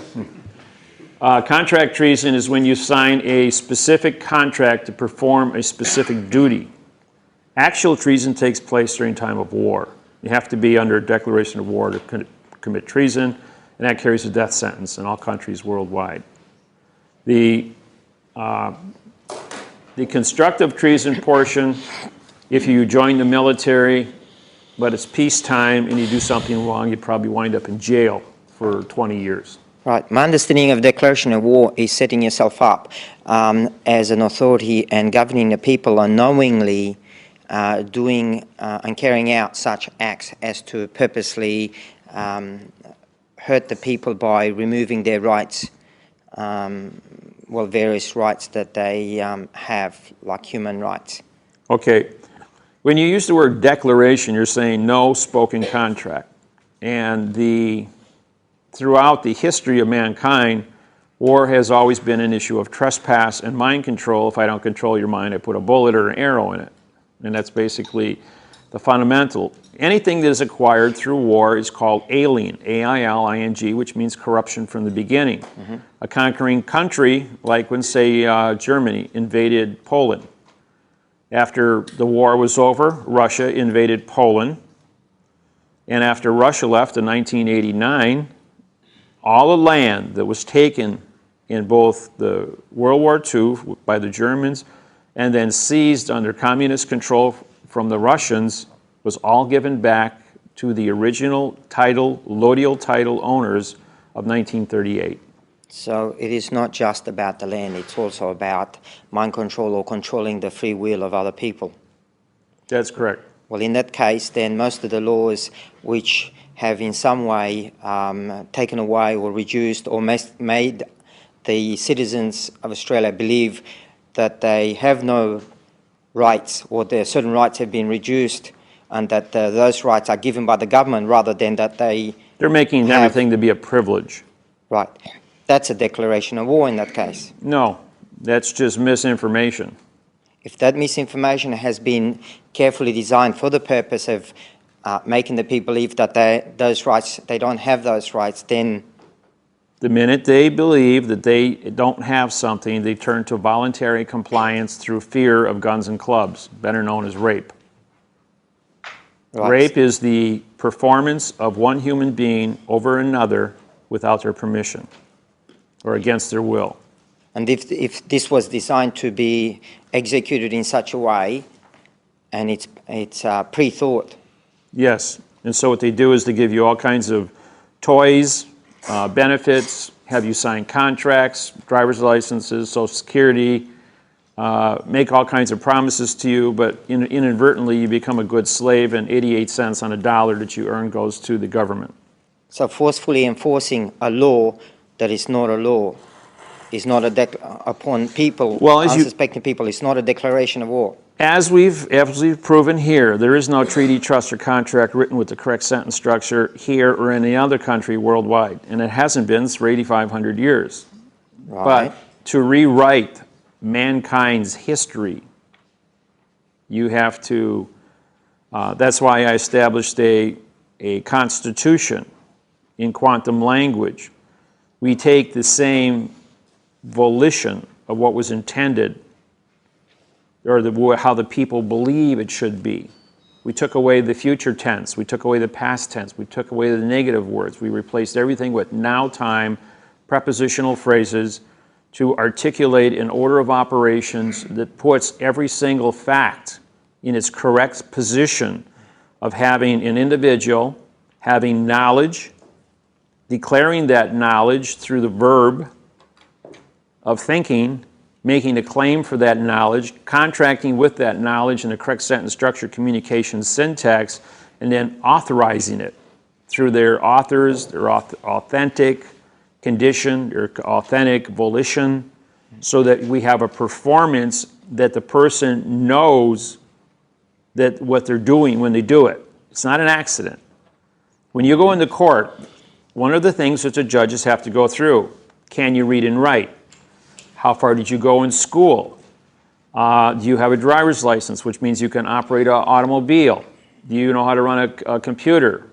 Do you understand the words that have been spoken to you? Have they offered you or intimidated you to perform a specific way or say a specific thing when you pleaded guilty for the crimes you were charged with and to come to an arbitrated settlement? And the individual who's sitting there will go, no, no, no, you know, I participated, I'm doing this under my own volition, I've given up my constitutional rights, which means the right to contract with somebody else to go ahead and you're throwing yourself on the mercy of the court. I've seen some people get good deals. I've seen other people wind up with life in prison when they thought they were going to get parole. Yeah, I'm looking at much earlier than that. When a group of people knowingly set themselves up in an unconstitutional manner for the purpose of enslaving the people and pretending they have a right to govern, but their intention from the beginning was done not to govern but to control. Isn't that that's the court system. Isn't that? Are they not a foreign power? Of course, all courthouses worldwide are foreign vessels and dry dock. When you go into a courthouse, you are no longer in Australia. You have left it, you might as well be on Mars. So if a foreign power declares itself to be the chosen of the people, declares themselves to be a government, and they set out to enslave the government, is not to enslave the people which they pretend or they swear to protect, is that not a declaration upon the people that they sworn to protect? Like you said, the word declaration, they haven't said anything. It's just the illusion that you believe exists. But when you syntax it like we syntax this, it doesn't exist. It's not even here and now time. It's an illusion. But you've been brainwashed to try and use all of these things in now time. But it isn't in now time. Syntax is a word, and the operations of using syntax have been banned from all schools, universities, dictionaries, everything, so people don't know where to look. If you don't, this is the only program taught globally in all countries on syntax and all the secrets of government, the laws, order of operations, and it's mathematically certified. Same as a math problem. And that's the unique thing. People have tried to do what I've done, but they didn't have a math interface to prove it frontwards and backwards, to justify why do I need a prepositional phrase or a positional lodial fact. And this is where this technology was accepted by all governments and allowing me to teach it worldwide, because the government can't rule the people with a lie because everyone knows it's a lie now. So they know it's got to get fixed, and they don't have anybody qualified to teach it. So they're allowing me to make the videotapes, the books, and teach this globally and be the spokesperson for this technology because I own the copyrights on it. What is a declaration? Declaration means no spoken contract. D is no, Claire is speak, and ION is contract. Okay. So if a law or a proposed law is Propose, P-R-O means no. Pose, take some position. A position means to have a fact or location. You have no location law. What you need is a contract, a correct sentence structure, communication syntax contract. It's that simple. Grumble, grumble, grumble, mutiny, mutiny, mutiny. I think. The questions that he is asking are legitimate. I mean, he's done a good job of standing up here and challenging me. Now, when I did San Diego, we had a man stand up and do about 69 questions. The rest of the people in the audience got irritated with it. And I told everyone in the audience, I says, this guy works for me. He's supposed to ask these questions. He's not dominating the thing. What he was the clerk of the court for a federal judge for 8 years. And what he did is he was paid by the courts to go around to all the different people that would put seminars on against the Internal Revenue Service, against government, and embarrass them and disqualify their program every time, no matter where they showed up in Los Angeles or San Diego. And you've got a population of 38 million people in Southern California. So he had a full-time job every weekend of going out there and just taking these guys apart. Well, when he ran into me, I took him apart. And even though he asked really good questions, he didn't know anything about quantum language. So he was working from a fiction point of view, and I took his perspective and completely changed it, and he went after his own judge that hired him to go after me. And he came to 13 seminars consecutively. And he would get up and he would say, he would challenge me the same way a judge would challenge you in court. So what he is doing, the questions he's asking, are doing you a service, because if you didn't know or didn't prepare yourself for the level of these questions to be answered, and you want to go up in front and sue a federal judge or a state judge or a magistrate, I said, you're going to put yourself in harm's way. Don't do something half-baked, because you will have a nice stay in orange pajamas and 3 hots and a cot, and you don't want to go there. So anybody thinks they're ready to go to court, call me up. Try and run your scenarios past me. And if you can get past me, because I'm the guy that prosecutes judges, and I know all those secrets, if you can get past me, then I'll say you're ready to go to court. I'll even fly down there and back you up on the thing, if you're that good. So it's not a free cakewalk out here. That's why nobody goes into court and does this thing. And you guys got adrenaline. I don't have adrenaline. My adrenal glands were removed when I was 25 years old. I don't have a fear factor. So the flight, fright to flight, I don't have that.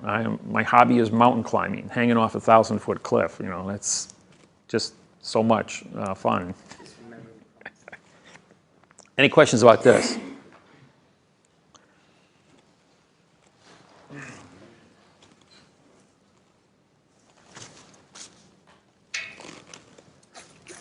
Go ahead, ask me questions while I'm getting the next thing written up here. Got a question, David, before you rub too much there off. Okay. What I don't get about this is how you designate a part of speech to its word when it's used in a different way. Oh, that's easy. The words, an adverb modifies a verb. An adverb can connect the verb and can connect to a pronoun in front of it. But it modifies an adjective and it modifies a verb. And that's it, or another adverb. So the mathematical operations of syntax has to go frontwards and backwards evenly. Now, when the government created the adverb, adjective, and pronoun, these three parts of speech, they always get the operations of modification correct to create nothing. They don't use prepositional phrases or position-lodial facts. They don't make any declaration or rather, they don't make a claim about what is and are. Because they're misusing all the words that they're going to put up here. And if you go to a dictionary, you won't find most of these words in a dictionary. You can't find a verb flag in a dictionary. You only find it as a fact. It'll say noun in a dictionary. But then a noun, it'll have noun is spelled N-O-U-N, which is no-no. And the reason this is a no-no is because here it's used as an adverb verb. So they tell you it's a no-no in the dictionary, and you think that a noun is a fact, it's a no-no. And they're advertising that effect. If they were going to use a fact, they'd say a fact, but they don't use facts. In the entire dictionary, in 1828, Webster, when he wrote the first dictionary, he said the bastardization of the English language is the worst crime I could commit against mankind. I have to make a living, which means he was paid by the government to bastardize the dictionary. Webster was an attorney. Yes? To, in the dictionary, if you looked it up, would be a preposition, right? To has 38 definitions, and they're in the book. I have one complete page dedicated to the word to. It is the most bastardized word in the entire English language because, one, it's in the future, and you can use it I can use to in all conditions of language. It's only used once as a noun. It's only used, if you use it as a preposition, I'm going to the farm. To is a preposition, but now it's in future time, which means you don't have now time jurisdiction. For the knowledge of the person is with the traveling, at the location of the farm. See, that way. Oh. You've got to change your words around. It's a longer sentence. I'll get it soon. And you say you're going to the store from the house. To is in future, from is in past, and you got two ideas in one sentence. Weren't you always taught that a sentence is one idea? Well, see, it seems really easy for you to fall into that trap because the reason for thinking is to abolish thinking. Why would you write a 13-word sentence or a resignation letter with 60 words when the only thing is I quit? That's the end of it, right? I is a pronoun, or rather I is an adverb making quit a verb. But quit is a condition of state, not a verb. If you're saying I quit, but you want to explain it quantum, it would take 60 words to get through it. So the reason for thinking is to abolish the 60 words and jump over and take a shortcut. But as you've been told your whole life, the shortcut is always going to get you in trouble. You got to do things the long way. You can't take just like when you all did long division in high school. We wanted to go ahead and take shortcuts and not show our work. And most of the time we got the wrong answer when we took a shortcut. Or the teacher says, if you don't show your work, you haven't proven that you understand long division and how to go through all the monotonous steps of getting to the correct answer. That's why it was mandatory that you learn these little lessons, because the shortcut is not the easiest way in life. You have to do things the long way so you're thorough. Question. The use of the Origine flag, where does that stand in regards to that being a fiction, if you were using the Origine flag as your flag? Well, this was written in future time. The Queen wrote this. Mm-hmm. And this was her act that she passed on to your country here to acknowledge. But did you see any acknowledgement here? How do you spell acknowledge? A-C-K, no contract, which means you have no knowledge. Is this a knowledgeable statement? So if I say, well, I'm going to acknowledge this statement, I just said I have no knowledge of the statement because the statement doesn't say anything. So you believe that acknowledge means to pay attention and have a response, where in fact I just said to you, I don't know what this says because it doesn't say anything. And I just proved it doesn't say anything, and I used the word that says it doesn't say anything. But if you don't know the rules about a vowel to consonant, you'll go through your entire life and use negative conditions of state and always get there. Just like the World Court, it's called the International Court, right? In means no, T-E-R is terra, nation is people, all is contract. So there's no earth, people, contract. And every lawsuit filed since 1945 at the World Court was written in adverb verb except the 3 quantum ones that I sent in. There was a 7-year wait to have your case heard at the World Court. I get mine done in about 48 hours. Because fact has jurisdiction over all the illusions.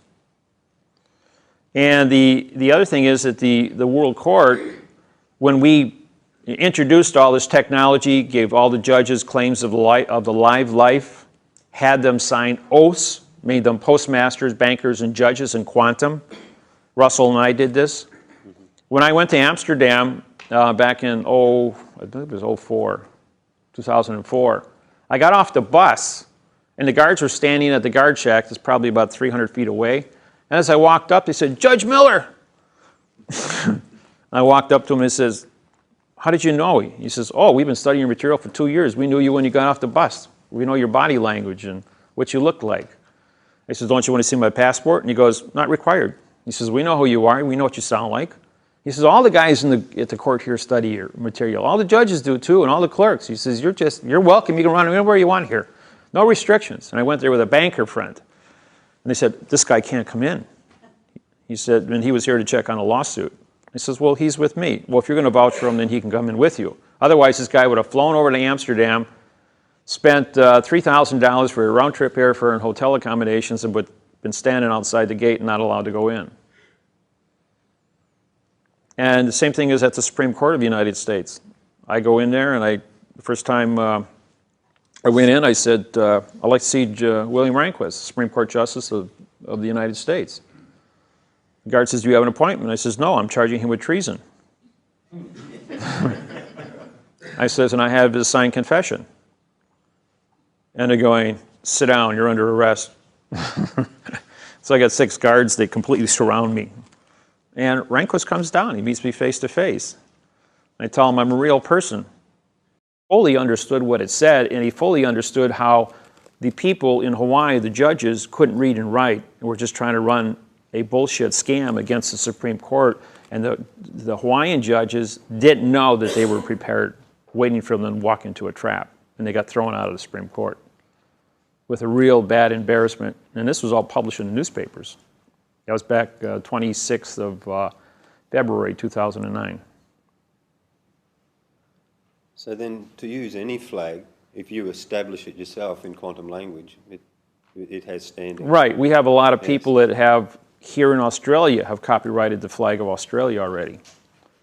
They actually went down and they sat down and I checked their declaration, their claim for the flag, its dimensions, and in every single detail. That the sentence structure was correct, and they filed a claim for it. Because of the understanding, if the flag isn't sort of recognised, it's a pirate flag. Well, you have different shapes. You have a 3x4 flag, you have a 5x7 flag, you have a 1x2 flag. The 3x4 flag is your boat flag. The 3x5 flag is your military base flags. A 1x2 flag is a constitutional flag. And then you have different colors. You can change the color of the blue field. You can change the different shades of red. And you won't even know you're in a different flag. There's another thing, so as I get this off here, I'll show you some stuff about flags. Before you wipe the bottom line, you have the word flags as a dangling participle verb. Correct. What is the infinitive of the verb flag or flags? I don't understand your question. Well, if that's a verb, then what is it in its pure state as an infinitive? It should be using a prepositional phrase, by the flags. Well, if it's by the flags, then that would be a noun, wouldn't it? It would be a fact, correct. Well, you said it's a dangling participle verb. What would make it a verb? To is an adverb. An adverb Always goes modifies. Modification is a change. A change is a motion. A motion is an action. An action is a verb. So you're saying just because it has the word to in front of it, that automatically makes the next word after it a verb, even Correct. though it's, and if that's not normally a verb, it's a dangling participle verb. Because you're ending a sentence in a verb. You can't end sentences in verbs. Right. So what and you'll meaning have, does that have in a sentence now? What? What meaning does that have? What's the real Nothing. meaning? That's just it. The Queen is saying, we don't recognize the flags of Australia. We don't recognize anything. We never had a contract to recognize. We don't have lodial title to Australia. We killed the Aborigines and we stole their land. We built our buildings and our roads on top of it, and we haven't paid docking fees to put the road on in Australia. They owe the Aborigines 173 years of back rent to dock their vessels on the land. That's about a $40 trillion paycheck for the Aborigines. You think this was knowingly done? Yes, it was. I can prove it. We did the same thing in Hawaii and the same thing in New Zealand. See, the unique thing about Australia, New Zealand, Hawaii, the Philippines, all these small places where Cook showed up and then the English showed up afterwards, the English, it might have been an English ship, but it was controlled by the post office. This is all about the post office, folks, from 1800 all around the world, all these sailing trips that took place. And these declarations that showed up, it was always the post office. What's the first thing that happens? One, the ship shows, the post office shows, the ship shows up, and it's always a military vessel. All military captains on a vessel are masons and postmasters. And they take their orders from the Masonic order in Bern, Switzerland, and the Vatican, and the Central Masonic Lodge in London. I don't care what government you're working with, it's all controlled by the Central Post Office. Then as a Mason, they use the philosophies to control people, and they initiate the kings and the queens of those jurisdictions that they go into. They tell them they will give them anything they want and teach them all these philosophies to manage people and be successful. But when they join the Masons, they have to give up and surrender their king and queen titles and do what the Masons tell them. The Masons will then compensate them and give them the royalty and all of the fluff that makes them look all powerful. Because the other people that control the banks, which is the money, control the shipping, the commerce, the import, the export, that do the engineers, that bring in educated people that have engineering technology. You put all these things together, every one of them are Masons. That's where the secret society issue comes in. They all work together to honor the head Mason, who is the king or the queen, but that's the puppet. He gets all the flack. He gets all the honor that comes with the flack, while the postmaster, who is the postmaster general, runs everything, which is the port authorities, the money, and the transportation. Everybody wants to move. Everybody wants a freedom of movement. Nobody wants to sit in one place. You get bored. Boredom is a real bad pill to swallow. So the postmaster is going to make travel, build nice roads, and get the population, establish voting, and then put all these toys out there that you're going to vote on because you like your freedoms. You like your running water and your shower and your 200-channel TV and all these things at the expense of the people who own the land. But then the people who own the land, if they were stubborn enough to fight them, they all died of some natural cause, prematurely. And then the rest of the people that can't fight the technology. You watched the news last night, the Falkland Islands. They just discovered they have 60 billion barrels of oil off the Falkland Islands that the British are going to drill. The Argentine government is up in uproar because they claim that the Falkland Islands belongs to them, but they don't have the technology or the money to go to a war, another war, with Britain. Because Britain's got nukes and they got missiles and they got enough toys to do a lot of damage to Argentina. You mean they need a plenipotentiary judge to give him a hand? I could go down there, yes, and with a contract, I could say, this is illegal, boys and girls. Show us your contract. You're trespassing. This is an international violation. But England's a small island, and they need, you know, England's pulling this, we got squatters' rights because we got bigger guns and bigger clubs. That don't make it right. But that's always been the case. That's what they did here in Australia. That's what they did in New Zealand. Okay, back to syntax. On the word to, you've got 1.9. Does that mean it's a future tense of word? The adverb? It's not only it's an adverb, it's a future tense word, which makes the flag to be a future tense verb. So they're not only dishonoring the fact that it's a fact, they're taking the fact and they're changing it into something it isn't, and then they're moving it off into the future, so there's no now-time jurisdiction to say, we did a now-time violation. That's why all the twos come in. The United States Constitution has a Bill of Rights. The Bill of Rights says you have the right to travel, the right to write, the right to read, the right to propagate. You have all these freedoms. Why? In two, every single one of them starts with two, which means it's all in the future. We have no now-time rights. And the minute I said that, and I published that all over the place, the United States government goes ahead and they drop the World Trade Center and say, all your rights are gone, folks. You got to go through security, and everything is corporate.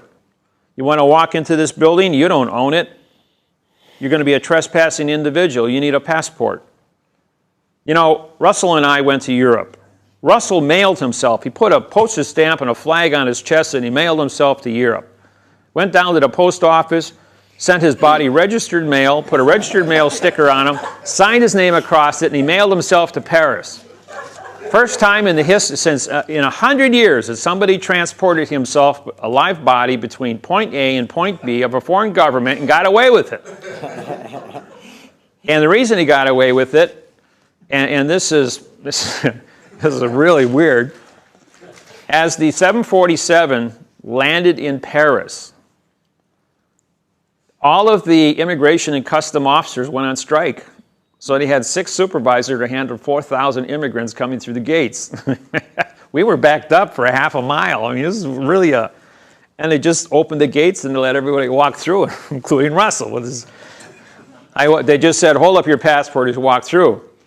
And Russell was with me, and the guy goes, wait a minute, where's his passport? I says, he's a postmaster and he's mailed himself to Paris.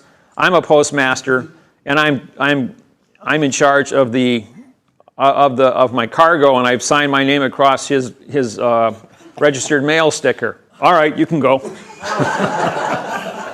How did he get? And that got back to the United States Postal Service and the State Department that Russell had mailed himself. Every judge in America was notified about this. It was quite the rout. How did he get through from America to get on the plane? Oh, then when we came back, we went down to the Vatican. We established our keymaster's position with the Vatican. Well, the head of the Charles de Gaulle Airport in Paris is the great-great-grandson of Joan of Arc, who was a keymaster with the Vatican. What are the odds of that? So we're there, and we got around a DC-10, 300-passenger, and we're all getting ready to take off. And here's Russell with a ticket, and he's mailing himself back to the United States. Well, the central Bern, Switzerland, because we were just there and met with the United States Postal Inspector for the whole European continent, and we spent an hour and a half with him, so he vouched for Russell's knowledge as a postmaster, but then the immigration and customs officers would not allow Russell to board the plane. Said he didn't have a passport. Well, we had filled out the necessary paperwork to mail him back to the United States. And I was the postmaster transporting my cargo, who was a fellow postmaster. And this wasn't, the guy wasn't buying it. So he had to call up the supervisor at 2 o'clock in the morning to come down to the airport. And when he found out that we were both keymasters with the Vatican and he was a keymaster, we had a really nice conversation, and he walked us through as diplomats with diplomatic immunity and didn't require passports. Because of our status, they called Rome. The Vatican vouched, Cardinal Sedana vouched for us, so did the State Department in Washington, which was Postal Inspector Seuss, and Potter was the postmaster to vouch for us. So we had enough muscle from 4 different governments vouch for Russell and I that we got on the plane and flew back to Philadelphia. So this is one of those, don't try this at home, boys. These are, right, these are, these are,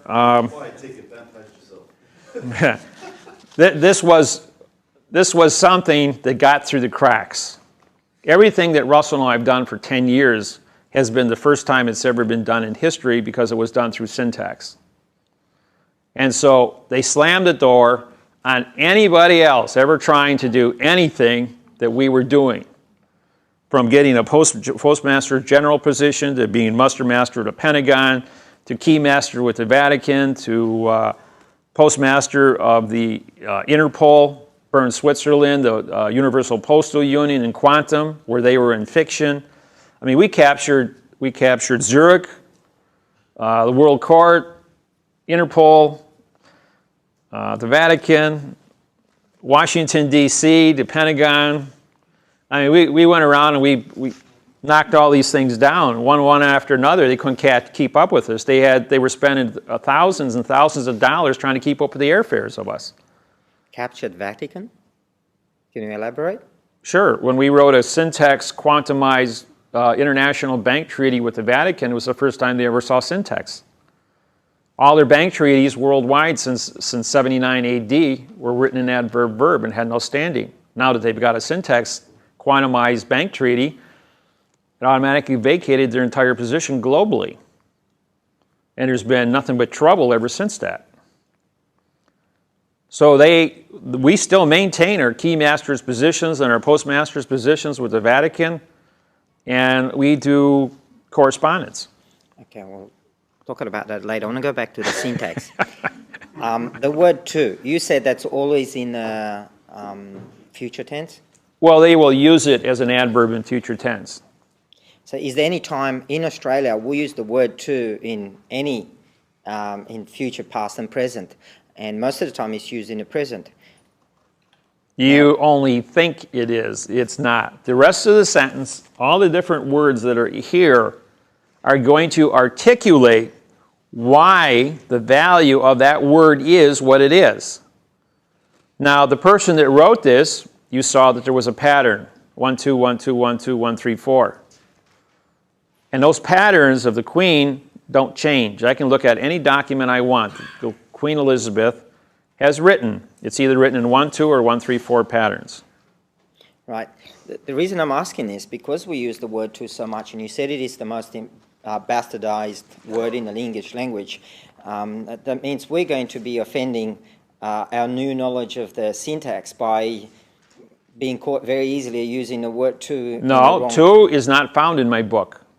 You got 107 pages. The word to doesn't appear anywhere in my book. Doesn't have to be there for us to use it. The point is your Freudian conditioning to use this word is only a conditioning. Right. Because you've been doing it so much for so long, you're not qualified to do nothing.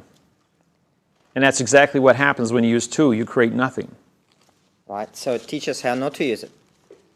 Read the book. By the time you get done reading my book, you're going to see so many prepositional phrases and patterns and associations that your mind will automatically shift gears, because when you read an adverb verb, you're going, this is wrong. I can do this. Every time you pick up a newspaper, the only thing you're going to be doing is syntaxing. If you taught me how to do it, I'd be able to read your book. If you read, okay, people always read to yourself, right? You don't speak out loud. When you read to yourself, only your eye and your brain are registering. You have 5 senses. When you read out loud, you're speaking. So the mechanical part of your brain has to generate your speaking capacity. You have to be able to see. You hear what you're saying. You're holding something in your hand, the mechanics of your eye moving back and forth. You've got all 5 of your senses working with you when you read out loud to yourself, because you hear what it says. 90% of all the things you learn in life are from hearing, what you hear on TV, on the radio, somebody else talking to you and teaching you things. That is your major connection to your brain, to your memory cells, is what you hear. So if you read my book out loud to yourself, all of a sudden, like, it's going to start registering it. You get into a court scenario, you're talking to a judge. You're in an oral conversation, he's talking to you in an oral conversation. But if you're reading and only the cells of reading are registering, your hearing part of your brain is uneducated to hear or to speak, to reproduce those sounds of what syntax sounds like. And so you're handicapping your own self. And besides, when you get in front of a judge, you're going to be nervous because you don't want to go to jail. That's always the threat and the intimidation scenario.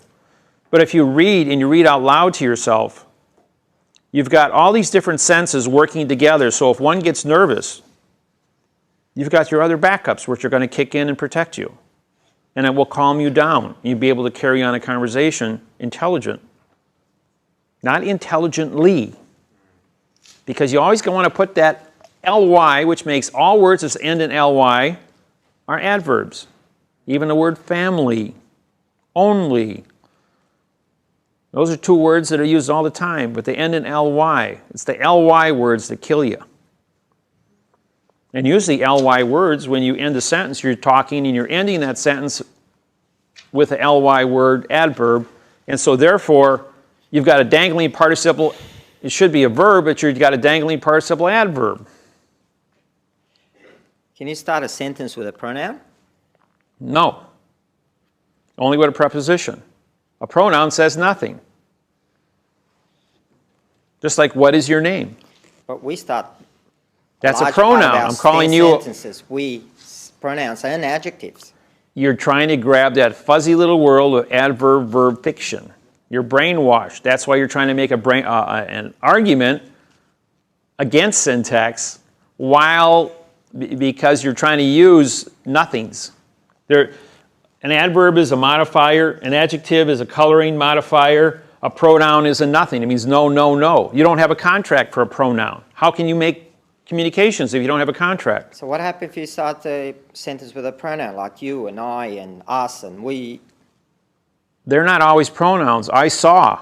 I can be, in this case, I saw, it's adverb verb. Or I am. I is an adverb making am a verb. Or I can be the pronoun and am is the adverb because it connects to it in front. Both of them are wrong. So what you're saying is that if you use a pronoun or personal pronoun at the beginning, then it changes to an adverb if it's followed by a verb. No. In other words, if you're saying pen is a pronoun, is an adverb. Mm-hmm. Is pen would be an adverb verb. Both ways is wrong. You don't have a fact. You don't have a sentence. You don't have a prepositional phrase. You don't have a verb of thinking. If you got a verb thinking, where's the fact that you're going to be thinking about? You got to have 13 words to make a legal sentence. That's the smallest sentence you can possibly write, is 13 words. Anything less than that, you're just blowing smoke. So can you give us a running description of how a pronoun becomes an adverb? Like I said yesterday, if you ask me for a pen, I'll hold up a pen. If you ask me for a penny in Maori, I'm going to hold up a coin. But in Maori language, it means pen. Did you hear what I said, what I said, what I meant, what I said, what I meant, what I said? We got to have a communication. There's 5,000 languages out there. You're only thinking in one language, English. And English, E-N-G, is actually a D. In 1750, the English changed the D to a G because it was endless, end of contracts. Somebody finally figured that out. So they changed it to a G so people wouldn't look for the word end, which means no. England was the end of the world, of Europe. You fell off it. Well, ever since Columbus in 1500 or 1492, they know that there was something else out there, and then people started exploring the world. All of the rules that you're talking about with syntax now and how words change and adjectives, are they all in the book, like from someone that's a beginner? Like Styles, back in the hat? it's in the styles manuals of all 250 countries. But where do we learn that if someone's just beginning to try and grasp an understanding of that, is your book? My book explains it all, yes. My book explains it over and over and over again, to the point it becomes doublespeak. You can get on my internet site and look at it too. Yeah, I had a look at the internet site, couldn't read. That's only because you haven't come to the seminar and been exposed to all the things, the conversation. Fair enough.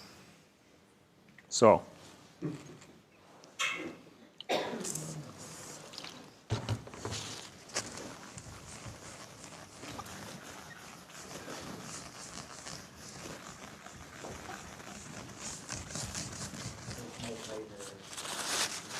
We don't need paper. We need a washcloth or something, because paper doesn't do a good job. We need.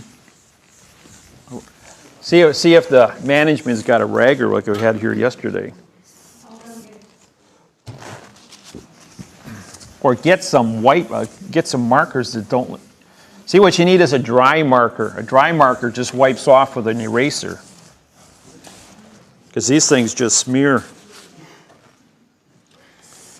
Yeah, if you ever take and accidentally grab a permanent marker and you put it on a whiteboard, the only thing that'll take a permanent marker is a dry marker. You immediately use that to erase the permanent marker and it'll come off. It's the only, it's because of the chemical that they put inside of it. And these are a little bit better, yeah. That's a real coarse paper there. Yeah, that'll look better.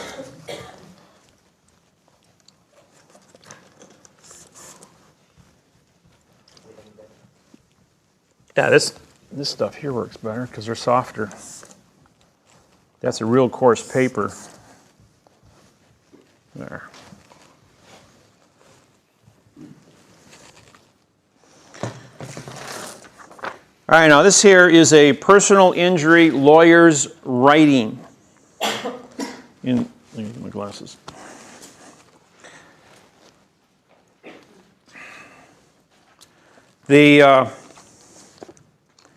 We're not going to use any names here because to protect the innocent. But this case has been going on for 3 years. The lawyer in this case is becoming frustrated because he can't get the insurance company to settle with him. Now, when you write a legal contract, there's a law that says you cannot sign a blank sheet of paper, and a paper must have 2 legal sentences on it. As you can see, there's only part of a sentence that was brought over from the backside of this one. So this is not a legal sentence, nor is the autographs legal because they're both initials. You have to actually autograph something, not simulate it. And then the claim section is put into a box because Federal Reserve notes or non-conclusive contract values are not legal. So therefore they box it, and anything in a box is an enclosed area and can't be considered. So therefore all of your IRS claims that they send you here in Australia, or the same as in the United States, are all boxed, written in adverb, verb, double spaced, and italicized. So they're using 4 conditions of fraud to remove it and create the illusion. We then take, how do you fight your case? How do you get a settlement from an insurance company? Well, this insurance issue here is the same as my mom and dad. They were involved in a car accident. They wanted to give my mom and dad $2,000 and they were senior citizens and they both had back injuries as a result of this car accident. This is an injury case also. It's almost parallel to all the experience I had in my dad's case. So, and my dad was, the insurance company sends out 350 questions for interrogatories that they want him to answer, giving him all his personal history of his life going back to when he graduated from high school and he's 72 years old. And he's going, this is ridiculous, and they want this before they're going to pay me. And I'm going, don't worry about it, Dad. I'll take care of it. So I went through and it says adverb verb, says nothing, has no condition. And I went through all 350 questions. It says this doesn't pertain to the car accident. Send it back to the insurance company, saying you can't read and write, your paperwork is all fraudulently conveyed, your questions are nonsense and have nothing to do with a car accident. Chuck it. And he did. So then the lawyer that they had would not take their phone call. So I called him up and I says, I've syntaxed the work that you've done for the insurance company. And by syntaxing the language on the page, you have, my parents paid you money and hired you because you have risk management insurance to guarantee that if there's any physical damage in the contracting of your conduct, that the insurance company will pay the damages, better known as malpractice. So I said to the lawyer, the language that you are using is fraudulently conveyed, and now you're talking about money. So this is bank fraud.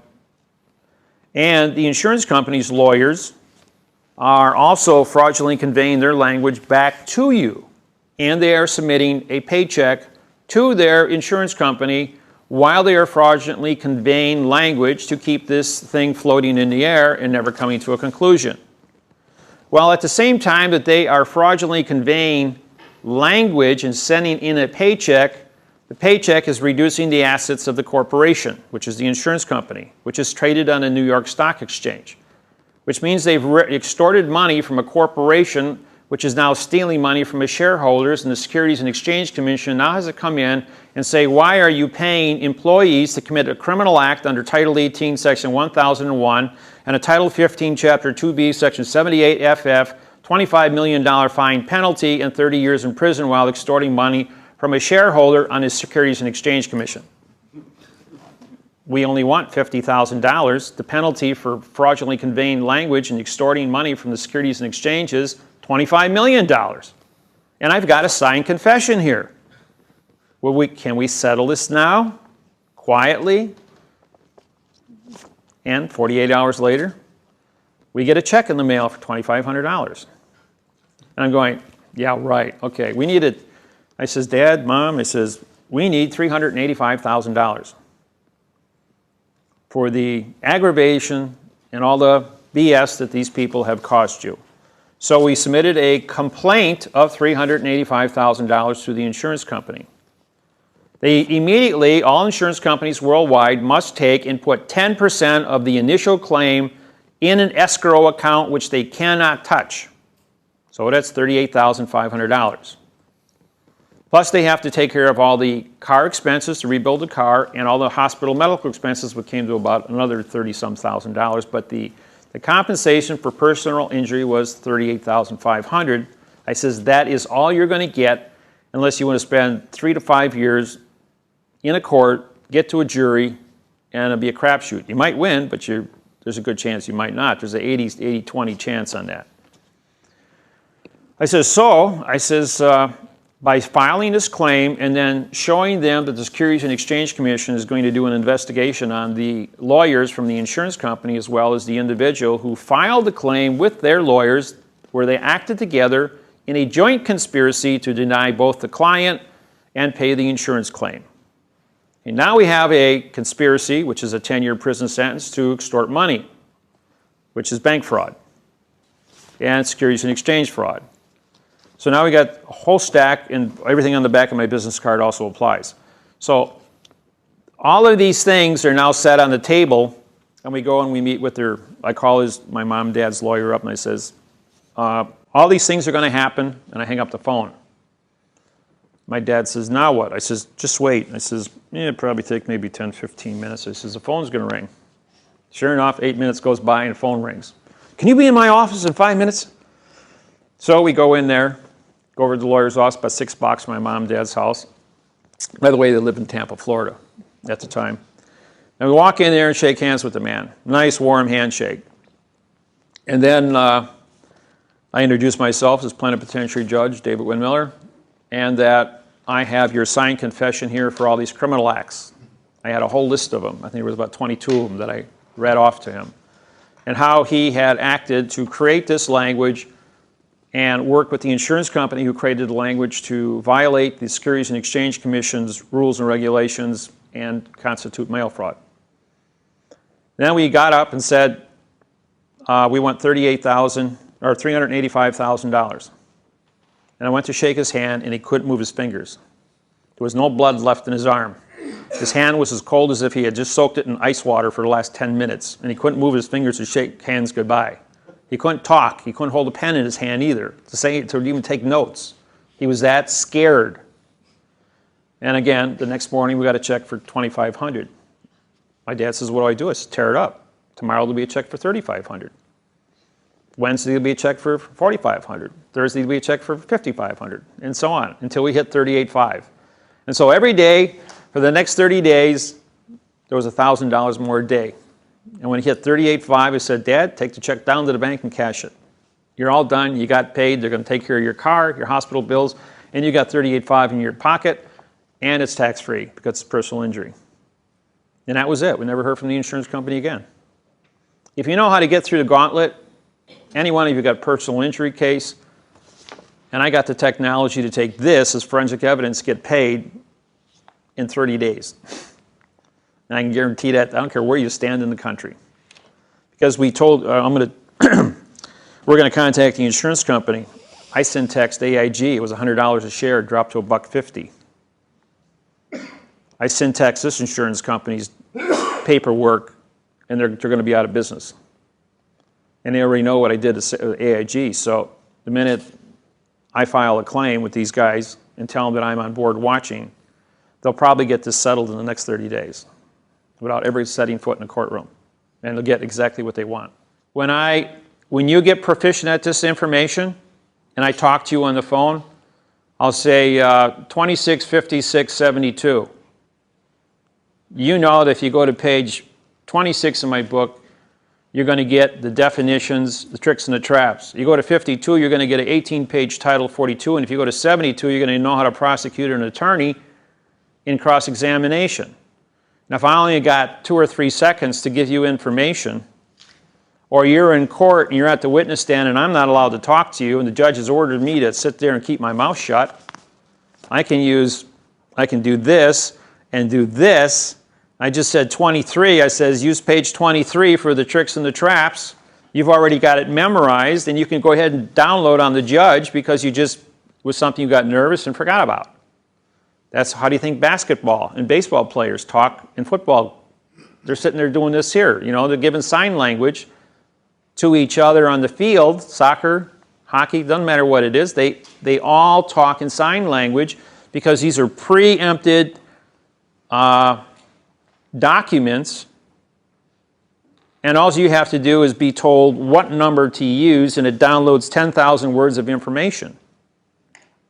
That's the unique thing about this technology. You can help each other once you read the book and you know where the page is. Pay attention to the pages, because if you work out a code with somebody else and you need a partner in court, he can talk to you through sign language. You know, he just sit there and do this, do this. You know, because when a judge talks to the DA in court, and you won't even see this happening, and Stephen showed you this, a little bit of this yesterday, when we're cross-examining, the judge is doing this here, meaning talking to the DA, saying, you open your mouth, you ain't never going to have another case in here. Or the DA is asking for prison time in a case, and the judge is sitting there doing this here, which means I want 4 years in prison. The DA is sitting there going, no, I want 5 years in prison or 10 years in prison. And the judge says, no, I'm only going to give him 3. And the other guy, the other prosecuting attorney, he's there and he's going, well, how about just 2? You know, so they're having a conversation like this, using their fingers on their face. And they got this all rehearsed in the back room as they're going to negotiate in court. And they'll be talking one thing, but they're actually using fingers to articulate how many months or how many years this person is going to go to jail. So pay attention to the sign languages that are taking place in court, because if you know how it's being done, and I was in the gallery and these guys were all doing the sign language, and I says, excuse me, court reporter, these guys are talking in sign language and you're not getting the whole story here. And she got up and walked out of the courtroom, and the case was called because they didn't have a court reporter. And they got caught.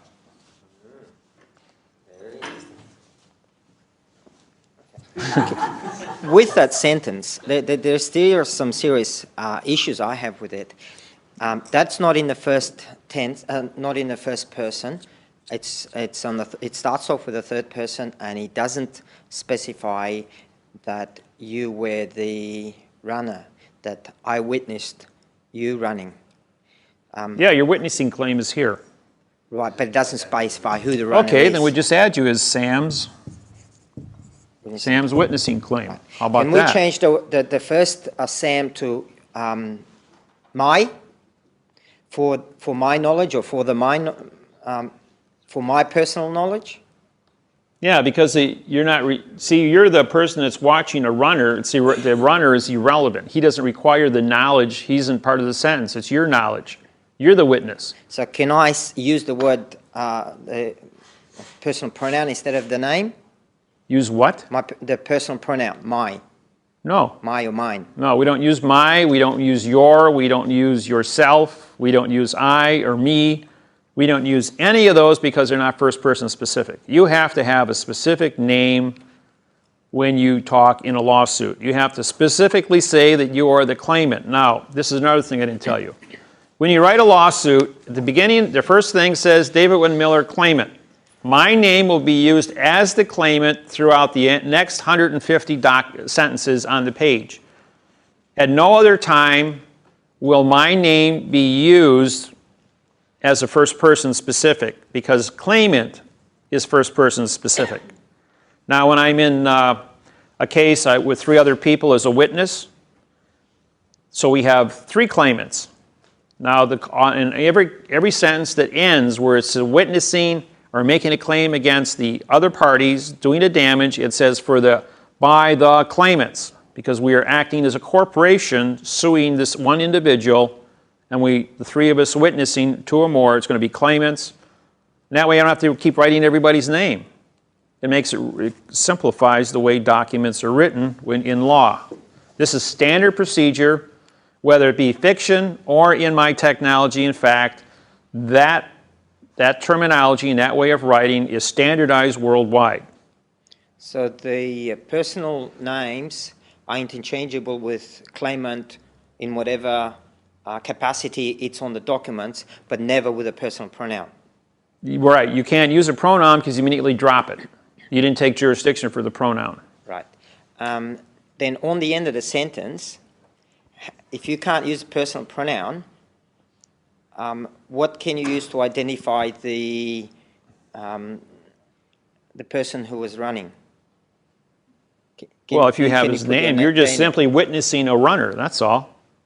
Right. No, I'm making a witness that I can identify the runner, not just witnessing a runner. You want to identify your son as being the runner? Then put his personal name in here. And you can go here for Sam's knowledge of and then put a specific name and drop all this, take out one runner and just put a specific name, is with a witnessing claim of the one runner. Who's the one runner? Well, instead of one runner, it would be your son's name as the runner. Right.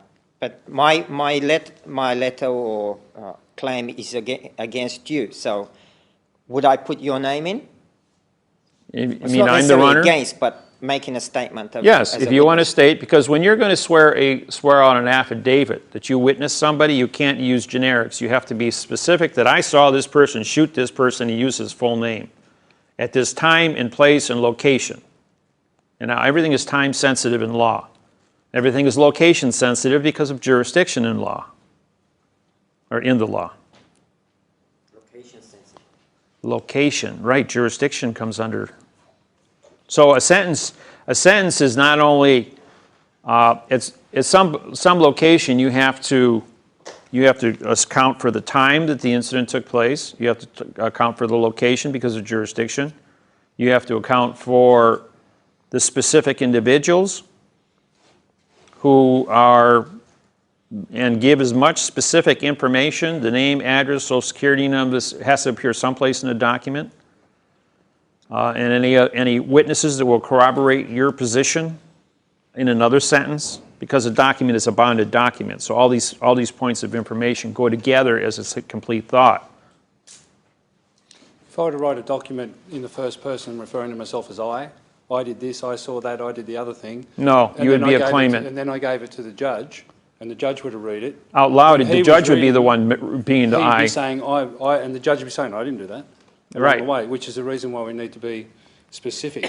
That's So- why you're a claimant. You see, gold miners didn't file mortgages, they didn't file promises, they filed claims, because claim and gold go together. That's why we use the word claimant. It's the strongest position of who you are. You're not a defendant, that's no contract. You're not a petitioner, because you're not there yet. A petitioner is asking permission in the future, but is not a claimant because he has knowledge firsthand. You're not a respondent, which means no spoken contract. Now you're mute before the court. You don't want to be a respondent or a defendant. You are either vassally, which is a servant employee of this document because your name's on it. You are better known as the United States. Two or more people coming together on a contract is the United States. The United States is defined as two or more people. You can either be the claimant or a vassalee. V-A-S-S-A-L-E-E. The word vassalee, I copyrighted in 1999. That word never existed. Look up EE in any dictionary, it says employee. It's a fact, it's a word. EE is a fact. You can use it in a Scrabble game. And that vassal is a servant. A vessel is V-E-S-S-A-E-L, and vassal is V-A-S-S-A-L. And vassal is a servant employee of the paper. So if your name's on here, it's been stamped, you're under postal contract for commerce, they can't get out of it. Yes? Thank you, David. You mentioned page 23. Is this the book? Yes. 23 is not in here. Am I missing something, or? Oh, it isn't? Well, just misnumbered, that's all. I write the numbers in by hand. Okay. It goes from 22 to 24.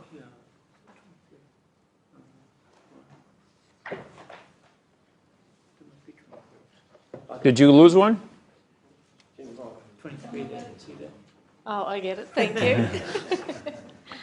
When I did those, because we made changes in them constantly, where I would take something out of content and say, well, this document isn't big enough, and I'll add 2 pages. I'll have 23A, 23B, because I didn't have time to rewrite all the numbers on all the pages from the master book that I have.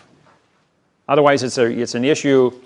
The master program, in other words, in my computer, was destroyed when my computer was burned up in the fire. And so the documents that I have that were completed have not been hand retyped all back into the computer. So when we were going to change only 1 page between printings of one book and another book, I didn't have time to go out and hand type the entire 107 pages. That's 9-point print. That's about 3 months of work for me. I'm not a speed typer. I'm still one finger here. Yeah. Oh, time? They want to take your 10:30, 11 o'clock break? I noticed your book was all in uppercase, shout. Any Shout, particular reason right. for A that? shout is a command. You must be obeyed. You see, the government said, this all came about in the Moser case with the Secretary of State of the state of Wisconsin. No, excuse me, the Attorney General of Wisconsin. I sued the Attorney General of Wisconsin for fraud in a lawsuit back in 1996. And this was in front of Judge Moser, the 96-year-old judge. And he went ahead and said, Mr. Miller, why did you write all of your 12-page document in uppercase? And he says, I noticed the E is a little higher too. I says, well, I had a 1952 Bell typewriter. He says, you know, he says, that's the same one I used when I went to law school. He says, that damn E always, they had a kicked up. He says, that was the old ribbon, you know, the old ribbon typewriters you see in the black and white movies. Well, that's what I wrote my very first lawsuit on. And he kind of chuckled with that. And he says, how come you didn't write it in lowercase? I says, well, the lowercase key is busted on there. He says, well, how come your name's in upper and lowercase? I says, because I had to use a needle-nose pliers to pull the key up and then tap it with a screwdriver to write my name in upper and lowercase to make it work, and to do a whole document like that would be kind of redundant. This was when I was real poor and starting out, you know. So he says, well, I got to give you credit. He says, how long did it take you to type this? I says, 4 months. He says, just with one key at a time and making sure that the typewriter was working right and replacing ribbons. He says it was quite a mess. He says, yeah, I see all the smudges on here. So then he turns to McDermott. Now, McDermott was the Attorney General at the time of Wisconsin. He says, how come you wrote all your lawsuits back to Mr. Miller in uppercase? He says, well, I didn't know what he was doing, so I copied him. He says, you're the Attorney General. You're supposed to know syntax. The Attorney General says, what's syntax? Well, after the judge got on laughing, he says, all right, he says, it means shout. And that's when he educated me on the word shout and what I was doing. He says, it's a command that must be obeyed. He says, because you wrote in syntax, a syntax command has jurisdiction over an adverb verb, which doesn't say anything in shout. It's just shouting nothing. Now, I won that case because I wrote it in shout and I wrote it in correct syntax, and that's why my book has always been in uppercase shout, and so is my website. Now, even when I type on the computer, when I send messages back and forth on my emails, I put it in uppercase, and a lot of my students come back and, what are you shouting at me for? Some people know about it, but it's a word that most people don't know about. That's it. You guys satisfied with this? And I'll put another sentence up. Take your break, and while you're taking your break, I'll do the writing. Yeah. David, can you please talk about, you mentioned about your near-death or death experience. No, I wasn't near death. I was legally dead by all medical reasons for 35 minutes. Can you talk about that? And can you sort of talk about around your purpose, around what you're here to sort of, the big picture around what you're to communicate and what the end game is? And also, some people make comments about walk-in energies and conduiting and channeling information, data, where that's coming from for you. Well, okay. How many of you remember the old TV series? I don't know if they broadcast this down here. Well, I Dream of Jeannie by Barbara Eden. Some of you saw that, okay? Well, I was 18 years old one day, and I was watching that on TV, and Jeannie's father came in. He was the big Zen and took away Jeannie's powers and gave them back to her at the end of the show. And after the show was over, I said to myself, of course, the fantasy of genies and having all the power in the world. What is power? The word power is meek, M-E-E-K. The Bibles all around the world tell you that the meek shall inherit the earth.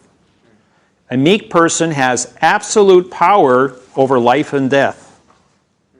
And he uses it to teach people. He's a teacher. He does not use his power to hurt anybody. That's what the word doctor means, isn't it, teacher? Doctor?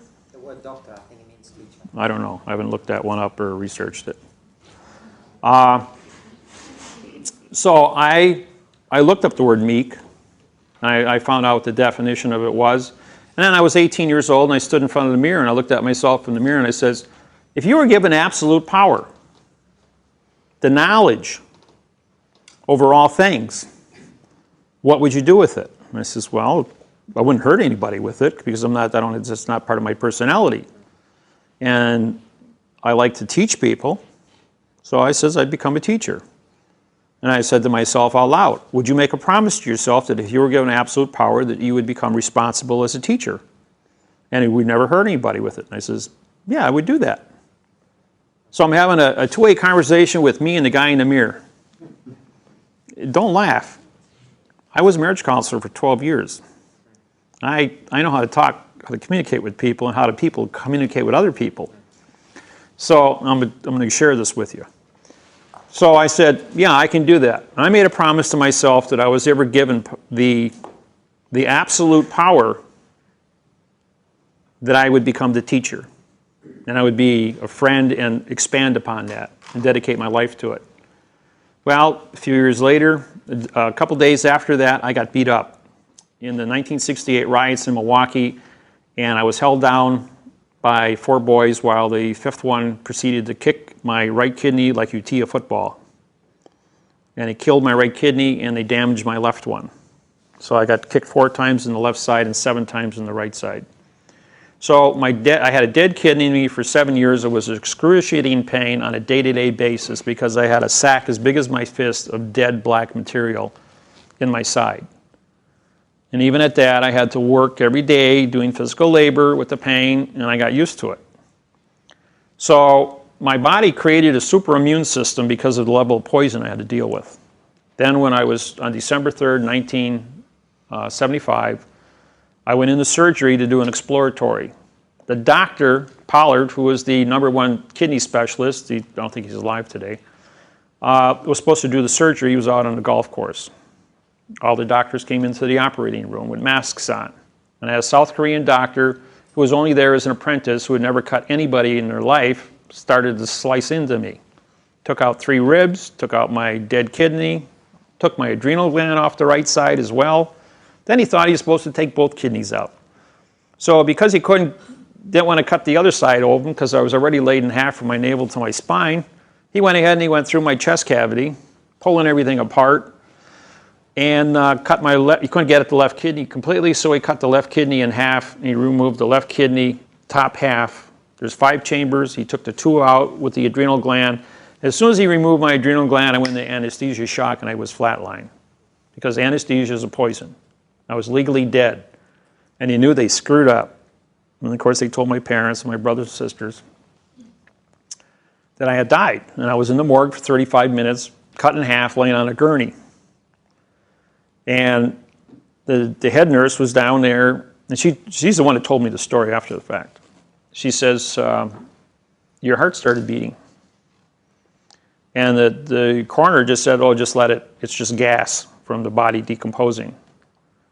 And she went and she pulled my eye open with a flashlight, and she says, no, his eye's responding, his brain's alive, we got to sew him back up. So they called the Code Blue, rushed me back upstairs, took them 11.5 hours to put me back together. After, they couldn't figure out why I was alive without adrenaline. And when they did the blood work, my endorphin level was 60 times higher than a normal person, which is an amino acid with no adrenaline in my system. I had been completely altered for some reason. Now, the adrenaline that I have, the endorphin that I have is an amino acid, which is the food for the brain. After I found out over the years of researching why I was still alive, and the hospital continued to maintain my blood type every month, take blood samples to see why I was still walking around, because you can't live without adrenaline. And having half of 1 kidney, I didn't require any dialysis either. And I was in perfect health. And I also had a 25 heartbeat. Anything below 40, you'd be in a coma. And I'm walking around with 25. And I did this for 35 years with 25. Till I electrocuted myself in my garage and it went up to 60. Kid you not. I forgot to unplug the extension cord when I put the end of it together, and I grabbed it with one hand, the socket and the screwdriver in the other, and I took 110 across the chest and reprogrammed my heart from 25 beats a minute to 60 beats a minute. Now it's back to like 30 beats a minute right now, 30, 35. About at 3 years I had a lot of energy. But the endorphin levels, and with me staying awake and maintaining an A average in school, working 2 full-time jobs at the same time, not sleeping, my nephew comes to me. He's having trouble staying awake. He's going to computer school, and he says, Uncle David, he says, how do you do it? How do you run 24 hours a day without sleep, go to college, and do all these things that you do, studying, working. He says, what's your secret? And I says, well, it's the endorphins. I says, the endorphins that I have are brain food. Now what they've done is they have accelerated my IQ from 140 to over 200 because it made neurons. Remember the movie Phenomena with John Travolta, where he had a brain cancer, which was fibristic and connected brain cells? Well, that's what happens with you increase your amino acid in the brain. You take a 400% dosage of the amino acid, which is the brain food, and it causes your neurons, instead of having 6 contacts per nerves, I got like 20. So the exponential contacts of all the nerves have given me a brain that's like a supercomputer. And then it grew both of my brains together. So I only have one brain. I don't have 2 hemispheres, I have one. They did this in a CAT scan to prove this because of all the connections. So I'll do this for you as soon as we get the board off of here. I write with both hands frontwards, backwards, and in both directions at the same time, legibly. I can write left-handed as easy as I write right-handed. Frontwards, though, I don't have to do this like Obama does. So I can, my left side can see my right side, and my right side can see my left side. And while I read left to right in subject matter, I read backwards at 400 words a second in math codes. It's kind of something that only I do. I can't teach it to anybody. It's just something I do. And it allows me to absorb huge amounts of information. People bring me lawsuits. I did one last night for an hour. I had I think it was about 100 pages, 120 pages to read in an hour, and then come up with all the solutions of how to solve the problem with all the laws, rules, and regulations. And to me, it's just a cakewalk to absorb that much information and process it. Same thing it is to break down sentences and show you what the secret codes mean. And what we're going to do here, well, I'm not done with this. The amino acid, everyone in here has amino acids that feed your brain. Now you have, I believe it's 14 or 18 different blood types and groups, and there's 8 amino acids in your body. So your chances are 1 in 64 that you're going to hit the right one. If you can isolate the amino acid based on your blood type to feed your brain, you can go to one of these nutrient stores like GNC. That's what we have up in the United States called GNC. It's a nutrient store. And you can isolate your amino acid for your brain and take a 400% dosage every day. You can increase your IQ every day. Now, when I was in Denver, I had a man who was involved in an automobile accident, and he had part of his brain removed, and he was mentally retarded when he came to the seminar, could barely speak. And he found his amino acid, and he went on a 400% a day dose, and he also used a frequency zapper to accelerate cell regeneration. And he came back to a seminar 12 weeks later. He had a full-time job, and his IQ went up 60 points. He went from mentally retarded to being a normal person, carrying on a normal conversation with anybody, and having a full-time job, and he got his life back. And he'd sit up and did a testimony for all the people in the audience as to where the people met him the week when I was there the first time, and they came back 3 months later, and the same people came to the seminar. And now they got to see this man who had recovered from being mentally retarded to being a normal person again, because he was taking the amino acids to rebuild his brain. So anybody can do it. You just got to figure out what it is. Now you would have to go to a doctor, have your blood analyzed, isolate the amino acids that are in your blood, and then find the one that's specifically generated for your brain, and you got to get a doctor to cooperate with you. And usually anesthesiologists are the ones that specialize in the blood chemistry, because they have to use anesthesia with the blood, and they got to cook this formula up together. So they would be the people to go to. Your country might not allow this. And you know what the most dangerous person in the world is? An educated person. Look at what I'm doing with education and the way I've flipped planet Earth over, having syntax. So I was given the gift of, if you ask a judge what does syntax mean, he says it is the most powerful thing on planet Earth. He who controls syntax controls the world. Because this technology disqualifies everything that's ever been written, and the most expensive, the highest paying job around is brain surgery, followed by contract writers.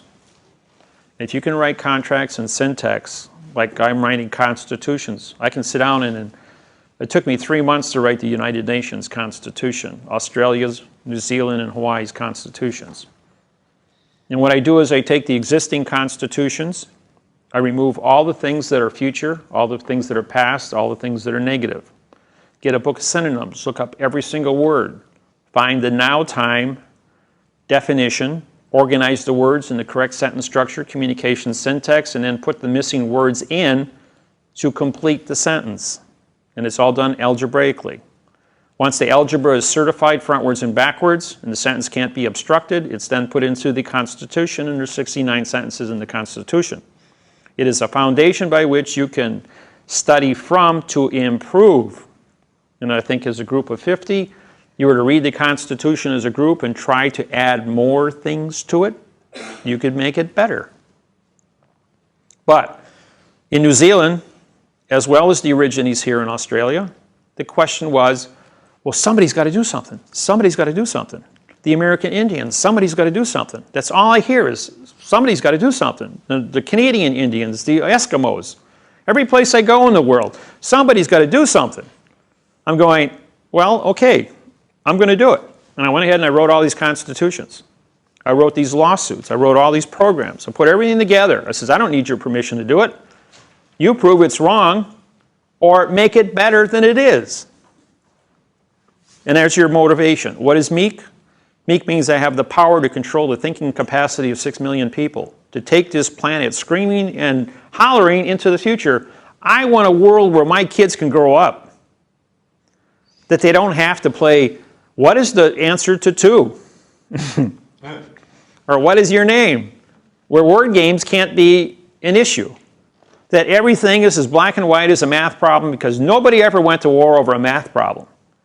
So I broke the code and I wrote the language in a math problem that no one can argue with. It removes anger. Some of you people have been like, I don't know, how many seminars have you been to now, Steve? 12? Besides the ones you do? And even the ones that he does when I'm not there. There's a philosophy of this teaching program because it's a math procedure. Your brain is looking at things mathematically. It's not looking at it from an emotional standpoint. Even me talking about religion yesterday. Who is God? I didn't see anybody in here get upset because I watched your faces and you all smiled. You said, that was how I learned religion from 1,000 different sources. And it was so unique to me that nobody else can tell me who my God is. And it's the same thing with this technology. Whether he teaches it or I teaches it, the audience are at peace with it because it's a math procedure. It doesn't irritate the brain of, this man lied to me or told me something that wasn't true. And after 940 seminars in front of tens of thousands of people, and nobody gets upset, we must be doing something right. And we don't get any negative feedback. And I want to make another statement about the scam site on the internet. All the people that are involved in the scam site were criminals, committed criminal acts, and went to jail for criminal acts. They tried to use truth to get out of criminal acts. Didn't work. So they went ahead and they put their thing up there saying, truth doesn't work to save me from me doing something bad. And this girl called Colleen Darling Lloyd, who claims to be my wife, she worked at an employment agency. She downloaded my credit report, got my social security number, and then had 4 MasterCards issued as my wife because she had all the classified information under identity theft. She did it to 12 other men as well. She then went on a shopping spree for $100,000. She took $4,000 off of my card alone. Yeah, and I prosecuted her and put her in prison, Utah State Prison for 5 years. And she worked for an attorney when all this was going on. He bought the Las Vegas Times newspaper to slander me. And she used to be an employee at that newspaper. And she followed this program because she got arrested several times and put in jail for wrongdoing. And I had her cases dismissed because I was doing seminars in Las Vegas, roughly 14 different seminars, and she came to follow the program. And because she felt that she was writing all these good articles, she was had a, what's the word I want on here? She looked at me as being her savior because I could always make her lawsuits go away. And she wrote good articles in the newspaper because all the lawsuits I won in court in Las Vegas as well. And then when lawyers were being embarrassed and judges were being embarrassed, the Lawyers Association bought the newspaper and then slandered the truthful language. And she had to work there and either slander or get fired. Well, she got fired because she wouldn't slander. Then she wanted compensation, got herself hooked up with 4 other scam artists, where they're better known as grifting, and then went ahead and downloaded and thought they could steal and not get caught. And they got caught and they went to prison. And if you read the article, it's all up and down. Emotionally, it's a disturbed individual who did some bad things. And then wrote this article and put it up there on the internet. I have a disclaimer up there as to all the different scam issues. I've never hurt anybody or taken anything from anybody. People that go into court half-baked get half-baked when they come out. If you don't have knowledge, like I said, you go from that wall to that wall. How many mistakes you get to make? If you don't study, this is not a 10-hour program. This is not a 50-hour program or a 100-hour program. This takes an average person 200 hours to become proficient, just to understand what this sentence means and how to break it down. Most of my students that are good have 2,000 to 10,000 hours of study. I've got 74,000 hours of study, and I've been at this for 30 years. But this is my calling in life. This is my job. This is my contract with my God, that I will be a teacher and teach quantum correct mathematical facts. And that's my spirit. I want to make sure there's a world for my kids and a world for my grandkids. And everybody that has seen this program, it changes you.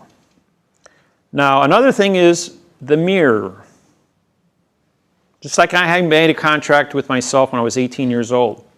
A husband and a wife, or a boyfriend and a girlfriend, you have problems. When I talk to you, I can't see my facial expressions. I can't see my eye contact. I can't see who I am and what I look like as how I present myself to you. Nor can you see what you look like talking to me or looking at me. I can see from your facial expressions, your body language, your smiles, if I'm making sense to you because you smile back at me, because you're learning something, because the mind is always happy when they're active. So if you have a problem with yourself, stand in front of a mirror and talk to yourself if that's the only person you trust. If you have a partner, or if you have children and you want to have a discussion with your kids, don't talk to them face to face. Stand in front of a mirror. Now you got 4 people there. You have to look yourself in the mirror, you have to look yourself in the eye, and you've got to talk to yourself as well as the person standing next to you. You have to see and listen to yourself. Right now you just listen to yourself, but you don't see yourself. And when you see your own body language, 80% of communications is body language. So now you get to see who you are and how you perceive yourself to the world when you talk to yourself. And you'll learn much more about who you are. And whether you're talking to your child or talking to your spouse or your girlfriend or boyfriend, you'll be able to solve communications because you see body language and you get eye contact feedback. It's very powerful information. And it makes a difference between getting a divorce and staying together.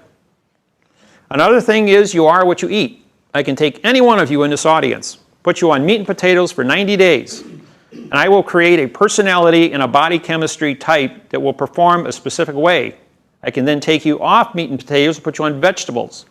And in 90 days, I will completely change you, and you will be a different personality and a different person. I can then take you off of vegetables and give you nothing but fruit. And in 90 days, I will change you again, and then I will put you on junk food. Crackers, potato chips, whatever, you know. And I will change you again.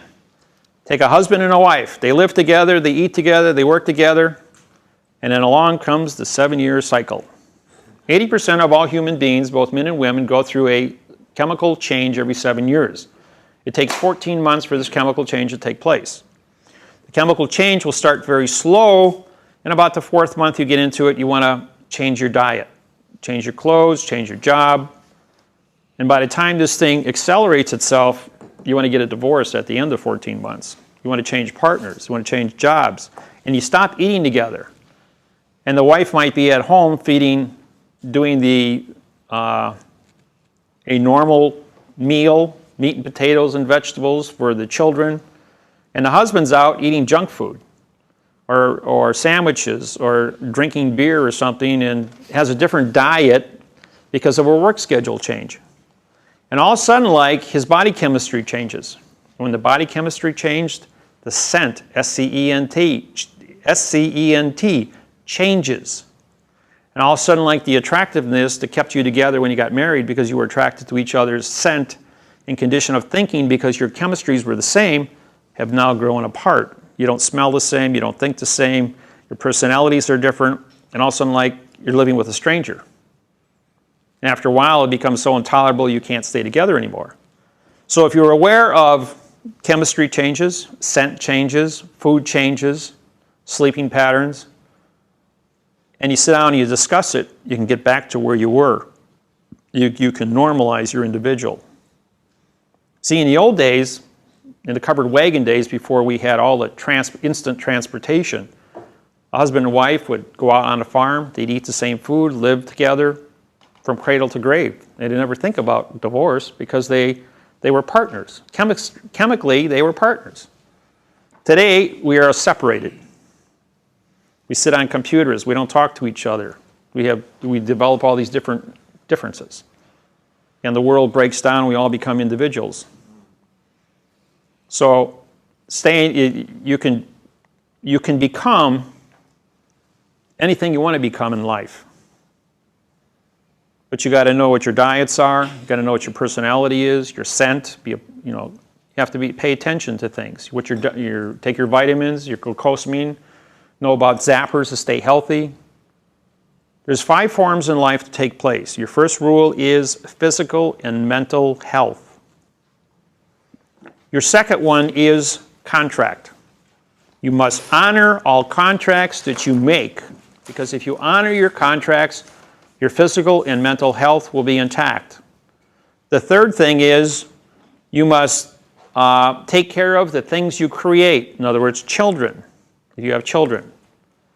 Because you created an entity that's going to grow up, because if you take care of your children, they are a reflection of who you are, which affects your contracts and your honor, which affects your physical and mental health. The fourth thing is your job. You have to work. You have to have a job to support the children. Oh, wait, I got that wrong. Your job comes third, and then the children come fourth. Because you got to have the job to support your health, to support your contract. Because if you don't have money, you can't make a contract. And then your physical and mental health. And you get these things out of track, the whole thing falls apart. And then the fifth thing on the list is your spouse. They are an independent individual. Whether it be men or women, that comes 5 on the line because they have the same rules and regulations. They have to maintain their physical and mental health. They have to maintain their contracts that they honor. They have to maintain their jobs and ability to feed themselves, earn money, earn respect, earn whatever it takes in the world, and you both work together to take care of the children. And if you keep these 5 rules intact in your life, you will find that you will be successful throughout, and you will get through all the hardships you have in life. Anybody questions on some of these philosophies and issues? There's a lot of, I specialize in like 115 different fields because of the amount of reading I do. I've been a day trader in the stock market for 41 years. So I research companies that are developing medical technologies, sciences, engineering that are futuristic. And then I cross-reference this thing. Sometimes a company will develop something in 1980, for instance, 30 years ago, and it failed. It doesn't work in society. Well, next generation comes along, and then now it's 2000. The same company wants to go ahead and do the same thing. I'm going, that company is going to fail. It looks really good at first, I'll short that company because the project doesn't work. And it'll go high because it's an idea which nobody remembers 20 years earlier, and it'll slide off into oblivion and be worth nothing. So I'll make money on it. So by doing all this reading, when you put money on the table, $50,000, your learning curve changes when you want to study an object that you're going to buy and invest that much money in it. So you learn in depth. You learn about how the company is run. You learn about mechanics, corporate structure. That's why when I come into a country, I can go ahead and set up like the Origines. I can sit down, I can show them how to set up corporation, how to write contracts, how to have a corporate trust. That's what we did in Hawaii. Got the Hawaiians organized, had a corporate trust, educated them how to read and write in quantum, how to run a business as a corporation, have a board of directors, have elections, elect judges, have license plates, driver's license, insurance, so they have the right to travel and communicate with each other. We're not just a bunch of unorganized yahoos. And because the United States government has recognized the Hawaiian Kingdom and their ability to organize on a responsible level under Robert's Rules of Order, they are functioning and growing as an independent entity, and Hawaii is getting back their identity to become a sovereign island again. But Hawaii is owned by the United States Postal Service, it's owned by the Japanese Postal Service, and it's owned by the Chinese Postal Service, as well as the Hawaii Postal Service. There's 4 entities on that island. So that's, it isn't what everybody thinks it is. Japan regards Hawaii as one of their states, so does China. And with 35% of the population is Chinese, and 35% is Japanese, and 20% is white, and the rest are Filipino and Hawaiian. So it's a melting pot in the Pacific. And they're cousins to you guys down here, so. Think of any questions before I start on this? Yes? I think I heard on one of your discs that you're looking at the banks worldwide, and I think you're talking about a currency that you're setting up. Yeah, we're currently, since 1990, we went to the United Nations. We served 82 countries with bank treaties. This is a 115-page document, has all the notarized, the C.S.S.C.P.s.g.p, the Sea Treaty, the drug law. Russell Gould and I created this here. We have all the postal treaties involved with that, as well as the bank constitutions, the bank transfer of money, all done in syntax language. There is no money in the syntax world. We deal strictly in gold, silver, and minerals. We currently have, I believe it's close to 400 million tons of 999 silica, which is used for all computers and TV screens in a single deposit in Wyoming. That's our mineral deposit for our bank. But we haven't touched it. It's just, it's in the ground. These are crystals that are 60 feet long and 8 feet diameter. And it was discovered in 1953 while elk hunting, back when there were elk in the Rocky Mountains. And then we wrote a quantumized land patents on the mineral deposit, and we filed that with the Department of Interior.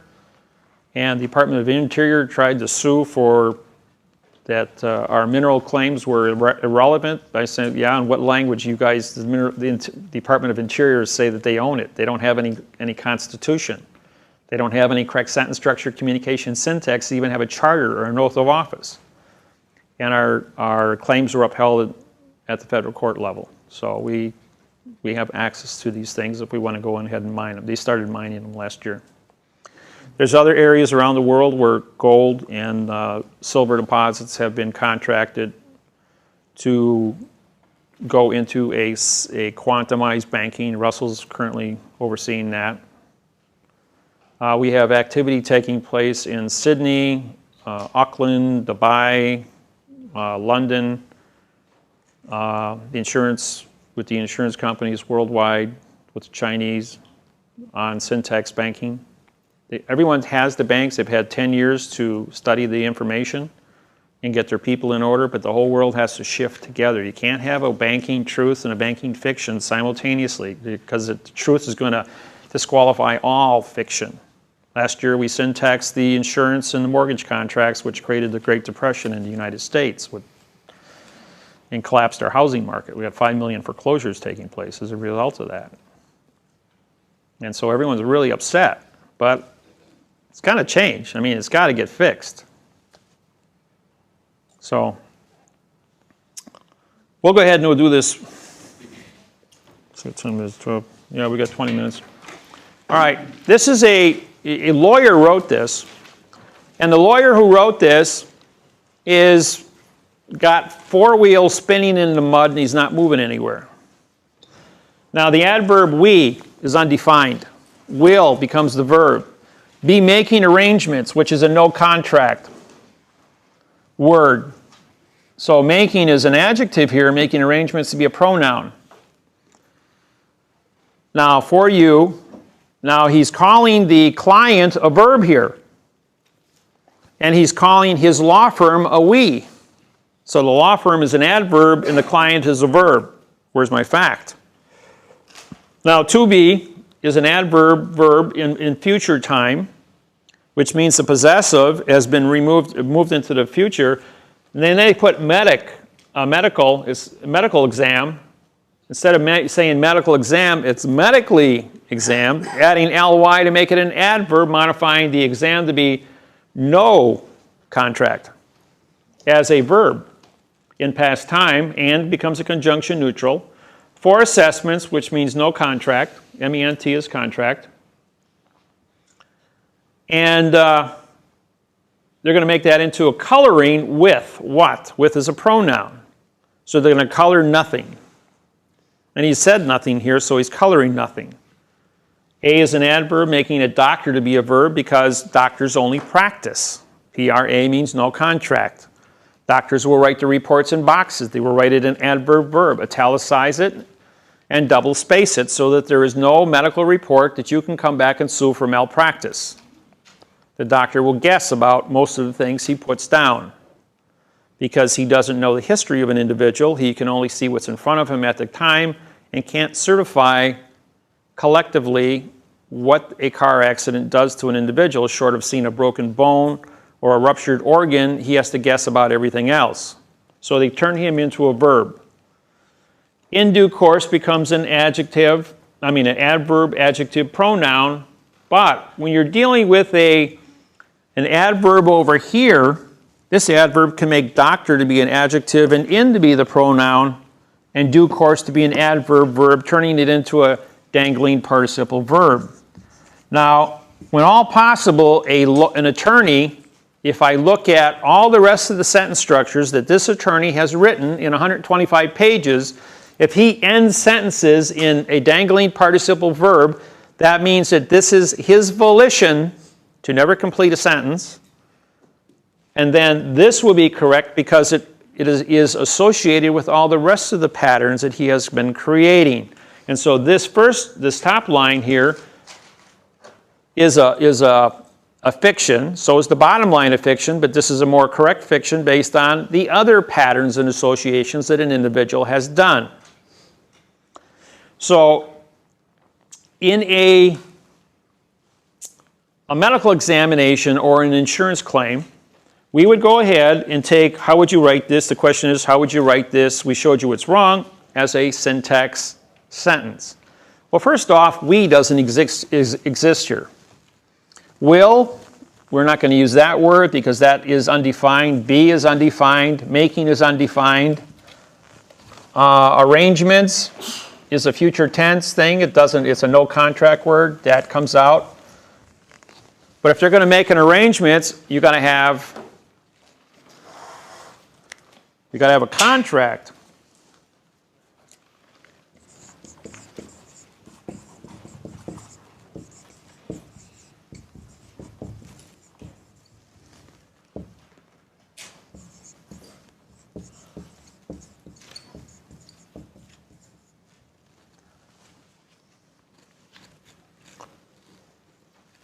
So the law firm is going to go ahead and have knowledge. Oh, this here is interfering with us. This is the word justice, J-U-S-T-I-C-E. J-U is no law, S is speak, T-I is title, C-E is judge. Judge title speaks no law. That's what justice means. You want justice? You get the same justice as everybody else gets. No law.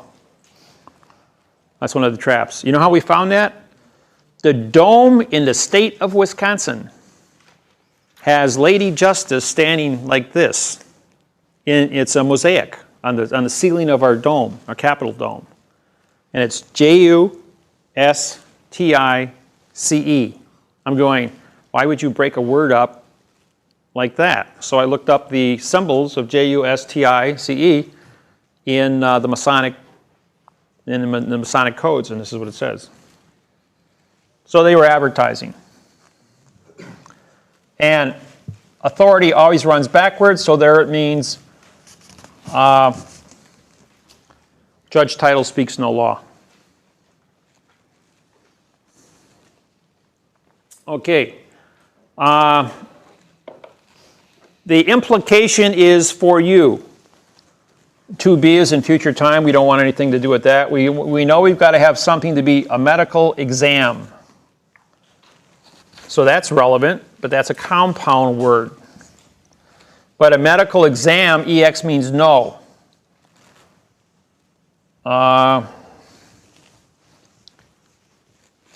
So for the law firm's knowledge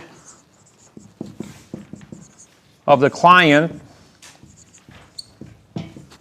client's damage is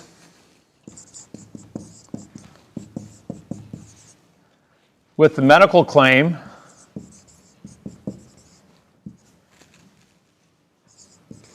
of, now assessment means no contract. We don't want to be assessed.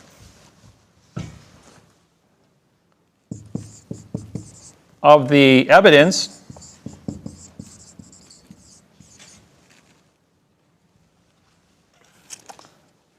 doctor's irrelevant, due course is irrelevant. Of the evidence with the damages, body damages, possessive bodies damages,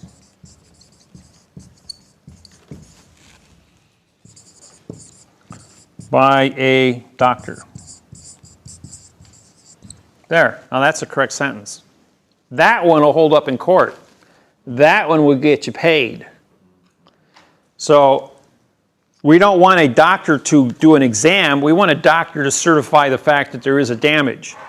In other words, show me a x-ray of a broken bone. That's physical. That's not an opinion.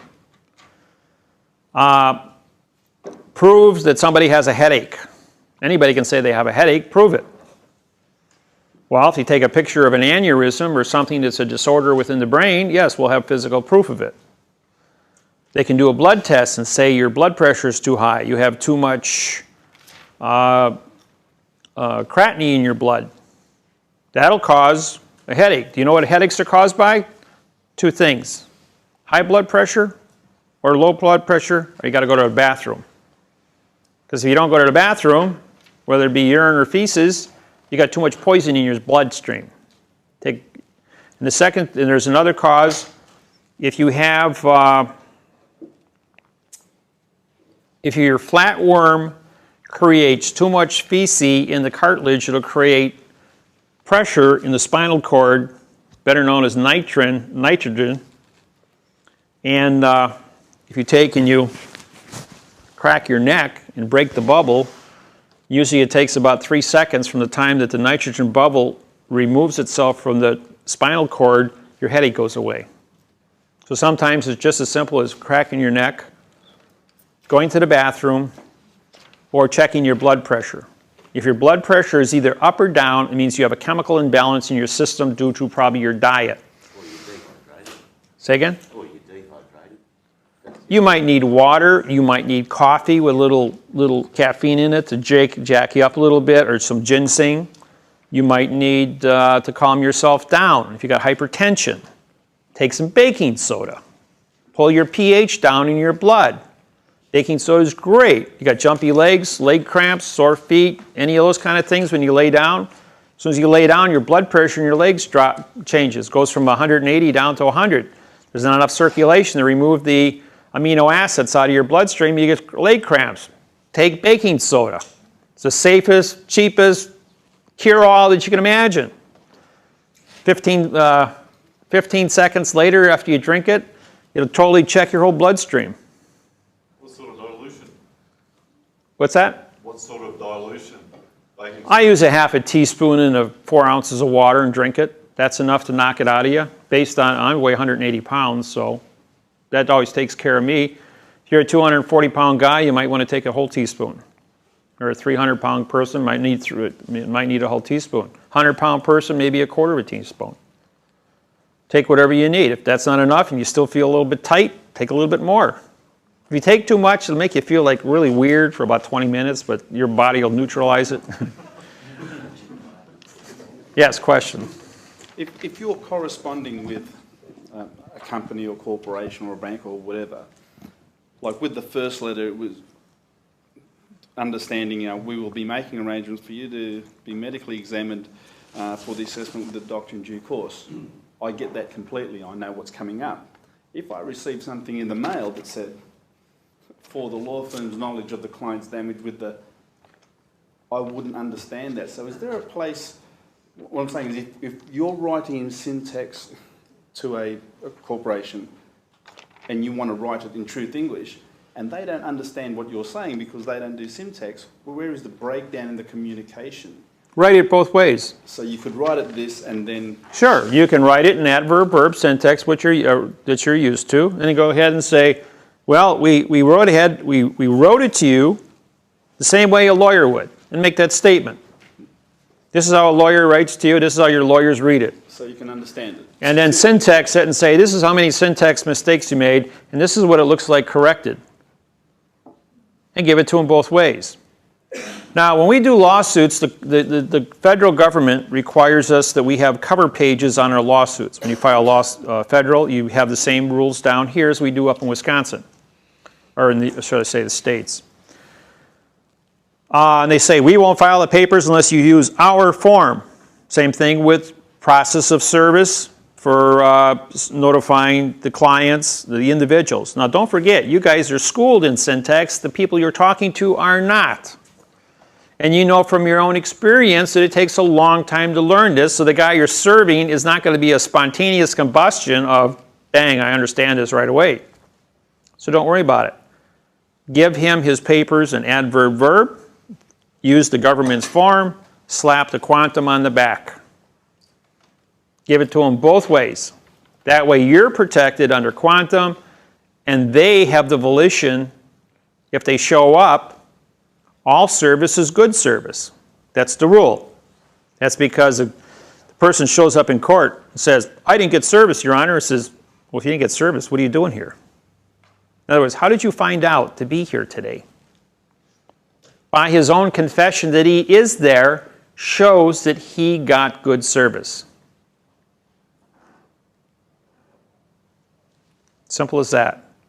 Your volition, your performance is what makes the contract. When we graduate from judge school, you get a hat that says, if nobody's talking, everybody's walking. Which means we need people to confess to anything that they do and everything that they do. We need them to get into an argument of traverse. It's just like I say to you, what is your name? Your instinct is to tell me your name. The correct answer is yours an adverb modifying the verb name. My name is not what? Is that a question or a statement? See, I got 3 different questions I could ask there. And if you maintain a level of questioning, it's called a demur, to get to a conclusion, which is a contract of communications, and the judge knows you have the capacity to communicate with him, he's going to know not to get into this discussion with you because you're going to educate everyone else in the courtroom. This is a case that happened in Tampa, Florida. Man comes out of a bar, 1:30 in the morning, drunk, takes a leak in the bush, pees on a vice cop who's standing there, pees on his foot. So the vice cop steps out and arrests him for lewd and lascivious and going to the bathroom in public. Now this is his 3rd offense, so it's a mandatory 5 years in prison and a $2,500 fine in the state of Florida. And you think the guy to have a little bit more sense, you know, after being convicted twice of this same thing. So he's in court, and his friend who had came to my seminar calls me up and he says, "Hey Dave, you want to go to court with me today?" And my buddy's going to court and he's facing 5 years in prison. And you see what you can do to help him. So there's roughly 100 people waiting to be heard in front of this court for traffic offenses, misdemeanors, little jaywalking offenses, you know. And the judge tells the bailiff to pass out these. You can plead guilty,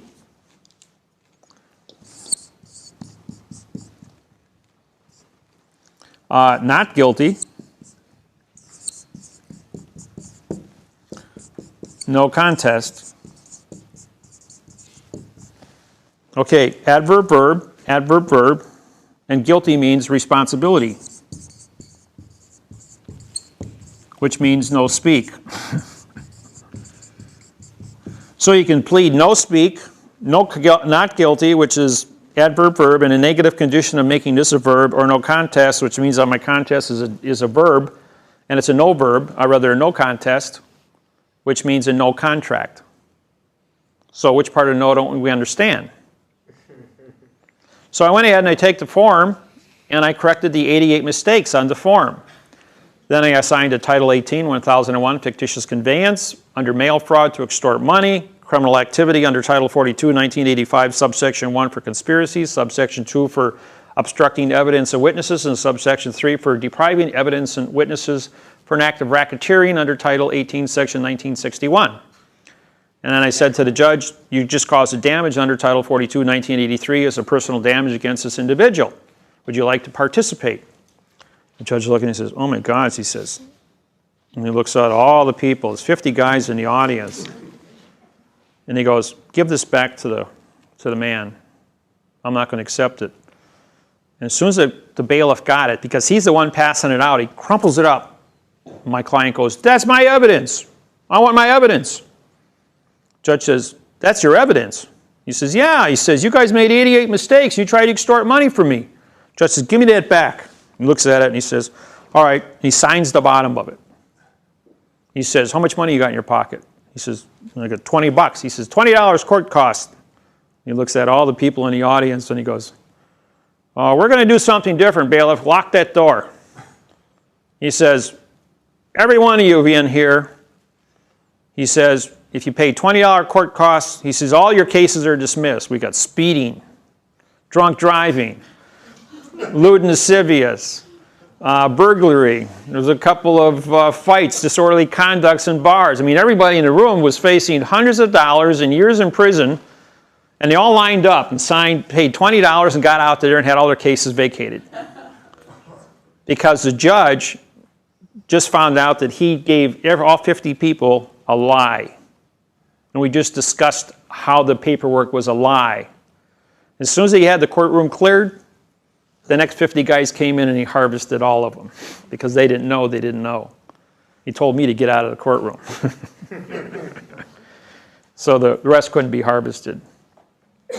So, but that's, I was in Milwaukee. I had a parking ticket. I sat there. A guy had a 125 mile an hour speed violation in a 55 zone and got $20 court cost.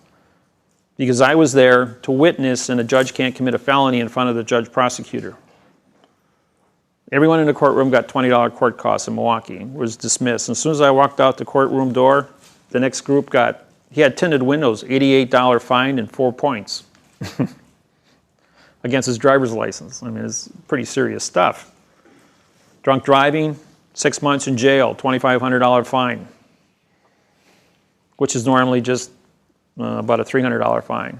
But he threw the book. They had to reharvest everything that he lost before that. All right, on my 2002 tape, and probably secondary and third, fourth, fifth, and sixth part of people telling the story over and over again and how it's been moved around the world.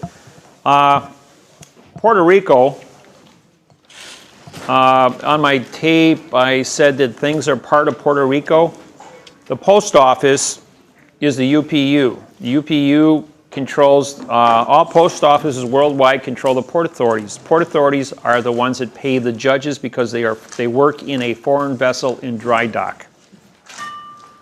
So the port authorities are not off of the tax rolls because of it being classified as a foreign vessel. When you enter a courthouse, you have left your country. That's why no constitution, rule, or regulation in your country has anything to do with what's going on in that courthouse. I don't care if the judge has got a whole bunch of revised statutes from his state or his federal laws sitting on his desk. They are not part of the piece of paper that is your lawsuit with a stamp and a flag on it. That is the Constitution. That is the only reason why you're in court, is because you or the other party filed points of information on this document. If it's written in adverb verb, the judge is going to say both sides can't read and write. You're both derelict vessels on my foreign vessel in dry dock, and he will conduct himself accordingly based on subjective interpretation and what is fair and equitable for the volition of the thinking of the two parties before him. And if he thinks that both people are con artists and they're trying to rip off each other, he's going to allow the attorneys to go ahead and rip them off. That, comes from divorce. And if an individual is in there and he has a legitimate claim, physical evidence, quantumized arguments that are absolutely mathematical, the judge has no choice but to allow that individual to win his argument, because if he does anything like use the word dismiss, which is a negative condition of state within a quantumized document, which does not allow any negative condition of state to exist, he hasn't done anything. You can vacate, because vacate comes from value, but you can't dismiss it. Puerto Rico's got nothing to do with anything. If you want to do the IRS thing and say it belongs in Puerto Rico, I know I made that in my 2002 tapes, and that was through misinformation. Since then, I've corrected it. On my website, it's the post office globally and the port authorities, which you're dealing with. Now, taxation in all countries worldwide, as society has evolved, you go to the polls and you elect public officials, or you will elect specific laws, rules, and regulations to be put on the ballots. Just like it used to be legal to smoke in an enclosed area anywhere in Australia. Today it's against the law because it violates public safety as far as all different kinds of illnesses that come from smoking. Same thing isn't true in the United States. We have the same laws. Some states haven't enacted all of them yet, but like 60% of all people that live in Florida are over the age of 60. Their immune systems are weaker than a 20-year-old. And therefore, the laws in Florida say there is no smoking in any enclosed area anywhere in the state. Not in bars, bowling alleys, restaurants. But in the northern regions of the country where you have a young population, smoking laws are still there because young people like to smoke, and they haven't passed those laws yet in our states. But it's coming where it's becoming nationalized. You don't get federal aid if you have smoking in your state, so the state goes ahead and they pass the laws accordingly. In other words, they're blackmailed into it.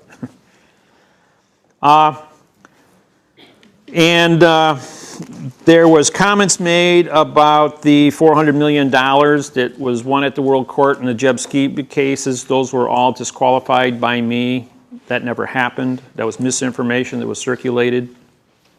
And I went to The Hague and I personally got the lawsuits and they were all disqualified.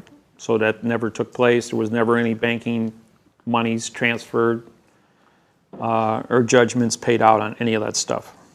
Skiba was indicted by the Boston grand jury, and because he's a friend of mine, Boston grand jury did an adverb-verb indictment. Indictment meaning no.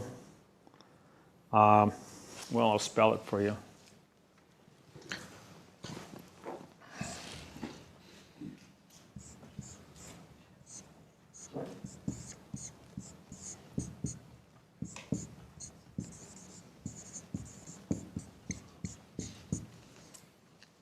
That's the way they spelled indictment from the grand juries. And what that says is, I is an adverb, modifies the adjective N, which modifies the pronoun D, which is connected by the adverb I, which is connected by the adjective C, the adjective T, the pronoun M, the adverb E, the adjective T, and the pronoun T.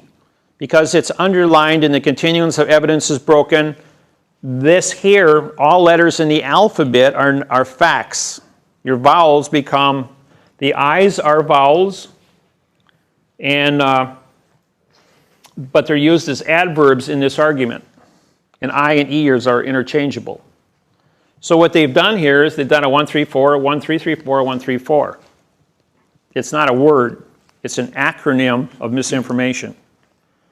And when I corrected it, this happened in Frank Marfino's case for $1.3 million and 17 years in prison for failure to pay taxes between the ages of 18 and 34. I was then called in and I took the witness stand. It's a very unique story. The judge was fired for 2 years because of it.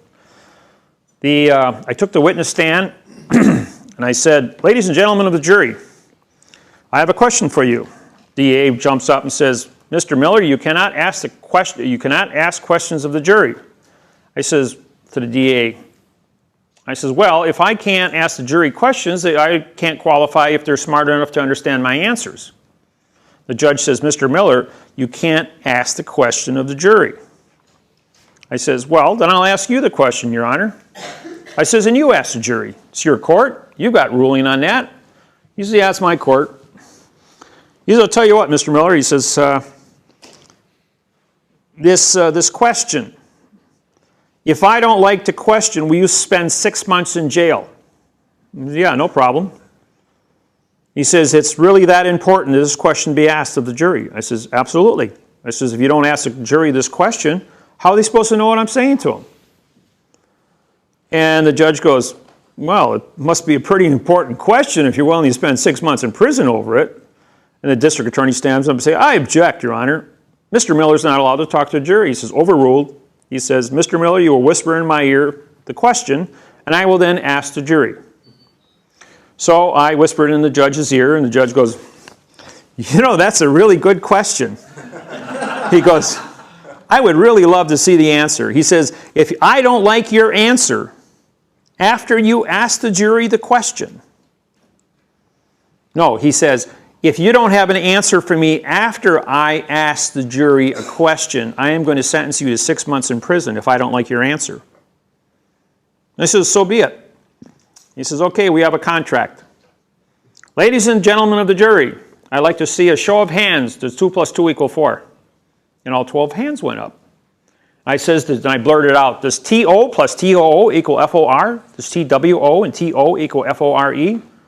The DA jumps up and says, Your Honor, I told Mr. Miller in contempt for making fun of the jury. I says, what do you mean I made fun of the jury? You spelled indictment with underlining each letter. You misrepresented the value of this word, and these people thought that there was an indictment against Frank Marfino.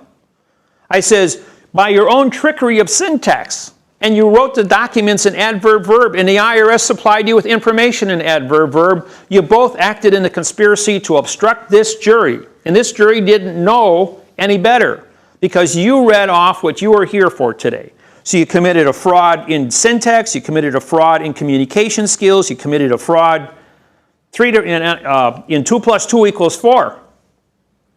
I says, this jury would know an apple from an orange. I says, based on syntax. And then the jury jumps up, not the jury, the IRS jumps up and says, we have no claim against Frank Martinfino.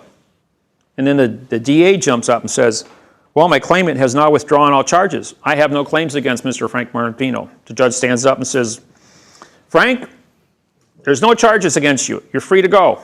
You don't owe them any taxes. You're not going to jail. You're a free man. Mr. Miller, get out of my court. You got 15 seconds, and I'm going to have you arrested for trespassing as a derelict vessel in dry dock. So I proceeded to walk out of the courtroom, and then he said, Frank, do you know what was just said? Frank goes, no. He says, what do you mean? You don't have any knowledge of what just happened here today? He goes, no. He says, Mr. Miller has the knowledge. He says, and I copied him. Oh, you cheated. You copied. You don't have knowledge. Federal Rules of Civil Procedure 12b1s. I hold you in contempt of court for perjury, as you came to this court under false pretenses and you don't know what you're doing. 18 months in jail. And he went to jail for perjury. The judge. The judge sentenced him to 18 months. But as soon as he vacated the case, he recused himself from the trial and then started under judge's motion a new trial to hold Frank Martinfino in contempt for copying and not having knowledge. And from that day forward, every judge in America used the rules and regulations of knowledge to certify if you are qualified to come into court and make an argument. So if you're going to write a syntax document and correct a fiction document and identify the facts on that as to be a lie, you better know how to walk and chew gum at the same time, just like I do in this program. And then, see, they don't even challenge me anymore because the only thing they do is get beat up and really highly embarrassed. By the way, the judge on this case, Pregeson, his father is the Grand Masonic Master of the entire state of California and the Chief Judge of the Supreme Court of California. His father had to fire his son because I testified in court under syntax and used a fact in court and vacated a jury, as well as a DA in the Internal Revenue Service. No one in the history of California ever defeated the IRS or a jury, and the fact that I could go in and blow these guys out of the water, and I do it every time I walk into court, it became a danger to allow me even into the courthouse, let alone into a courtroom or even file a lawsuit. And I've got worldwide reputation for that. That's why you guys you hear so many stories about me out here in Australia and New Zealand. But it's always fun when I go to court. Any questions? Dave, if we get skillful enough to write in syntax and we turn up to court and correct documents and ask the other party why they've fraudulently conveyed language and committed mail fraud and all the other things, we notice them of that and of all the penalties, can't they turn the tables on us? Because if we've written to them in adverb verb or we've even signed documents in adverb verb... You're not held to a high standard. You're not a licensed bar attorney that went to college for 6 years to study how to mechanically and mathematically create fraud. They're held to a high standard. You're not. Simple as that. It's a culpable action on their behalf, is it? Yes. It's engineered. It's not an accident. It's a mathematical engineer. In the word indictment, you said 134, 133, 4134. They only just sent individual letters. How do we know? Because it's underlined. It's the underlining in the space between underlined because it's a word, a letter, a space, and another letter, and it's specifically broken with an underline. If it would have been a continuous line, that would have been a different story, but he specifically underlined it to separate each letter to be a separate entity. Because all words in the alphabet are, not all words, all letters of the alphabet are nouns, and it says so. You can look at any dictionary in the world. They identify them to be nouns, but A and I and E and O and U are used as independent letters, and they have multiple definitions. So the vowels? The vowels change or have values. Just like I is a person, A is a conjunction. I is also a conjunction. So what makes an adjective and what makes... Because when you put a noun in front of a noun, it becomes an adjective pronoun. It's a modifier. It colors it. Even though you don't think N is N is is a color, but when you do it in this format, this is called a syntax. This is specific engineered syntax, and you can't pay attention to the fact that this is a D and this is a N and a D. The fact is that if you put a noun in front of a noun, this is an adjective, and you have to have an adverb in front of that to make this a pronoun, and then it has to be connected by an adverb. That's the syntax, and the syntax says that this is a lie, that this is not the word indictment. It's just a series of letters that were written independently with a fraudulent syntax, with a modified condition of syntax and not a word. And the fact that they were underlined indicates that a person who did it understands syntax. Exactly. It was an engineered lie to a jury. He lied to a jury and I caught him. That's perjury. And when you obstruct a jury, you're looking at 10 years in prison. The judge got fired over this for 2 years. And Douglas, his clerk of the court, was fired right along with him because he's the puppet master. And 2 years later, Ferguson and his clerk of the court was back in the Daney case, and guess who walked into the courtroom? Me. He wasn't even on the bench a week. I come walk in and I sit down. Oh, no. And then Douglas goes, "Judge, Miller's here again." And the Daney case went on for 6 weeks, and we won the case. I mean, they did everything in their power to get these people to talk to them. And the only thing the Daneys had to say, there were 6 of them involved, to the prosecuting attorney was, can I see the correct sentence structure, communication, syntax? To the judge, to the prosecuting attorney, and to the jury for 6 consecutive weeks, never broke and said anything but, can I see the correct sentence structure? And in the end, they vacated the case. 18 months later, they intimidated them enough to get lawyers. And the minute they got lawyers, it was about a week later, they all went to prison for 3.5 years because their lawyers silenced them from using syntax and volunteered for them to go to jail and put them all in jail. Nice solicitors. Yeah. And in the middle of the word, you've got the C and the T. Well, how come the C didn't become a modifier for the T, for the other noun, for the phone? Because M, anytime you can have a whole bunch of nouns. I can have 20 adjectives in front of a pronoun. But I can't have, a pronoun can't be in front of a pronoun. Only an adjective can appear in front of a pronoun, and the only thing that can follow a pronoun is an adverb. These are rules and regulations that cannot be violated in syntax. So M is a pronoun. M here is used as a pronoun because it's followed by an adverb. Oh, it's affected from, of course. Right, frontwards and backwards. Right, thank you. Yes. Yeah, g'day, David. My question's not exactly about Yeah. where we're at there. I have an international commercial shipping certification. Right. That's issued to me by a body called AMSA, which is the Australian Maritime Safety Authority. They issue a document called the STCW 95. You've got to go away and do a course, and you've got to do all kinds of things to get that.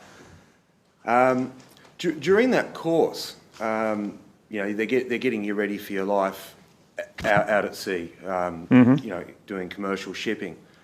And they made a couple of points very, very clear to us at this course. And that was, basically your qualification became irrelevant because that just got logged on the system and you were. Your passport was irrelevant because you might be in a home port. Right. Okay? But the moment I step off my ship and I go down that gangplank and get onto that wharf, and I want to walk back up that stairway and get back onto the ship, I need to make sure I've got one very important thing in my pocket. Your medical certification that you are not transporting any contagious diseases. And it's the most important piece of paper I have. Public safety has jurisdiction over all things on planet Earth. And I'd just like to make this point. How many of you have seen some of these? There's a disaster movie where a plane comes from Europe and there's a terrorist on board releases a noxious a virus on board the plane.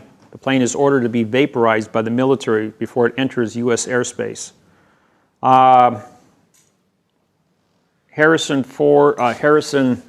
Rex Harrison and Sophia Lorenz made a European movie, The Cassandra Crossing, where a train had a disease on board. It stopped, they sealed that train up, and they were going to destroy it at the Cassandra Crossing.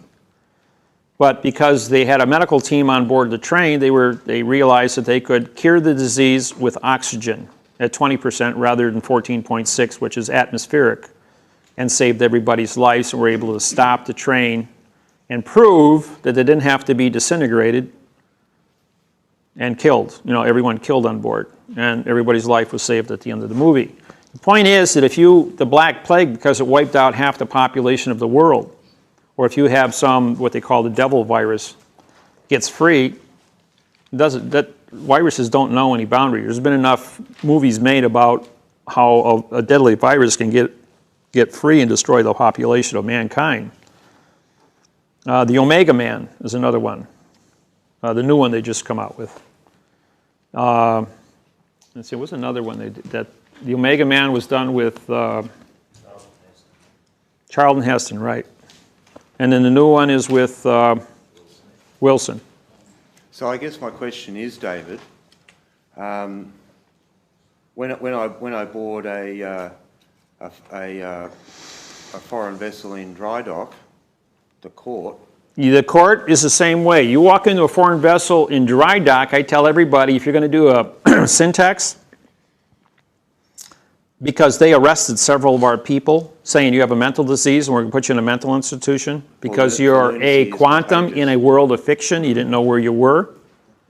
So what we did is we made sure all of our students went into the courthouse with a quantumized document and also had their medical papers saying they have no contagious diseases and are mentally sound. And so when the judge stood up there and made the comment, because he's the captain of his vessel, we held our medical papers up and says, we're board certified to be healthy. We know exactly who we are and what we're doing. Thank you.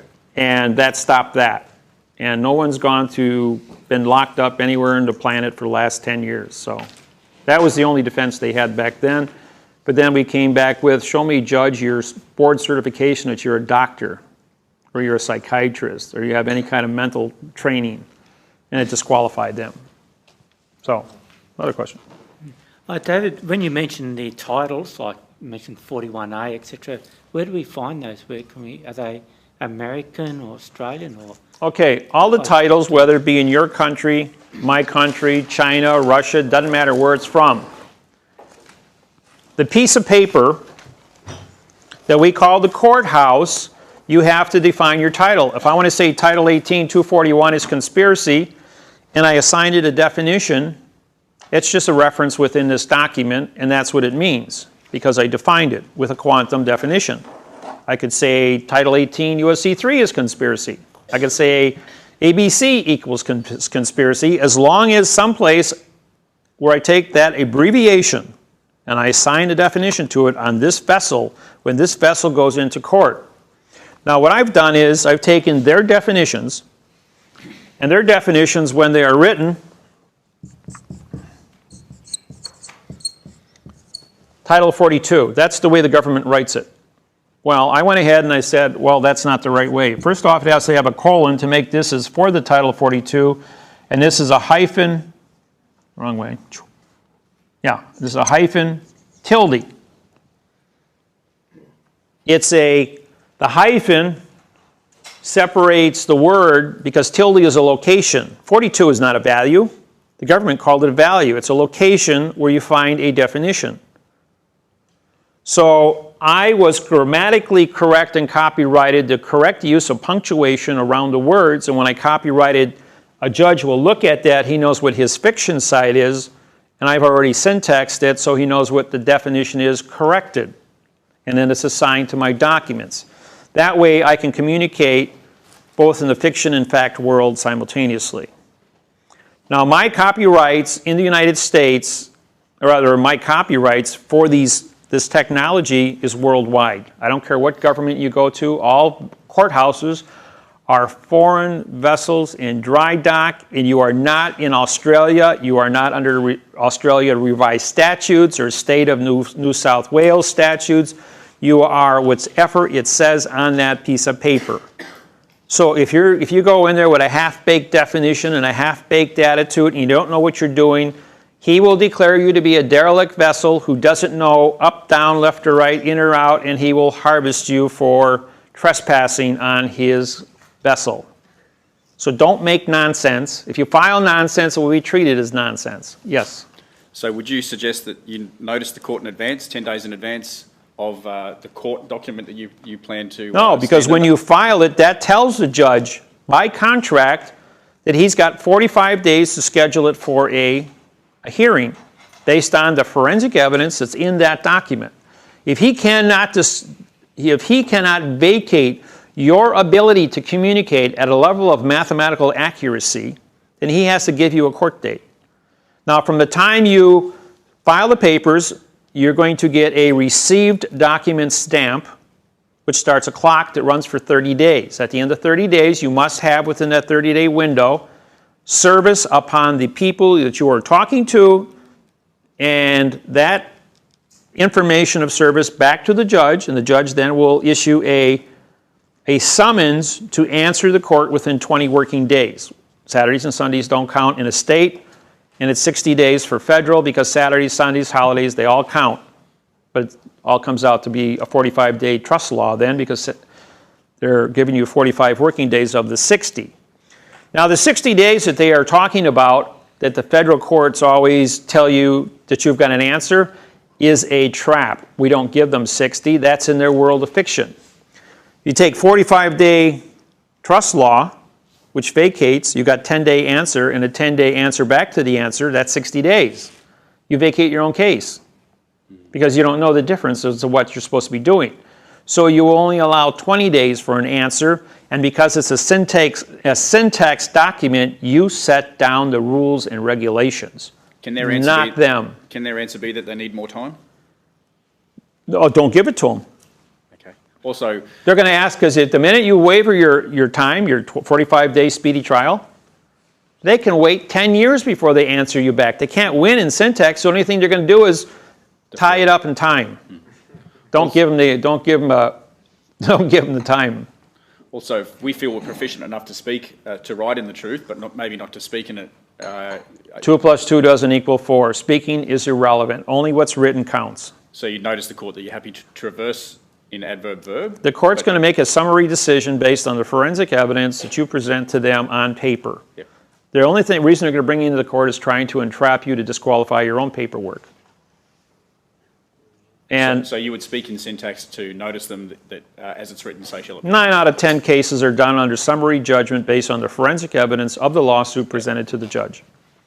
It's only, if they want to put up a show for everybody, they'll go ahead and have a court hearing for it. Or if they know that there's a condition of perjury on the table, they'll get the man to confess to perjury. I can get anybody in this room to confess to perjury, and you won't even know it's happening. See, if you drop a frog into hot water, he'll jump out. If you drop a frog into cold water and bring it to a boil, you will cook him, and he won't know he's being cooked because he's cold-blooded. It's the same thing with the courtroom. If you make everybody feel warm and fuzzy, they're going to cooperate. If you shock them, they're going to get all scared and run away. So you want to be able to, you get more bees with honey than you do with vinegar, or flies. The story you were relating before about the guy that had with the IRS, yeah, and you won the case for him. After that, on his way out, the judge pulled him up because he wasn't familiar with what was going on. The judge was able to... Right, I had about 6 hours. I had 6 hours to give him a briefing as to what I was going to do. How far can the judge go with that? For instance, if someone went to court, had you representing them in court, but didn't understand to the extent that you do, and the judge was questioning that person. And okay, if that person makes a mistake and he say, well, you don't know what you're doing, David might, but you don't. Right, so Baden's case happened over in New Zealand that way. And Baden admitted he couldn't walk and talk like I did, and the judge had him for breakfast. In the Krummemeyer case, which is up on the internet under scams, Krummemeyer went to prison for 3 years under he was in an IRS case. We defeated the IRS case because the language was a lie.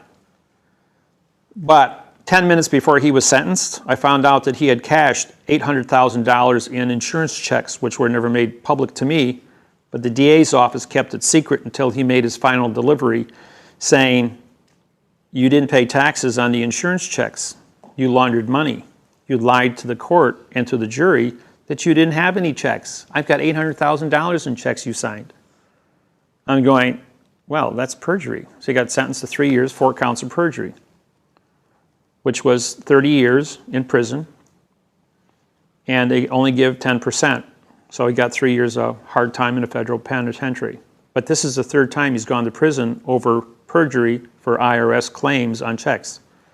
You think he'd learned the first time. In that case, I can understand. But if you were to represent someone else, like for instance the cases that you've done here in Sydney with the children and everything, couldn't the judge do the same in all those cases, saying, well, the person that you're defending doesn't know what you're doing, or doesn't understand? All the people that I have gone to court with have been briefed by me and have spent probably 10 hours of pre-headbanging with me to know what I am doing, so they understand what is going on. But not to your extent. It doesn't matter if the judge... They still can't walk the walk and talk the talk as to my extent. No. But the fact that I disqualified the court and everything that they're doing in the court can't move forward. Doesn't matter whether you can read or write. The court doesn't have any jurisdiction in the first place once they were disqualified. I'll be in court March 2nd, as a matter of fact, down in Sydney, in Dr. Massoud's case. For anybody here from Sydney and you want to go to court and watch me. Yes, Sam? You said you can do You're making me feel self-conscious now. You said you can disqualify and get people to admit for perjury by using the process of, was it the... Cross-examination. Cross-examining and right. Catching them with honey by making them feel good about themselves and getting them to answer the questions, and then when you ask the last one, they caught themselves and you right. catch them in the act. But and you also mentioned about the fact that the judge will only make a finding on the facts. I mean, it is my understanding that the judge can actually accept evidence, verbal evidence, according to their system. Can the judge admit verbal evidence and ignore, can the judge admit verbal evidence from the bar and ignore the written contract? That can be used to disqualify the syntax? What you're saying is, yes, the individual can kill his own case by saying, I don't know what's happening because somebody else wrote this for me. That statement will disqualify. Sorry? That evidence will disqualify. And I'll tell everyone in this room right now, I don't need your permission to prosecute the judge for anything he does to you. I have knowledge and they know I have knowledge, and I can go into court over your objections to my interfering with your case and prosecute the judge and the DA for violating your civil rights because you can't read and write. And I have that authority. I can do that in any country worldwide. So the judge can't use his intelligence against you, like I've seen. What's the woman on TV all the time at 2:30? Judge Judy? I've seen her violate several basic human rights. No, she didn't. The first thing that starts out in that, all those TV judges are saying is, these people signed a contract to vacate their civil rights, vacate their contract rights, and allow the judge to make a determination over to their oral arguments in court of common sense. And those are just common sense trials. Sometimes they have very good arguments. You might pick up a few points to pay attention to. Other days, There ain't a court in the world allow a circus to take place like that. It's totally up to the discretion of the judge. And we had a judge up in Wisconsin. He got disbarred, as a matter of fact, and it was found guilty of sexual crimes. But he'd walk around with the old ping pong paddles, with a little ball with a rubber band on it. In a murder trial, he'd walk around and he'd play with this thing because both sides were talking in adverb-verb. The contracts were in adverb-verb. The jury couldn't read and write. And he knew about syntax, and he knew that all these people were illiterate in front of him, so he just played with this rubber ball paddle. He was bored. And everybody thought he was nuts. And then when he was challenged by the chief judges, he said, well, these guys can't read and write. It's a syntax argument. I'm not going to tell them anything. I'm just going to do what I'm going to do at the end of the trial. I don't care what the jury says. He says they're in a box. It's an enclosed area. They can't hear evidence or see witnesses. I'll make a determination after the fact. And if I don't want to put my foot in there, I'll let the jury do whatever they want to do. And if I don't like what they do, I'm going to override them. And I'm going to make my own decision anyways. I had a case where the jury came back and said, this man is not guilty. The judge says, listen, ladies and gentlemen, you don't seem to understand. I told you to go back in there and find this person guilty. That's not a request, that's an order. You will find them guilty as charged, or you're going to sit in there for as many months as it takes. And they kept the jury in there for a week. 24 hours a day. Wouldn't let them out of the jury room until they came back with a guilty. And no matter how many times they had to keep fighting and fighting and fighting, and finally they all gave in and they said, okay, we find you guilty, so they could go home to their families. So then the judge got sued by the Greater Jury Association for fraud. The jury, when it got to the higher court, the judge went in and said, everybody lied. It was an adverb-verb case. Syntax was on the table, and they all lied. They're all guilty. He may not have been guilty of the crime that they said he was, but he was guilty of lying on multiple counts of perjury, which added up to more time for perjury than he did for the guilty for what he was actually in court for. A bit like Al Pacino. So he wanted to use a distraction. He didn't want syntax being put on trial. He didn't care what was put on trial. He was just going to put this guy in jail because he lied to the court, and the judge knew it. See? But he didn't want to give out any secrets, so he changed the rules. Okay? All right. I'll get back on point here.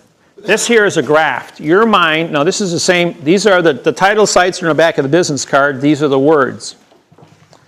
Now, the numbers can be anything you want throughout any country you happen to go through, but the causes of action of these conditions of words follow in a specific order. Now, you have to be able to prove each one of these words through the title site and the definitions which are expanded upon on both the website and my book if you wish to study those. So the question is, these are the players. You got your judge who works with the DA barrister, who works with the sheriff bailiff, who works with the clerk of the courts, who files papers, and then the police department who goes out and investigates on the street or is your professional witness. Now, let's say this pen is a knife. Okay, now a knife, the word knife is a fact, or the word gun is a fact. And it's laying here, and the police officer picks it up and he says, the gun. Doesn't say for the gun, by the gun, of the gun, for the person's gun. He just says the gun. Does an adverb making gun a verb. The noun, or the fact, killed the person, but the verb was what was presented to the jury. That's misrepresentation. Wow. So therefore, this person here misrepresented his court, his files. All clerks must have a 4-year college degree in order to be a clerk of the court. To be port authority officers, to receive the vessel to be docketed at the port of the court. Now, when it's docketed, the clerk will usually look at it to see what department it goes to or reads it, but allows the modification of language from the police to come into the court, and then it goes to the Sheriff's Department, Detective Bureau to do a further investigation, maybe check up on things at a secondary level before it's given to the barrister or DA, District Attorney, to go out and then find the laws, rules, and regulations that fit the definitions that were brought to establish the violations of civil rights. Okay? And then those points of information would be given to the judge. If the modification of language from the police officer and the clerk and the sheriff are not stopped and corrected because they can't read and write and they cheated on their civil service exams, high school exams, and they're all part of the conspiracy, and the DA doesn't stop and correct it before he gets it to the judge, these guys all work together. None of them can read and write. It's just a big act. So, are they guilty? Do they have knowledge? Well, I take their paperwork and I syntax it and I prove that everybody who touched this piece of paper in all things from the street to the jury and back to the finished order from the judge making a determination that it's a lie. It's a syntax lie. Did they have knowledge? Absolutely, because it was mathematically certified by every one of them. It wasn't just where one made the mistake, they all made the same mistake. They all acted together. If we don't lie together, we will lay together. So they all lie together. All right? Now you have to give closure. Did any of these individuals give closure that they were going to use the modification of language to extort rights or to obstruct the information that was presented in the courtroom? The answer is no. None of them stopped to give closure as to use syntax to define the words and prove that they were wrong. So the closure of every one of these individuals participated. Did they port the knowledge into the court? In other words, did they docket the evidence? Yes, they were all guilty of docketing evidence to go ahead and damage somebody through fraud. Did they all participate in fiction language? The answer is yes. I have everyone that touched the documents had to sign off, so we have a signed confession that they all participated. And did they now port a correction? Once you have to give closure and port it, then you have to certify the fiction modification and port it. Yes, they all put it in. They all signed on to it. Did anybody stop and correct it? Nope, I do. Now, did they act together in a conspiracy? Anytime two or more people participate on a wrongdoing, you have a conspiracy.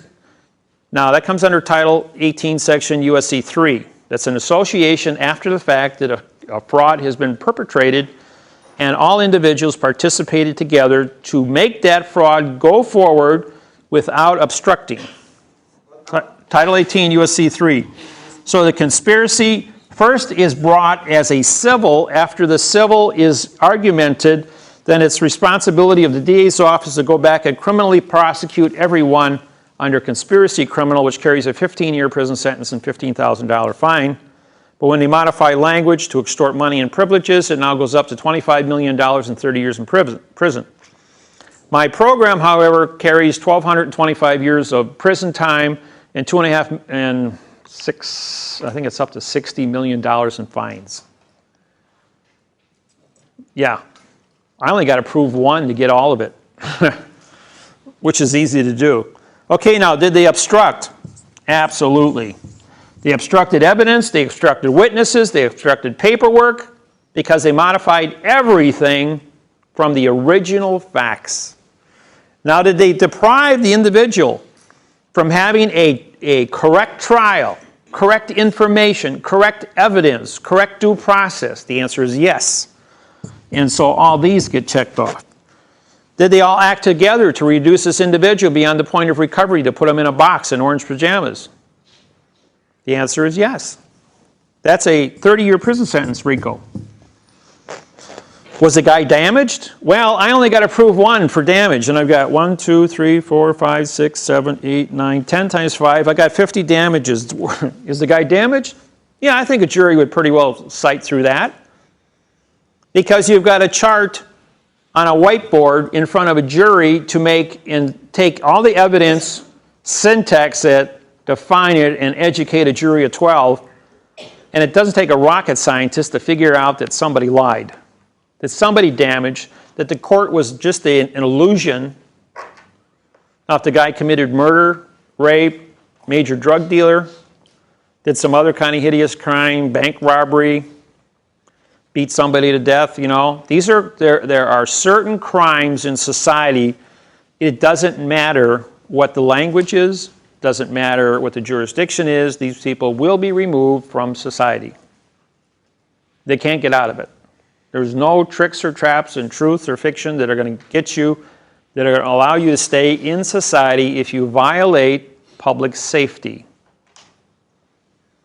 You know, there's a Star Trek episode where this individual, who was a lady, has knowledge of a deadly virus that's going to be released on a planet to genocide the planet because two planets are at war. And Picard and the doctor are sitting there and they're discussing, why won't you tell us about this? He says, well, because I have to maintain confidence with my clients. And there's a war going on. And you have no jurisdiction to detain me. And the doctor says, well, you know what? A person would have to be crazy to go out and kill a whole planet. Therefore, as a doctor, I have to medically certify that you're crazy because you're going to kill somebody. And therefore, we have to lock you up in a box, in a straitjacket for the rest of your natural life. Or you can cooperate with us and tell us what we know. And the doctor has jurisdiction over the captain and over any other planet under public safety. And that was brought out. I think that was in Evolutions, they brought that out. Because the Borg were going to go back to violate the time-space continuum to remove a certain issue. You see, so the public safety issue is still number one on the board, whether it be a Navy a man entering a ship at sea or coming onto land. And throughout the airport, they have cameras everywhere watching people. Those cameras are now equipped with heat sensors. If you're walking through and you're glowing, I guarantee you the ATF are going to walk up to you and say, you have a fever, you have an infection. We don't know what you are, but you're going in quarantine. You're not going to get on this plane. You're not going to leave the country. You're not going to come into the country. So, you know, everybody's watching. There's always somebody watching. Technology today is to a level where they can stop diseases from being transported because you can, they've established the fact that a terrorist doesn't necessarily have to carry anything. He just has to inject himself to be deadly and then move between point A and point B. And then when he gets there, he is the weapon. So they have all this new sophisticated equipment up there to monitor individuals between what is normal and what is not normal and then remove these people before they have a chance. There's another thing for all those who, if you don't have the technology established here now, it is coming in the next few weeks. I was in LA airport and the siren goes off. You got signs up everywhere. When the buzzer rings, you will freeze. You will become a statue. If you move, you will be shot. And a lady's phone rang and she went to grab for it and she got tackled by 2 ATF agents. Because she moved and everyone, I mean, you got 10 lines of people going through inspection and the siren goes off because somebody moved or did something or they saw a device that was suspicious and before anybody could even move their finger to push a button, which would activate a detonator, anybody moves, they get shot and everybody's got their guns out. So if you walk into an airport and you see these signs, when the buzzer goes off, you better become a statue. And if you move, you could get shot. Because you're no longer in Australia. You're in a UN territory under a threat of terrorism. And everyone is a suspect. And so if you're going to, because I travel as much as I do and I move in this world, I learn how to survive. And you're all guilty until proven innocent.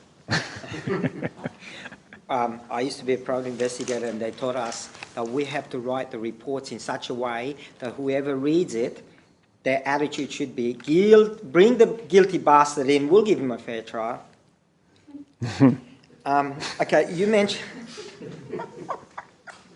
You mentioned that all these things can be proven from one breaking of the law. So I want to confirm, does that mean that one document in adverb verb that's presented to the judge, that the judge uses to make a finding on, is enough to tick all these boxes you have here? That's it right there. Anything times a lie is a lie. Any times 0 is a 0. Anything divided by 0 is a 0. So you've just given us the formula for winning 100% apart from of a everything. criminal action, any civil action not done in quantum. Absolutely. Why do you think they're so upset? Am I allowed to swear? Thank you. There was... Oh, I do have one other question. Oh, and then the question is for the district attorney while I'm on the witness stand. So, Mr. Miller, you mean to say that we are going to let murderers, bank robbers, and rapists go free because we didn't use the correct syntax? My answer back was, why didn't you use the correct syntax in the first place so I don't have to come here and defend such a thing? You're the guy that went to college for 10 years. You're the guy that created the laws who were obstructed. Why didn't you fix it? I fixed it. I gave it to you. Why don't you fix it? You've got the answers. Fix it. And the judge says, there'll be no further questions, Judge Miller. He's making an ass out of the DA. Yes. I have a question somebody's asked me to ask you.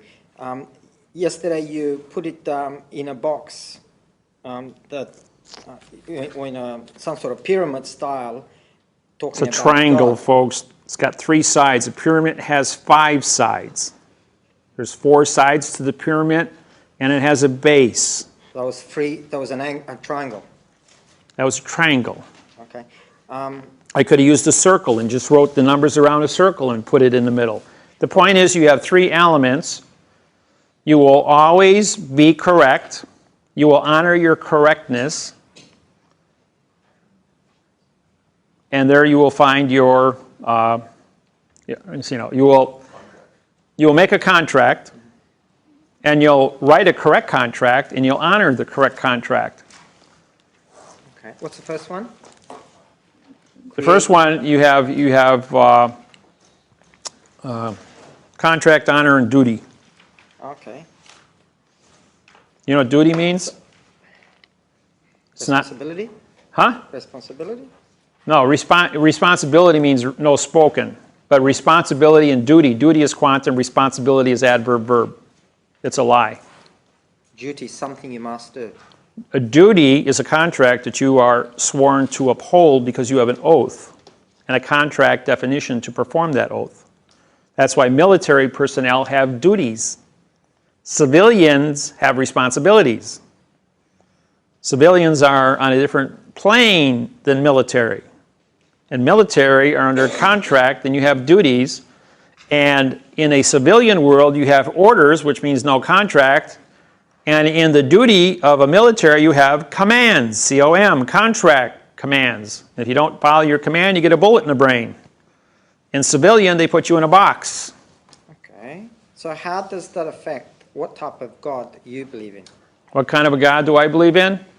The God that I have researched to 1,000 definitions that are unique to my understanding, which none of you are privy to because you weren't there when I studied my 1,000 definitions, which I syntaxed. You guys all studied your 1,000 definitions that were all separate from each other, so all of you have an independent definition of what God is, the same as the other 6 billion people out there who have their 6 billion gods. So the point is, everyone is unique. God is created in man's image. The synonyms of image is imagination, art, and creation. End of story. It can't get any simpler than that. It only takes 15 seconds to explain it. Yeah.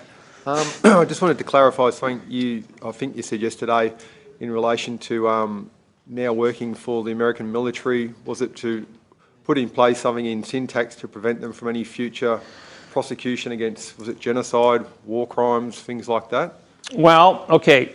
As muster master, what is a muster? A muster is an individual when you go on a cruise ship.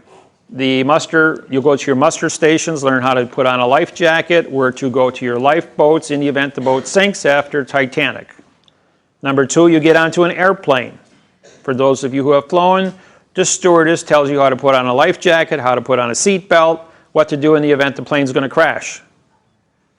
That's a muster. All musters are marshals. All airline stewardesses and personnel on cruise ships, which are musters, are also U.S. Marshals. What does the word U.S. mean? United States Marshals. 2 or more people coming together in a closed area called a vessel, better known as charter vessel. Charter vessel means you paid, you get a receipt, bill of lading, you become cargo on a vessel. The cargo could be a ship, a plane, a train, a bus. That's why you always get a receipt. You get on your city bus. You're on a charter vessel. You paid money, which made you a postal employee traveling under the Department of Transportation as a vessel, which now became cargo on the bus, or the train, or the plane, or the boat, and so on. And it's all about maritime commerce and contracts. I'm a bit lost. How do you mean, though, in relation to, because if I understood it correctly yesterday, I may have misunderstood it, it sounded like in your working with them, it prevented them from any prosecution against No, what I said was, in the event a foreign government hires their lawyer to write an adverb-verb claim, which I can syntax and say it doesn't say anything, against anybody, and it doesn't matter if it's the United States military. I have 8 treaties with 82 countries for this effect. Okay. In the event any country sues another country and they don't use the correct syntax, they're disqualified. Right, so if any military from any part of the world do commit some that sort I of have a war treaty crime, with, I will uphold my responsibilities and I will syntax it and I will prove beyond all reasonable doubt that it's either correct or incorrect. Good, okay, thank you. You know, the World Trade Center, when it went down, took out 3,800 people. There were 3,800 lawsuits filed for wrongful death. All 3,800 people who filed those claims put their name in uppercase spelling, called a nom de guerre dead person. I took one case on, called with the Mariana was the lady's name. Her husband died at the World Trade Center. And it was done as a syntaxed Title 42 lawsuit. That one lawsuit disqualified all 3,800 lawsuits. The government did not have to pay out $1 trillion. Because how do dead people say they've been damaged? Very simple. And they wrote it in adverb-verb, which disqualified under syntax their arguments. Again, the United States government didn't have to pay out $1 trillion in damages. So, and the judge on that case, when I filed my case, it took only a couple of days and the whole thing went mute. There was no public announcements made about it. The whole World Trade Center and all the lawsuits just kind of disappeared because they can't advertise syntax and give it credibility on a global basis, because it would set up a chain reaction globally and disqualify insurances, money, banking, mortgages, contracts, trade agreements. In other words, it's Pandora's box being opened. That's why everything went mute. Same way as Bill Clinton's sex trial got sealed.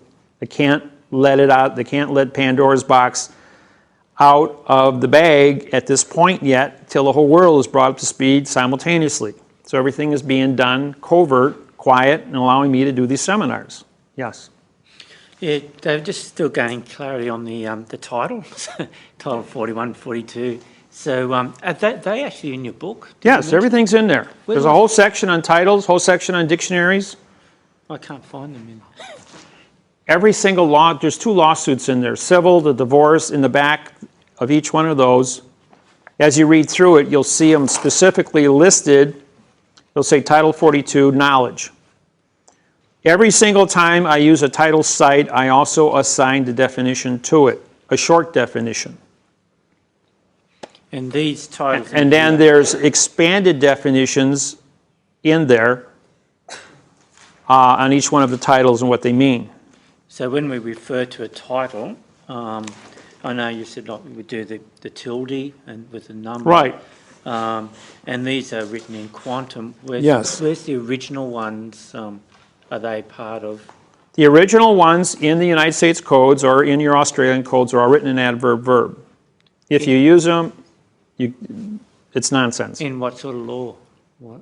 In any law, anything written in adverb verb is nonsense. I know, I mean the title. Trying to still understand where titles come from. This is a closed area. The way you define your words in here, you're telling a specific, using the correct sentence structure, communication syntax, to identify what the words mean on your lawsuit. Not only do you have a definition assigned to a Title 42, 1986 for knowledge of the law and the right to stop and correct it, but you also have every word. What does the word knowledge mean? What does the word correct mean? What does the word and mean? Or mean? Is, are. All these words have to be defined independently as well as in a complete sentence to be associated with that number, Title 42, 1986. Title 42, 1986 says, in order for evil to flourish, good men must do nothing. If you witness a crime and you don't stop and correct it, then you're a party to the crime. If we were to... Your country has the same laws as we do. All countries in the world have that same law. And where would I find that law in Australia? You'd have to go and look it up.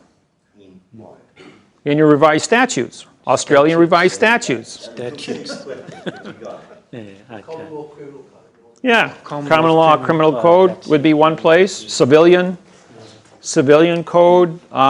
Usually all you have to do is type in the word knowledge under Wikipedia, and it'll take you to a definition of knowledge. It might even give you a title site. Now, if you go into Black's Law Dictionary and you look up the word knowledge or criminal or conspiracy, you will have specific lawsuits with the case law.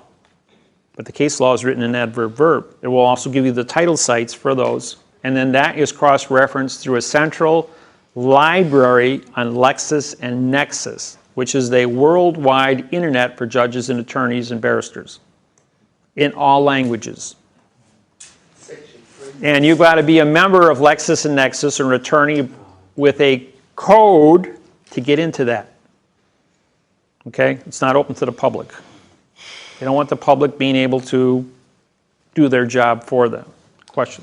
You said public safety was the #1 law or rule or whatever. So how come with what happened in 9/11, it was a controlled thing?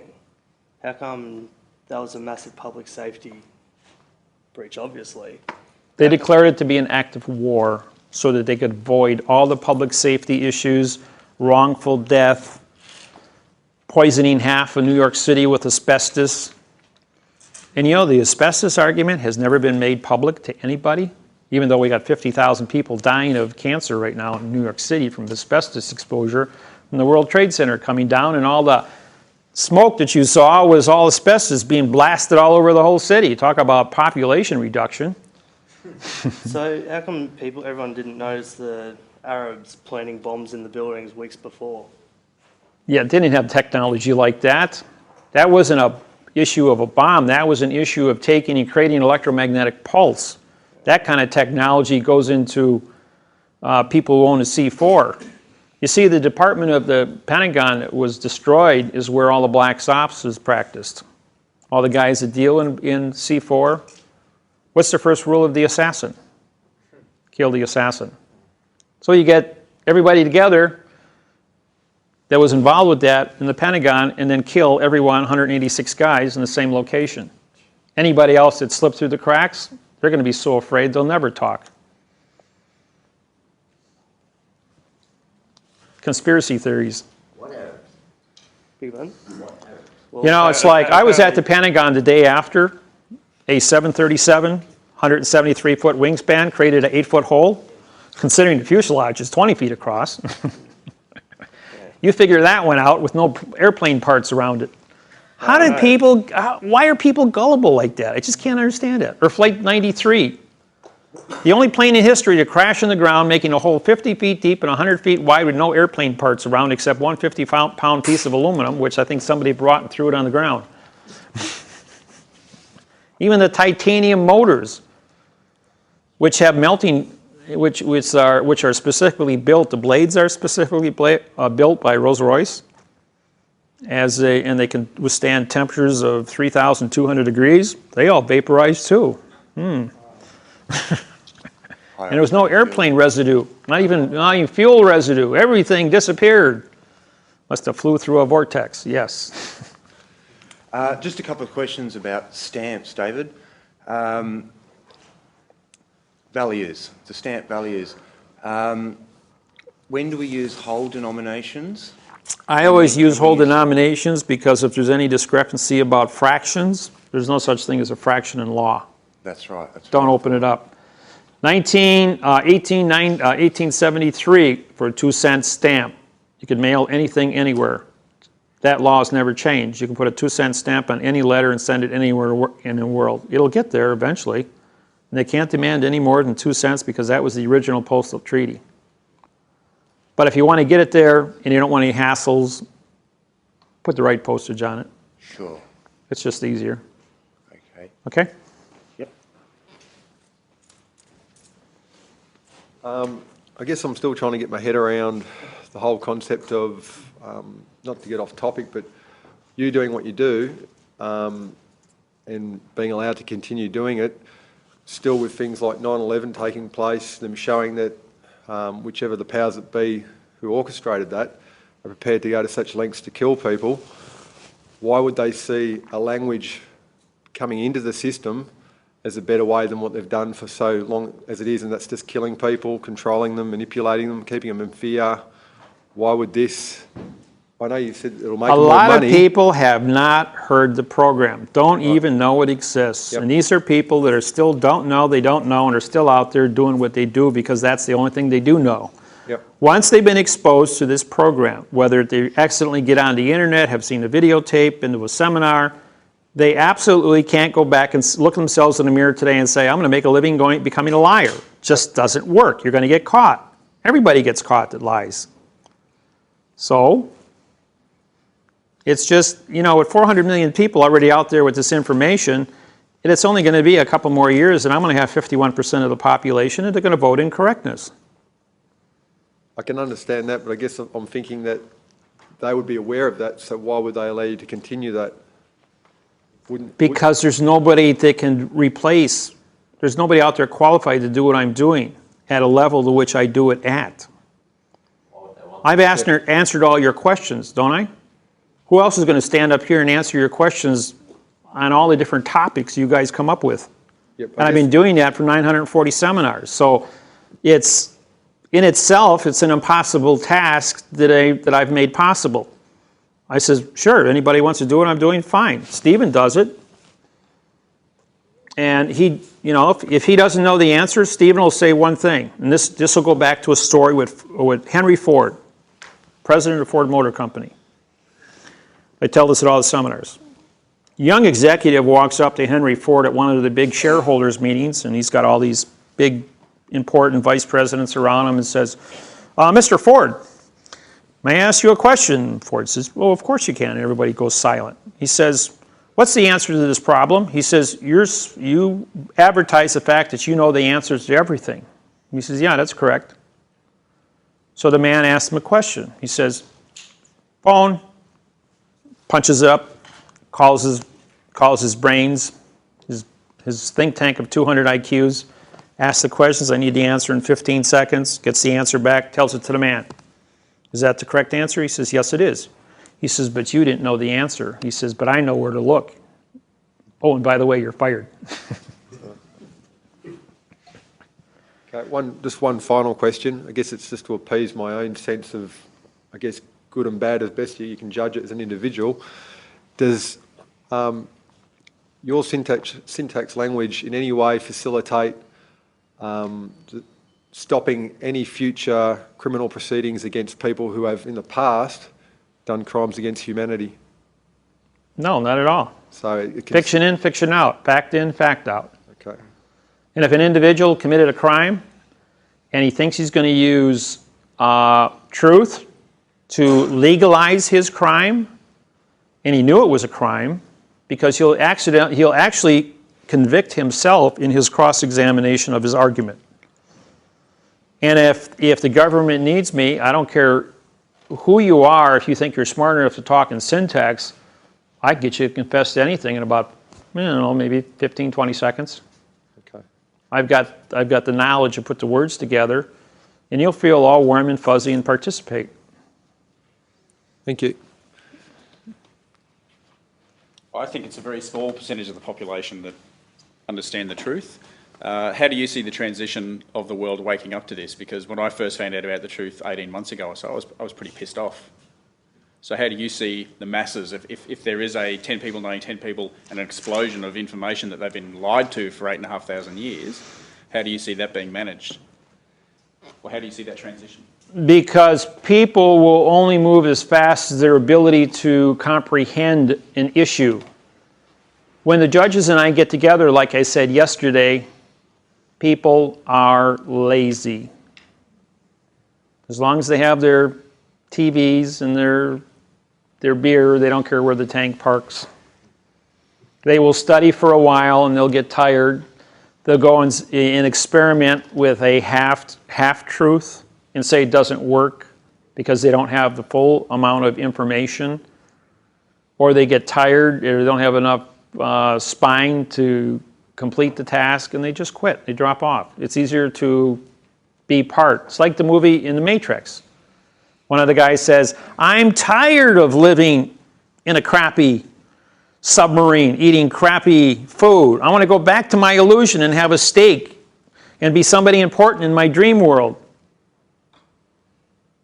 And people are that way.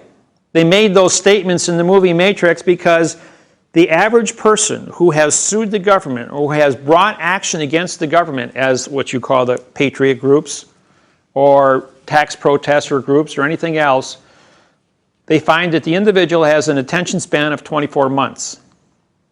That's it. And they're gone. They go back to their own little world of an illusion. I've been at this 30 years. I am the longest running individual worldwide that has stood up against the matrix because I have syntax and I have continually promoted and expand and define the accuracy in all the different parts of the world that it's going to touch upon. Setting up the constitutions, Robert's Rules of Orders, getting the trusts together, getting the organized people to teach them how to use a trust, to create a organized body of thinking, to appoint judges and how to elect judges, how judges have to think to make a determination as to what is right and what is wrong and know when they're being lied to. And so there's 1,800 branches of government that have to be certified. But the first issue is you've got to have a contract to explain what your job titles are. And that's what I'm doing. I'm teaching the syntax to get to the contract and writing the contracts as fast as I can at my own expense, publishing them nationally, worldwide on my internet site, so that everyone can study equally at the same time. And I tell everybody, improve it. I'm one guy with a bunch of ideas. Get together and tear it apart. Make it better. Always make it better. Today is the first day of the rest of your life, and every day you will beat your own record. Improve, educate yourself, and you'll have a better world for both you and your children. Okay? On the subject of stamps and the values that we use, we've got gold stamps, and then we're just talking about stamps with whole denominations and not using fractions. Now, we've had the instance where we use claim of the life and we use a gold stamp, and then in other documents we're using whole value stamps, but we have had occasion where we've used stamps like 55 cents. So... Yeah, I use 42-cent stamps on service documents. I put the $1 stamps on my court filings for docketing stuff. So with the stamps that when Still makes you a postmaster transporting the vessel. When we've used a fraction, that would be because that stamp has already been authorised by the fiction as being valid for the transport of the vessel of paper. Right. In other words, the governments have set up the fact that it costs 42 cents US and maybe 55 cents Australian to transport 1 ounce of weight, which is your Class A letter or first class mail, which has been established worldwide in all denominations, and it is, then you go to your foreign exchange, and you have your exchange rates between countries and currencies. So And everything is directly proportional. It's the same worldwide. So working with the reverse of that, if a court wasn't to accept your document because it had a 55 stamp on it, they'd have to be disqualifying the Universal Postal Union to do that. Yeah. So And they're that's all paid you by the need to port be aware authorities, of. and the judges are postmasters, so therefore they would be shooting themselves in the foot. And then they're also acknowledging that you've actually carried out a correct process, but they're trying to find a hole in it. And then that would expose the fact that they're never doing the right process with their That's correct. And all the rest of the lawsuits would now become null and void by their own self-confession. Okay. And it's time for a break. Over the break, we were doing, this is the Russian for your cup, Russian translation. And if you look at any of your foreign languages, what they will do is the same thing. They will say moja česka, which means adverb verb, or they do delja česka, adverb verb. See now, in 1917, the Russian Stalin went to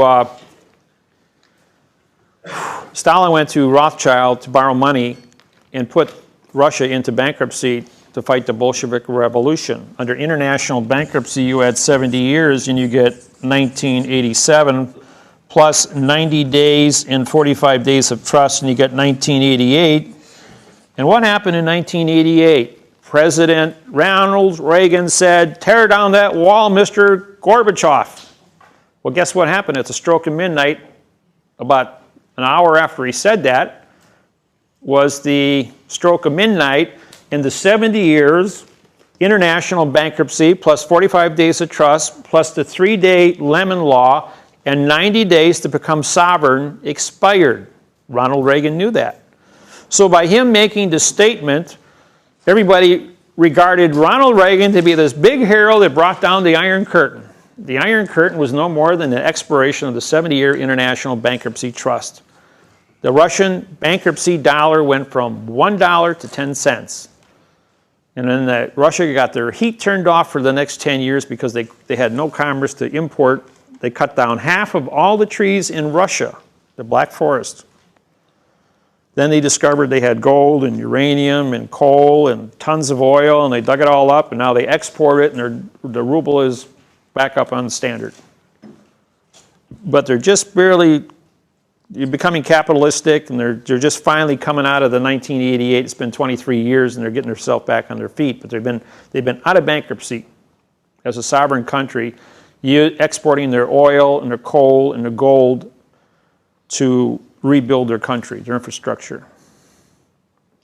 So, and Stalin built all the railroads, and by sending human beings to the Gulag to mine gold, to send to Moscow to build the railroad, and these people would work until they starved to death, and they genocided 200 million people to mine the gold and the resources to build a new infrastructure of Russia, because they had no resources or food to feed the people. So they had to reduce the population because they couldn't import the food nor grow enough food to feed the people. They didn't have technology. These are events that take place when a society breaks down. And they dealt with it internally. They didn't want anybody knowing what their problems were.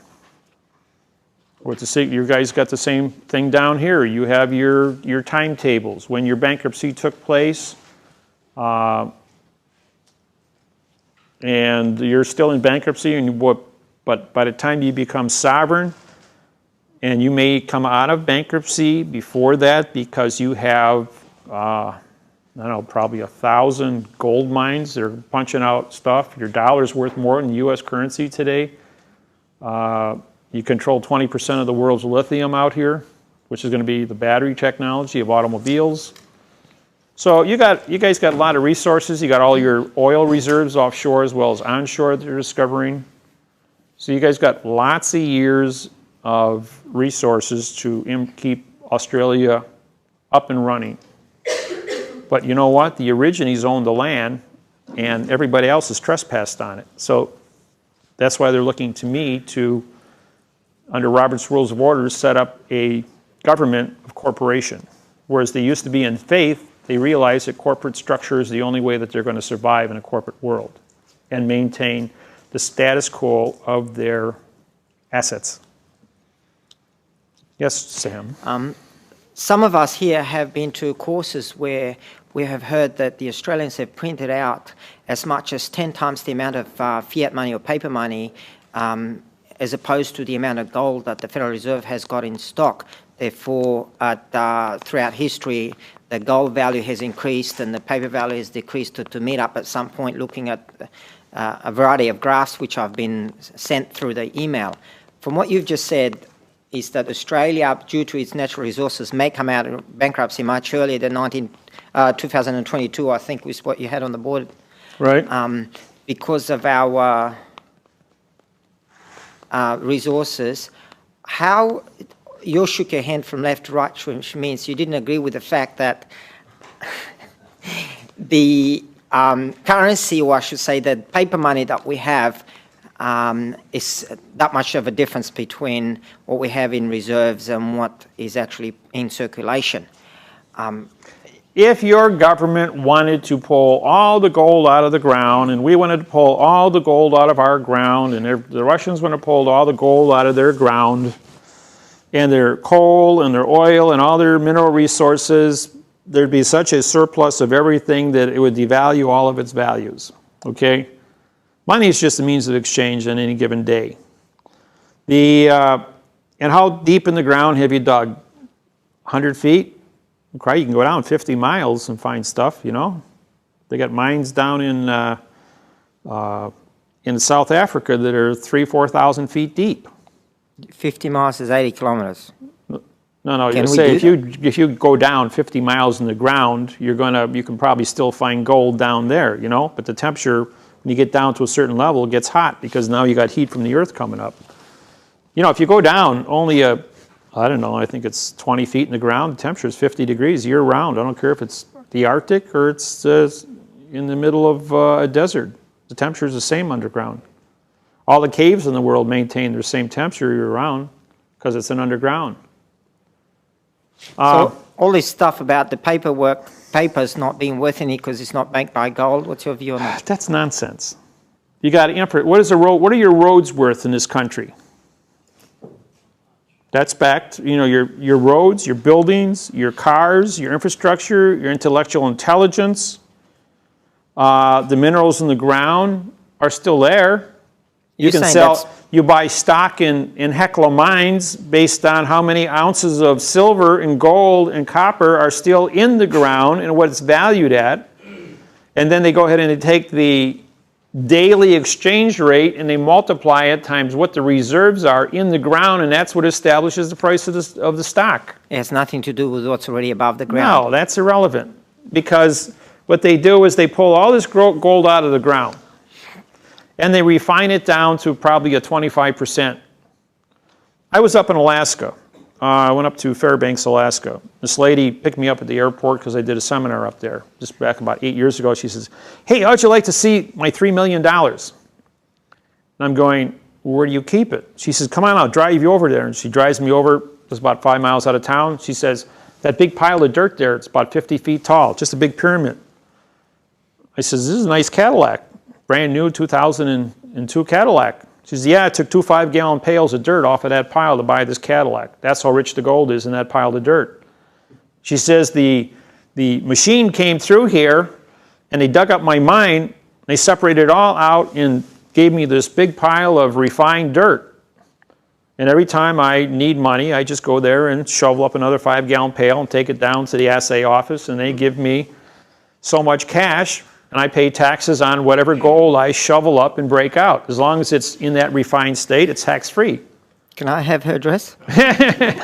Point is, that's the way everywhere. You go down to all your mines all throughout Australia, they will dig it out of the ground, and they'll pile it up there.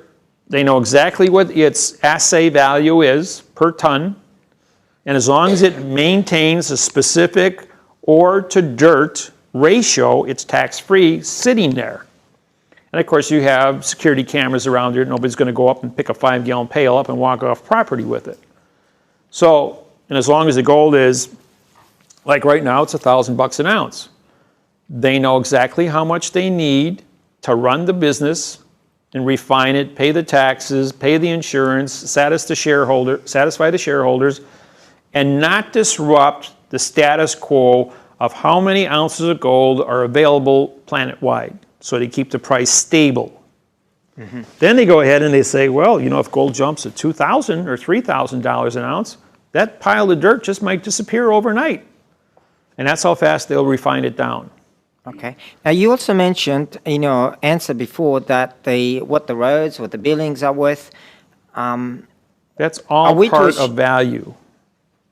So you're saying the dollar is backed by infrastructure. Infrastructure as well. Yes. So the money that the country has borrowed, what is it, 78 billion or something that we've borrowed over the last couple of years, that's gone into infrastructure. That's a solid investment into the dollar. Right, because inflation is going to just keep on what it costs to build today versus what it's going to cost 10 years from now is going to be totally different. So there might not be a complete waste of money putting all this money into the country. If you put in the road's going to go ahead and put up factories along the road and get the commerce to and from. It's going to generate taxes. It's going to generate jobs. It's going to create a chain reaction of events. You know, when I was 20 years old, I worked for $100 a week. I supported my wife and my child in an apartment, but I couldn't really live on $100 a week, so I had to go out and get a second job. I drove cab when I was 20 years old. And I figured I was never going to get rich using my back, so I had to go to school and get an education. And I started college when I was 21 years old, and I stayed in college until 1987, 17 years. And then this program, I started in 1980. When I went to school full-time, I still did my law studies. And I worked third shift nights. I worked third shift nights so I could go to school full-time days. I was a college professor for 3 years, 1977, 78, and 79. I taught welding technology, metallurgy, and blueprint reading through engineering. Blueprint.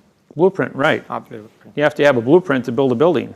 You have to know what the symbols mean. You have to know you have to know the coefficient of expansion of metals, gases, concrete, glass, and how they interface each other, how you mix them together, all those kind of things. Engineering courses, metallurgy courses. I took all that stuff. I was curious. He who controls metal controls the world. Everything's built out of metal. This building's got a superstructure of metal. There are many who believe that borrowing all this money from the world banks only helps to keep us enslaved to external powers. What external power? The world banks, Everybody files bankruptcy. They just run the bill. Okay, they built this hotel complex in Austin, Texas for $700 million. That means they got to get like $2,500 a night per room. That's ridiculous. Nobody's going to pay that. So as soon as the guy gets done building the building, he files bankruptcy. And the building is sold for cash at auction for $50 million. Now the guy can afford to rent the rooms out at $100 a night and fills the whole place up. And who got stuck?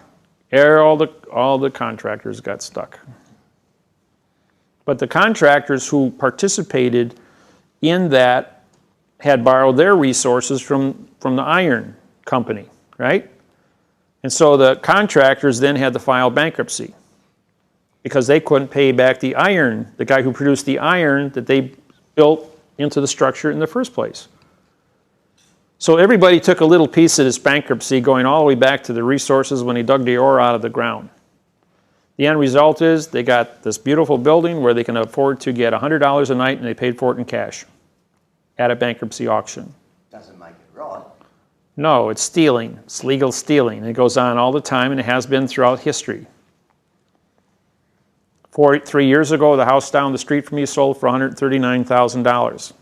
Last year, I tried to buy it for $29,000, and while I was here in Australia in October, it was sold at auction for $4,900, cash. Damn. Yeah, that's right. and you buy a house for $4,900 and you get $900 a month rent for it. Pretty good at return, wouldn't you say? 100% a year for the rest of your life. Nice retirement paycheck. Do that on 10 houses, and you're living on a cruise ship for the rest of your life. Okay, thank you. There's no shortage of ways to make money. There's a shortage of ambition to get the money made. Question. Hello again. Maybe I heard wrongly, but you named natives, not only of this country, but other countries as well, as Aborigines. Is it the way you pronounce it? Because you didn't say AB means no. Aborigine means no origine. Therefore, That's I right. dropped the negative condition of state when I told the Aborigines back in June last year that your name is not an Aborigine, you're an origine. Stop calling yourself a no original person. Well, 3,400 origine tribes immediately adapted the word origine and said, we're no longer Aborigines.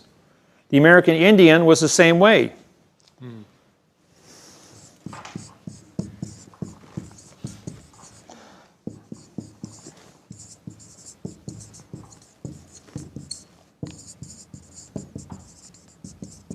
That's what Indian means, no original contract.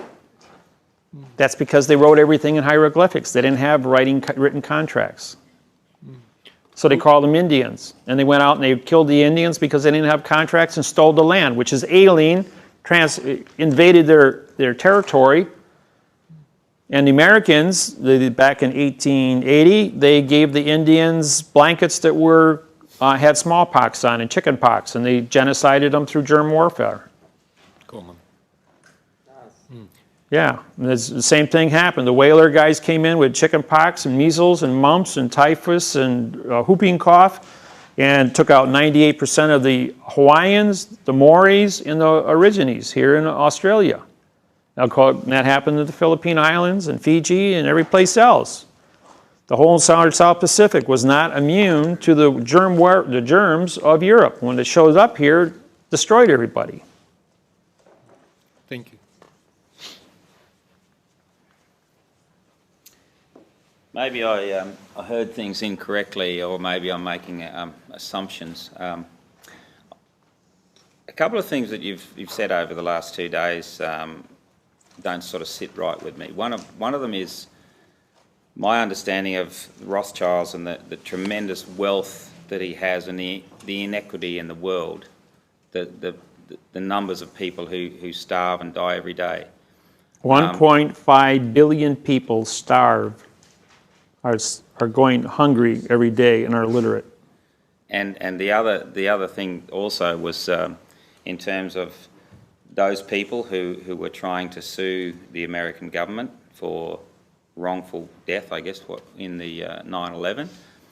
And in both those instances, in the first instance, you mentioned that you have gone to Rothschilds and said to him, this is the way we're going to structure things in terms of the language, and you're going to be more wealthy than you have been if you follow this, and also put the situation with those other people, the wrongful death. I would have thought that that's inequity in both instances, and the not allowing those people the wrongful death when it was actually the government that instigated that whole process. Correct.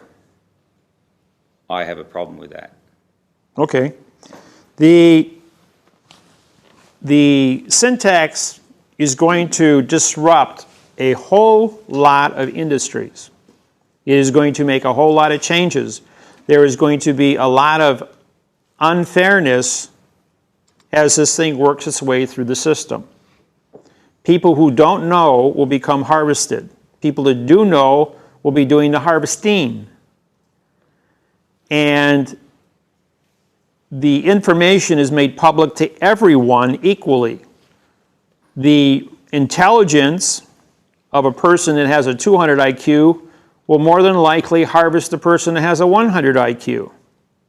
And they can't defend themselves because they don't have the technology to defend themselves, both in the form of contract nor tools. And this is the strong always conquer the weak. That's the life of nature. It's how nature weeds out the weak, just like in the animal kingdom. And the humans are no different. The word human means monster. It means to feed upon its own kind. They're cannibals. And the technology in syntax is the only way you're going to get fairness. And where I am being fair to one person, the other 3,800 people who hired attorneys that lied to their clients, that knew that syntax was a lie, all got swept up in the same trap. But did any of those attorneys who knew how to read and write stop and fix it and correct their clients? Did their clients sue to be corrected?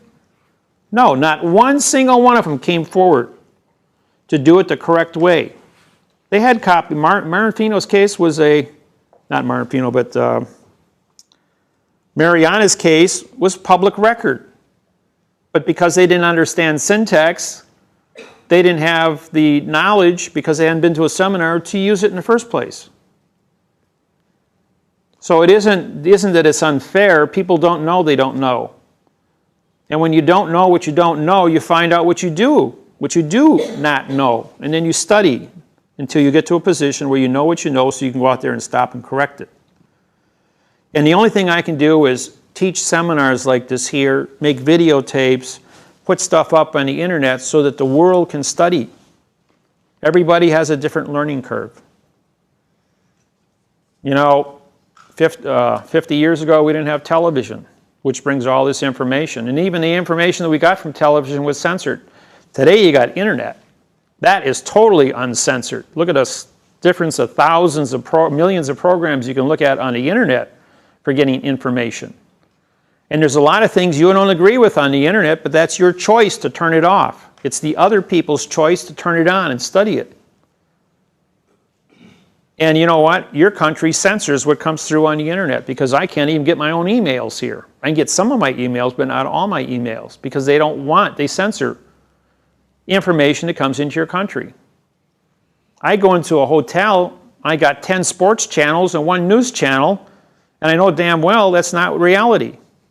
How many of you have seen actual footage of the 9/11 buildings collapsing and what happened there? Anybody want to see them? I got them on my laptop. I'll turn it on, you guys can watch it. This is classified footage, shot by military helicopters that circled the buildings as they were falling down, if you want. It's only a couple-minute presentation, the pictures. Is that on those DVDs outside? No. I have several different versions shot by several different individuals. Because I am who I am, and I have a worldwide network, I get information sent to me continuously of classified footage from people who are there at the sites. I've been to the World Trade Center site myself. Went to New York, and I personally looked at it and seen, the buildings around there and everything that happened. I was at the Pentagon the day after it got hit. I had one of my students, when the Flight 93 was supposedly shot down or fell down out of the sky, they said an F-17 came down, shot the thing, and took off, went back up into the clouds. It was a military strike. And when they hit it and vaporized it, because they've got the tools that will vaporize things, that will take aluminum and steel and carbon fiber and reduce it to a single atom of smoke through electromagnetic pulse. Just like the World Trade Center came down as a big giant pile of dust. So they got toys out there you don't even know about.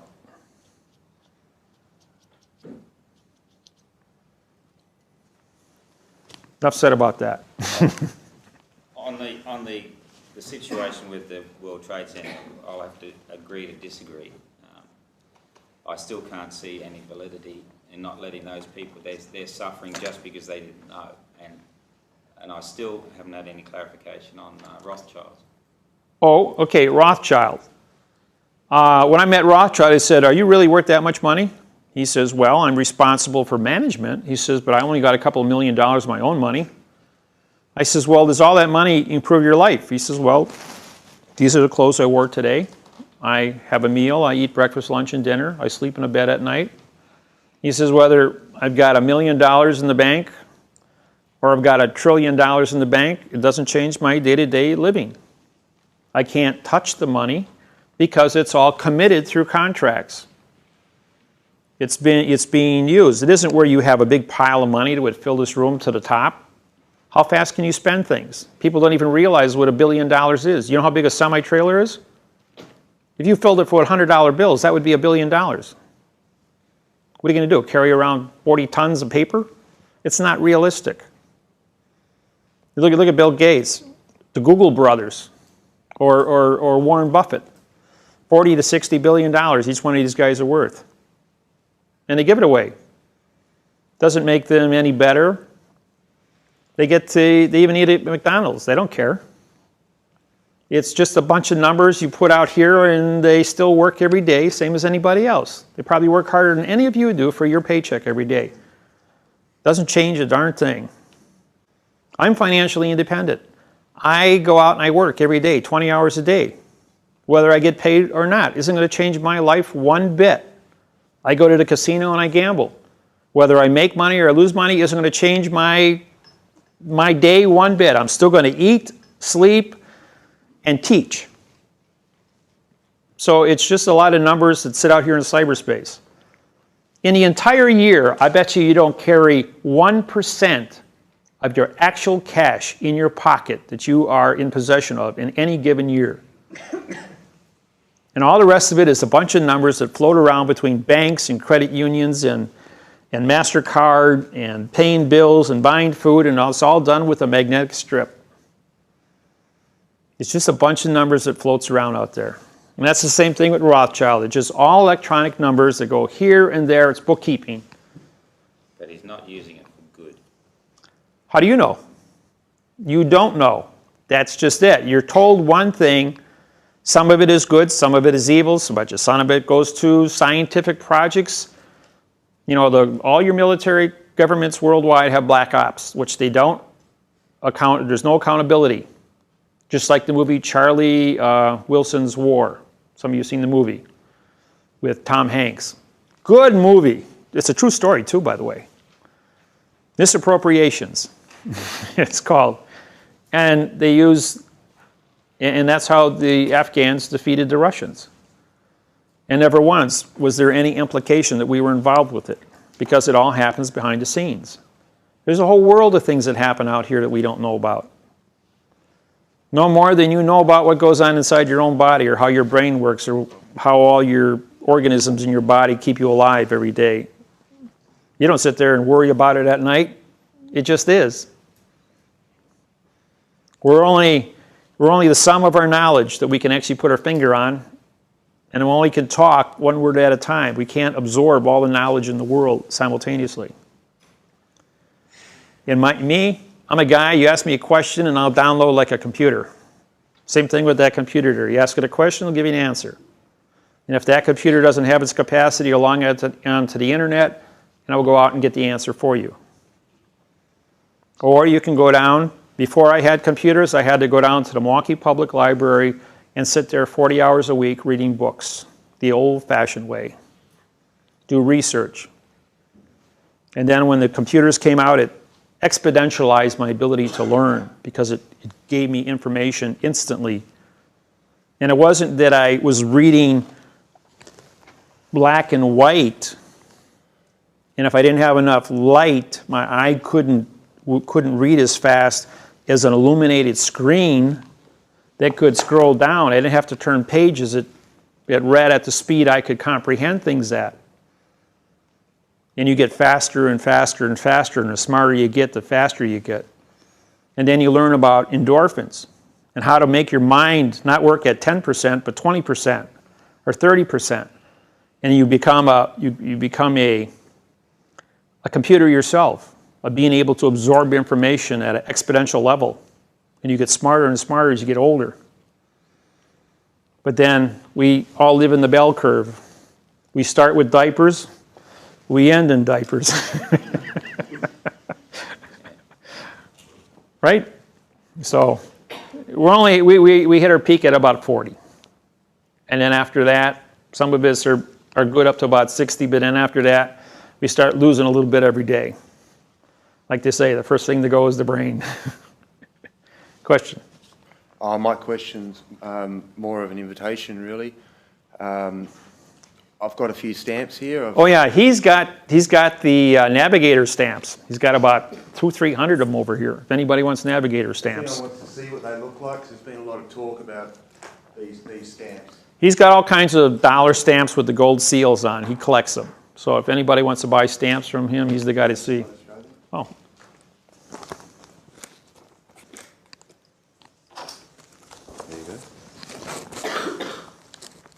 And if you're a stamp collector, you know anything about this? If you've got full sheets that are virtually like this, they're worth a lot more than independent stamps. And stamps are really good value, especially gold stamps. These kind of things like this here are collector's items. You can put them away, and when you're 65 years old, you can go out and sell them on eBay. That's the unique thing about today, is the eBay opens the entire world to you for advertising. So if you guys need stamps, this guy will sell them to you. And a lot cheaper than you'll get them on eBay, and you can't buy whole sheets on eBay.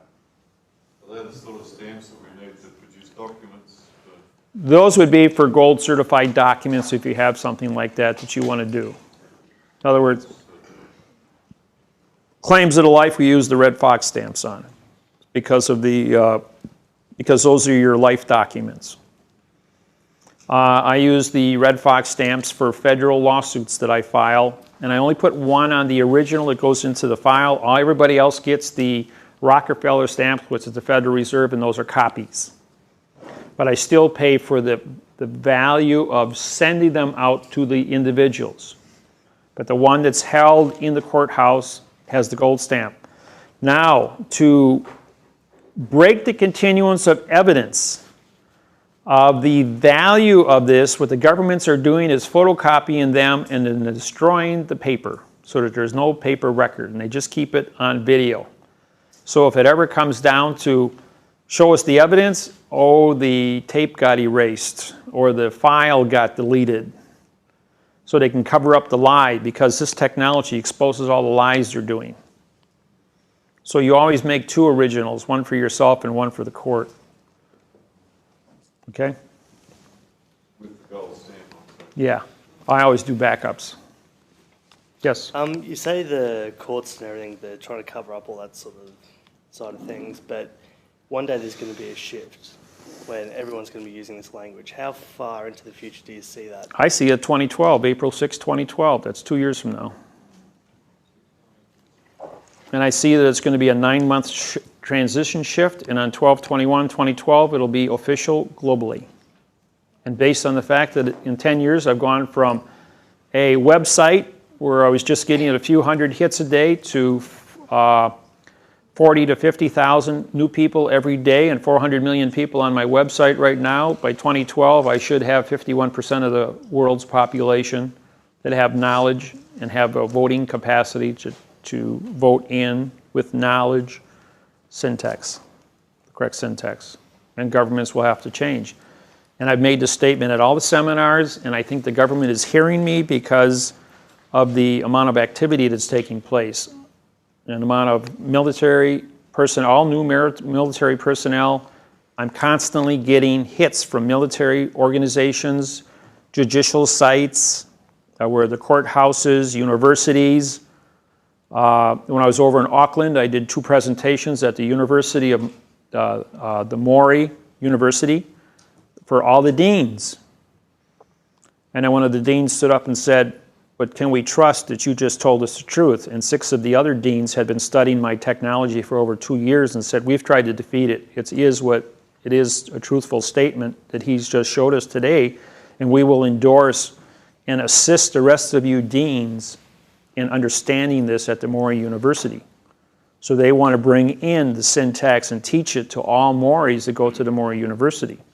Because That's the only way they're going to defeat a fiction which has invaded their country for 173 years. And they, April 25th, 25. oh, there's two dates. 4/6/2012 is the Mayans, and 12/21/2012 is the Egyptians. And they both claim that that's the end. And Pandora is destroyer of worlds. Destroyer is a pronoun, of is an adverb, modifies the verb world. I destroy the verb world. This technology destroys the verb world. Yeah. So we're getting sort of towards the end of the day, and people have gone through a lot this weekend with the technology and looking at what's what. And it'd be good to be able to have a conversation about what a change would maybe look like and what sort of structures may be in place as far as the community of people is concerned. Some of the things that I've been talking to people about, or ideas that I've had, and I tell you right now that none of my ideas are original. Everything that I have comes from other sources. Mm-hmm. And it occurs to me that the only way we're going to get anywhere is with a sense of community, is with people joining together, combining the knowledge and formulating our paperwork and our structures together, and part of that is by forming a society, using quantum documents with a quantum constitution, to where then we can stand as a separate entity to the fiction that is there, and that we can then approach the governments, that sort of thing, and if need be, we can go offshore if they decide that they're not going to listen. But we do need knowledge, and we need people with their documentation. In other words, correct. The argument you're making here is, how do we get this program forward? The people, a group of people cannot file a class action against your government to make a change. You can, however, go to the election board with an idea of what change is. Then go door to door and educate the general public and get signatures on a referendum to be placed on the ballot, which is, you have your spring elections and your fall elections. And twice a year, most communities have elections to pass specific laws and elect new people to govern, like aldermen, congressmen, senators, judges. And there's specific ideas whether to make smoking legal or not, to make marijuana legal or not, to control different controlled substances, to pass a law saying how high a building can be in a given community, if we're going to expand the airport, if we're going to put an expressway through and go ahead and buy up all these houses. There's going to be all kinds of different rules and regulations. Well, it's no different if you want to bring in a new law or change a constitution to a government. You have to go door to door. It's required that you have a specific number of signatures or autographs on a referendum supplied to the election board to have that placed on the ballot. On the ballot then, when all the people go to the polls, you can take out and pay for advertising on TV, just like when the president runs or anybody runs for public office, they have an advertising budget and they educate the people. So when you go to the polls, you know what you're talking about. And it's the same thing with getting this program through.